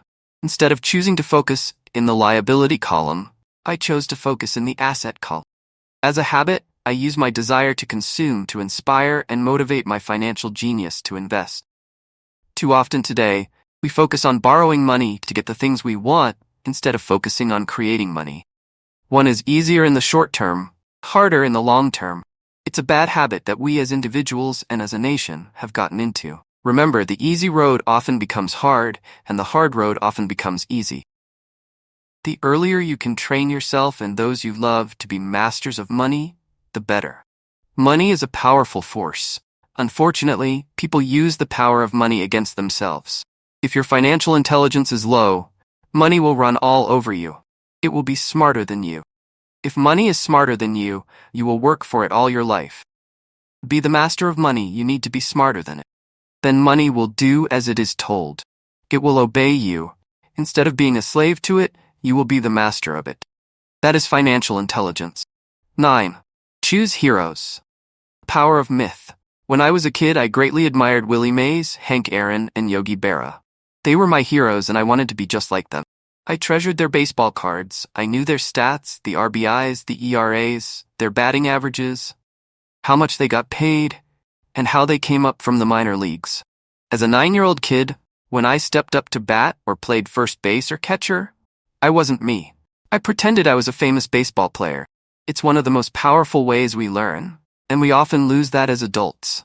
We lose our heroes. Today, I watch young kids playing basketball near my home. On the court, they're not little Johnny, they're pretending to be their favorite basketball hero. Copying or emulating heroes is true power learning. I have new heroes as I grow older. I have golf heroes, and I copy their swings and do my best to read everything I can about them. I also have heroes such as Donald Trump, Warren Buffett, Peter Lynch, George Soros, and Jim Rogers. I know their stats just like I knew the ERAs and RBIs of my childhood baseball heroes. I follow what Warren Buffett invests in, and I read anything I can about his point of view on the market and how he chooses stocks. And I read about Donald Trump, trying to find out how he negotiates and puts deals together. Just as I was not me when I was up to bat, when I'm in the market or I'm negotiating a deal, I am subconsciously acting with the bravado of Trump. Or when analyzing a trend, I look at it as though Warren Buffett were doing it. By having heroes, we tap into a tremendous source of raw genius. But heroes do more than simply inspire us. Heroes make things look easy. Making it look easy convinces us to want to be just like them. If they can do it, so can I. When it comes to investing, too many people make it sound hard. Instead, find heroes who make it look easy. 10. Teach and you shall receive. Power of giving. Both of my dads were teachers. My rich dad taught me a lesson I have carried all my life: the necessity of being charitable or giving. My educated dad gave a lot of his time and knowledge, but almost never gave away money. He usually said that he would give when he had some extra money, but of course there was rarely any extra. My rich dad gave money as well as education. He believed firmly in tithing. If you want something, you first need to give, he would always say. When he was short of money, he gave money to his church or to his favorite charity. If I could leave one single idea with you, it is that idea. Whenever you feel short or in need of something, give what you want first and it will come back in bucket. That is true for money, a smile, love, or friendship. I know it is often the last thing a person may want to do, but it has always worked for me. I trust that the principle of reciprocity is true, and I give what I want. I want money, so I give money, and it comes back in multiples. I want sales, so I help someone else sell something, and sales come to me. I want contacts, and I help someone else get contacts. Like magic, contacts come to me. I heard a saying years ago that went, God does not need to receive, but humans need to give. My rich dad would often say, poor people are more greedy than rich people. He would explain that if a person was rich, that person was providing something that other people wanted. In my life, whenever I have felt needy or short of money or short of help, I simply went out or found in my heart what I wanted and decided to give it first. And when I gave, it always came back. It reminds me of the story of the guy sitting with firewood in his arms on a cold, freezing night. He is yelling at the pot-bellied stove, "When you give me some heat, then I'll put some wood in you." And when it comes to money, love, happiness, sales, and contacts, all one needs to remember is to give first. Often, just the process of thinking of what I want and how I could give that to someone else breaks free a torrent of bounty. Whenever I feel that people aren't smiling at me, I simply begin smiling and saying hello. Like magic, the next thing I know, I'm surrounded by smiling people. It is true that your world is only a mirror of you. So that's why I say, teach and you shall receive. I have found that the more I teach those who want to learn, the more I learn. If you want to learn about money, teach it to someone else. A torrent of new ideas and finer distinctions will come in. There are times when I have given and nothing has come back, or what I have received is not what I wanted. But upon closer inspection and soul-searching, I was often giving to receive in those instances, instead of giving for the joy that giving itself brings. My dad taught teachers, and he became a master teacher. My rich dad always taught young people his way of doing business. In retrospect, it was their generosity with what they knew that made them smarter. There are powers in this world that are much smarter than we are. You can get there on your own, but it's easier with the help of the powers that be. You only need to be generous with what you have. Chapter 9, Still Want More? Here are some to-dos. Many people may not be satisfied with my 10 steps. They see them more as philosophies than actions. I think understanding the philosophy is just as important as the action. There are many people who want to do instead of think. And then there are people who think but do not do. I would say that I am both. I love new ideas, and I love action. So for those who want a to-do list on how to get started, I will share with you some of the things I do in abbreviated form. Stop doing what you're doing. In other words, take a break and assess what is working and what is not working. The definition of insanity is doing the same thing over and over and expecting a different result. Stop doing what is not working and look for something new. Look for new ideas. For new investing ideas, I go to bookstores and search for books on different and unique subjects. Call them formulas. I buy how-to books on formulas I know nothing about. For example, in the bookstore I found the book The 16% Solution by Joel Moskowitz. I bought the book and read it, and the next Thursday, I did exactly as the book said. Most people do not take action, or they let someone talk them out of whatever new formula they are studying. My neighbor told me why 16% would not work. I did not listen to him because he's never done it. Find someone who has done what you want to do. Take them to lunch and ask them for tips and tricks of the trade. As for 16% tax lien certificates, I went to the county tax office and found the government employee who worked in that office. I found out that she, too, invested in the tax liens. Immediately, I invited her to lunch. She was thrilled to tell me everything she knew and how to do it. After lunch, she spent all afternoon showing me everything. By the next day, I found 2 great properties with her help that have been accruing interest at 16% ever since. Took a day to read the book, a day to take action, an hour for lunch, and a day to acquire 2 great deals. Take classes, read, and attend seminars. I search newspapers and the internet for new and interesting classes, many of which are free or inexpensive. I also attend and pay for expensive seminars on what I want to learn. I am wealthy and free from needing a job, simply because of the courses I took. I have friends who did not take those classes who told me I was wasting my money, and yet they're still at the same job. Make lots of offers. When I want a piece of real estate, I look at many properties and generally write an offer. If you don't know what the right offer is, neither do I. That is the job of the real estate agent. They make the offers. I do as little work as possible. Friend wanted me to show her how to buy apartment houses. So one Saturday she, her agent, and I went and looked at 6 apartment houses. 4 were dogs, 2 were good. I said to write offers on all 6, offering half of what the owners asked for. She and the agent nearly had heart attacks. They thought it was rude and would offend the sellers, but I really don't think the agent wanted to work that hard. So they did nothing and went on looking for a better deal. No offers were ever made, and that person is still looking for the right deal at the right price. Well, you don't know what the right price is until you have a second party who wants to deal. Most sellers ask too much. It is rare that a seller asks a price that is less than something is worth.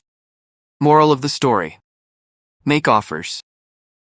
People who are not investors have no idea what it feels like to try to sell something. I have had a piece of real estate that I wanted to sell for months. I would have welcomed any offer. Well, they could have offered me 10 pigs, and I would have been happy, not at the offer, just because someone was interested.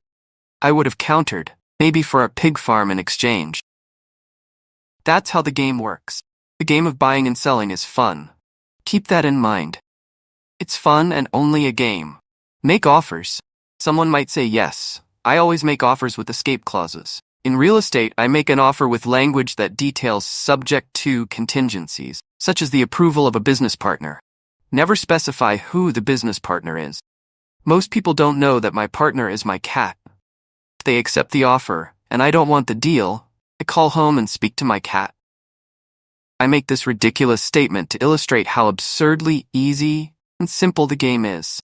So many people make things too difficult and take it too seriously.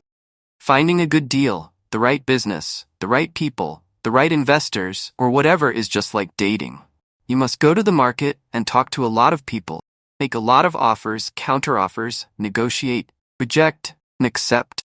I know single people who sit at home and wait for the phone to ring, but it's better to go to the market even if it's only the supermarket. Search, offer, reject, negotiate, and accept are all parts of the process of almost everything in life. Jog, walk, or drive a certain area once a month for 10 minutes. I have found some of my best real estate investments doing this. I will jog a certain neighborhood for a year and look for change. For there to be profit in a deal, there must be 2 elements: a bargain and change. There are lots of bargains, but it's change that turns a bargain into a profitable opportunity. So when I jog a neighborhood I might like to invest in. It is the repetition that causes me to notice slight differences. I notice real estate signs that are up for a long time. That means the seller might be more agreeable to deal. I watch for moving trucks going in or out. I stop and talk to the drivers. I talk to the postal carriers. It's amazing how much information they acquire about an area. I find a bad area, especially an area that the news has scared everyone away from. I drive it for sometimes a year waiting for signs of something changing for the better. I talk to retailers, especially new ones, and find out why they're moving in. It takes only a few minutes a month, and I do it while doing something else like exercising or going to and from the store. Shop for bargains in all markets. Consumers will always be poor. When the supermarket has a sale, say on toilet paper, the consumer runs in and stocks up. But when the housing or stock market has a sale, most often called a crash or correction, the same consumer often runs away from it. When the supermarket raises its prices, consumer shops somewhere else. But when housing or the stock market raise their prices, the same consumer often rushes in and starts buying. Always remember, profits are made in the buying, not in the selling. Look in the right places. A neighbor bought a condominium for $100,000. I bought the identical condo next door for $50,000. He told me he's waiting for the price to go up. I told him that profit is made when you buy, not when you sell. He shopped with a real estate broker who owns no property of her own. I shopped at the foreclosure auction. I paid $500 for a class on how to do this. My neighbor thought that the $500 for a real estate investment class was too expensive. He said he could not afford the money or the time, so he waits for the price to go up. Look for people who want to buy first. Then look for someone who wants to sell. Friend was looking for a certain piece of land. He had the money but did not have the time. I found a large piece of land, larger than what my friend wanted to buy, tied it up with an option, called my friend, and he said he wanted a piece of it. So I sold the piece to him and then bought the land. I kept the remaining land as mine for free. Moral of the story: buy the pie and cut it in pieces. Most people look for what they can afford, so they look too small. They buy only a piece of the pie, so they end up paying more for less. Small thinkers don't get the big breaks. You want to get richer, think big. Think big. Retailers love giving volume discounts, simply because most business people love big spenders. So even if you're small, you can always think big. When my company was in the market for computers, I called several friends and asked them if they were ready to buy also. We then went to different dealers and negotiated a great deal because we wanted to buy so many. I have done the same with stocks. Small people remain small because they think small, act alone, or don't act all. Learn from history. All the big companies on the stock exchange started out as small companies. Colonel Sanders did not get rich until after he lost everything in his 60s. Bill Gates was one of the richest men in the world before he was 30. Action always beats inaction. These are just a few of the things I have done and continue to do to recognize opportunities. The important words are have done and do. As repeated many times throughout the book, you must take action before you can receive the financial rewards. Act now. Final thoughts. I would like to share some final thoughts with you. The main reason I wrote this book, and the reason it has remained a bestseller since 2000, was to share insights into how increased financial intelligence can be used to solve many of life's common problems. Without financial training, we all too often use the standard formulas to get through life. Work hard, save, borrow, and pay excessive taxes. Today, more than ever, we need better information. I use the following story as an example of a financial problem that confronts many young families today. How do you afford a good education for your children and provide for your own retirement? Requires using financial intelligence instead of hard work. A friend of mine was griping one day about how hard it was to save money for his 4 children's college education. He was putting $300 away in a college fund each month and had so far accumulated only about $12,000. He had about 12 more years to save for college since his oldest child was then 6 years old. At the time, the real estate market in Phoenix was terrible. People were giving houses away. I suggested to my friend that he buy a house with some of the money in his college fund.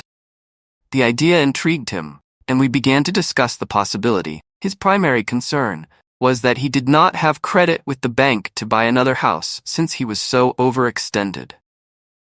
I assured him that there were other ways to finance a property rather than through the bank. We looked for a house for 2 weeks, a house that would fit all our criteria. There were plenty to choose from, so shopping was fun.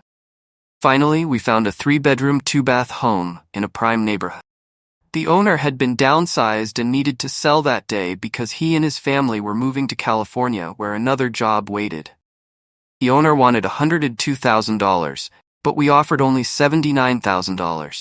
He took it immediately and agreed to carry back the loan with a 10% down payment.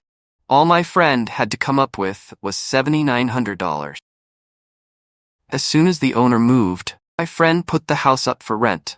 After all expenses were paid, including the mortgage, he put about $125 in his pocket each month.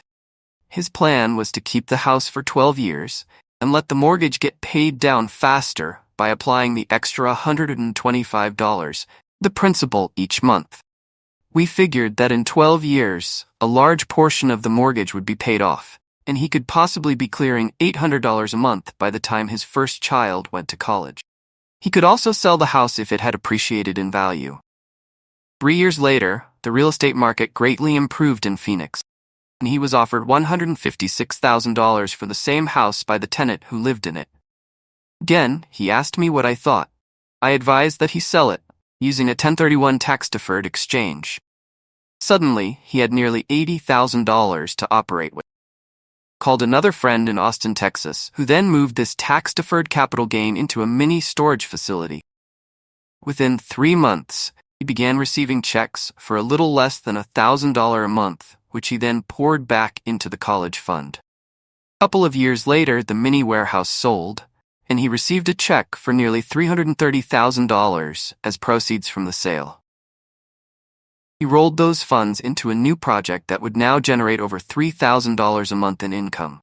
Again, going into the college fund, he is now very confident that his goal will be met easily. It only took $7,900 to start and a little financial intelligence. His children will be able to afford the education they want, and he will then use the underlying asset, wrapped in his legal entity, to pay for his retirement. As a result of this successful investment strategy, he will be able to retire early. Thank you for reading this book. I hope it has provided some insights into utilizing the power of money to work for you. Today, we need greater financial intelligence to simply survive. The idea that it takes money to make money is the thinking of financially unsophisticated people. It does not mean that they're not intelligent. They have simply not learned the science of money making money. Money is only an idea. If you want more money, simply change your thinking. Every self-made person started small with an idea and then turned it into something big. The same applies to investing. It takes only a few dollars to start and grow it into something big. I meet so many people who spend their lives chasing the big deal or trying to amass a lot of money to get into a big deal, but to me, that is foolish.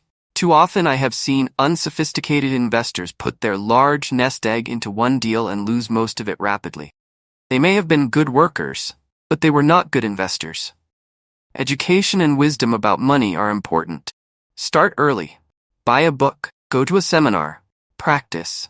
Start small. I turned $5,000 cash into a $1 million asset, producing $5,000 a month cash flow in less than 6 years. But I started learning as a kid. I encourage you to learn because it's not that hard. In fact, it's pretty easy once you get the hang of it. I think I have made my message clear. It's what is in your head that determines what is in your hands. Money is only an idea. There's a great book called Think and Grow Rich. The title is not Work Hard and Grow Rich. Learn to have money work hard for you, and your life will be easier and happier. Today, don't play it safe. Play it smart. The 3 incomes. In the world of accounting, there are 3 different types of income. 1. Ordinary earned. 2. Portfolio. 3. Passive. When my poor dad said to me, "Go to school, get good grades, and find a safe, secure job," he was recommending I work for earned income. When my rich dad said, "The rich don't work for money, they have their money work for them," he was talking about passive income and portfolio income. Passive income, in most cases, is income derived from real estate investment. Portfolio income is income derived from paper assets such as stocks and bonds. Portfolio income is the income that makes Bill Gates the richest man in the world, not earned income. Rich Dad used to say, the key to becoming wealthy is the ability to convert earned income into passive income or portfolio income as quickly as possible. He would say taxes are highest on earned income.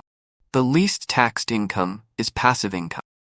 That is another reason why you want your money working hard for you. The government taxes the income you work hard for more than the income your money works hard. In my second book, Rich Dad's Cash Flow Quadrant, I explain the 4 different types of people who make up the world of business. They are E, employee, S, self-employed, B, business owner, and I, investor. Most people go to school to learn to be an E or an S. Cash Flow Quadrant is written about the core differences of these 4 types and how people can change their quadrant. In fact, most of our products are created for people in the B and I quadrants. In Rich Dad's Guide to Investing, book number 3 in the Rich Dad series, I go into more detail on the importance of converting earned income into passive and portfolio income. Rich Dad used to say, all a real investor does is convert earned income into passive and portfolio income. Do you know what you're doing? Investing is not risky. It's just common sense. The key to financial freedom. The key to financial freedom and great wealth is a person's ability to convert earned income into passive and/or portfolio income. My rich dad spent a lot of time teaching Mike and me this skill. Having this ability is the reason my wife Kim and I are financially free, never needing to work again. We continue to work because we choose to. Today we own a real estate investment company for passive income and participate in private placements and initial public offerings of stock portfolio income. We also went back to work to build a financial education company so that we can continue to create and publish books and games. All of our educational products are created to teach the same skills my rich dad taught me. Skills of converting earned income into passive and portfolio income. The games we create are important because they teach what books cannot teach. For example, you could never learn to ride a bicycle by only reading a book. Our cash flow games for adults and cash flow for kids game are designed to teach players the basic investment skills, converting earned income into passive and portfolio income. They also teach the principles of accounting and financial literacy. These games are the only educational products in the world that teach people all of these skills simultaneously. Cash Flow 202 is the advanced version of Cash Flow 101 and requires the game board from 101 as well as a full understanding of 101 before it can be played. Cash Flow 101 and Cash Flow for Kids teach the principles of fundamental investing. Cash Flow 202 teaches the principles of technical investing. Technical investing involves advanced trading techniques such as short selling, call options, put options, and straddles. A person who understands these advanced techniques is able to make money when the market goes up as well as when the market comes down. As my rich dad would say, a real investor makes money in an up market and a down market. That is why they make so much money. One of the reasons they make more money is simply because they have more self-confidence. Rich Dad would say, they have more self-confidence because they are less afraid of losing. In other words, the average investor does not make as much money because they are so afraid of losing money. The average investor does not know how to protect themselves from losses, and that is what Cash Flow 202 teaches. You can play Cash Flow Classic on the web at www.richdad.com and learn to convert earned income into passive and/or portfolio income. Average investors think investing is risky because they have not been formally trained to be professional investors. As Warren Buffett, America's richest investor, says, risk comes from not knowing what you're doing. My board games teach the simple basics of fundamental investing and technical investing while people are having fun. I occasionally hear someone say, your educational games are expensive. poses the question of ROI, the return on investment, or the value returned for the price paid. I nod my head and reply, yes, they may be expensive, especially when compared to entertainment board games. But my games are not as expensive as a college education. Working hard all your life for earned income, paying excessive taxes, and then living in terror of losing all of your money in the investment market. When someone walks away mumbling about the price, I can hear my rich dad saying, if you want to be rich, you must know what kind of income to work hard for, how to keep it, and how to protect it from loss. That is the key to great wealth. Rich dad would also say, if you do not understand the differences in those three incomes, and do not learn the skills on how to acquire and protect those incomes, you will probably spend your life earning less than you could and working harder than you should. My poor dad thought a good education, a good job, and years of hard work were all you needed to be successful. My rich dad also thought a good education was important. But to him, it was also important that Mike and I know the differences in the three incomes and what kind of income to work hard for.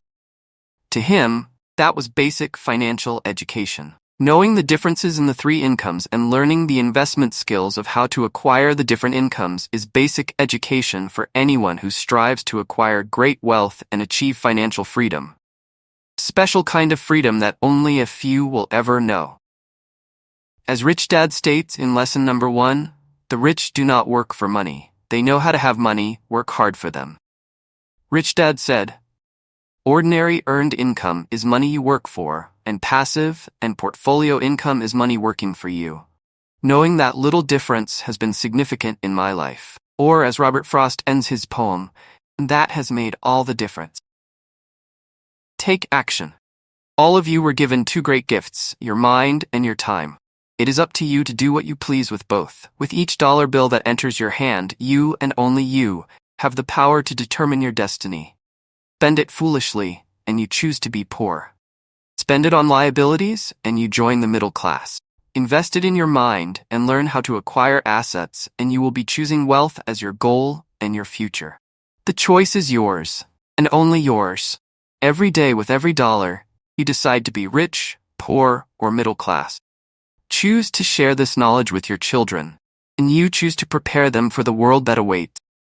No one else will. You and your children's future will be determined by choices you make today, not tomorrow. I wish you great wealth and much happiness with this fabulous gift called life. Robert Kiyosaki. About the author Robert Kiyosaki, best known as the author of Rich Dad Poor Dad, the #1 personal finance book of all time, Robert Kiyosaki has challenged and changed the way tens of millions of people around the world think about money. He is an entrepreneur, educator, and investor who believes the world needs more entrepreneurs who will create jobs. With perspectives on money and investing that often contradict conventional wisdom, Robert has earned an international reputation for straight talk, irreverence, and courage, and has become a passionate and outspoken advocate for financial education. Robert and Kim Kiyosaki are founders of the Rich Dad Company, a financial education company, and creators of the Cash Flow Games. In 2014, the company will leverage the global success of the Rich Dad Games in the launch of a new and breakthrough offering in mobile and online gaming. Robert has been heralded as a visionary who has a gift for simplifying complex concepts, ideas related to money, investing, finance, and economics, and has shared his personal journey to financial freedom in ways that resonate with audiences of all ages and backgrounds. His core principles and messages, like "Your house is not an asset" and "Invest for cash flow" and "Savers are losers," have ignited a firestorm of criticism and ridicule, only to have played out on the world economic stage over the past decade in ways that were both unsettling and prophetic. His point of view is that old advice, go to college, get a good job, save money, get out of debt, invest for the long term, and diversify, has become obsolete advice in today's fast-paced information age. His Rich Dad philosophies and messages challenge the status quo. His teachings encourage people to become financially educated and to take an active role in investing for their future. The author of 19 books, including the international blockbuster Rich Dad Poor Dad, Robert has been a featured guest with media outlets in every corner of the world.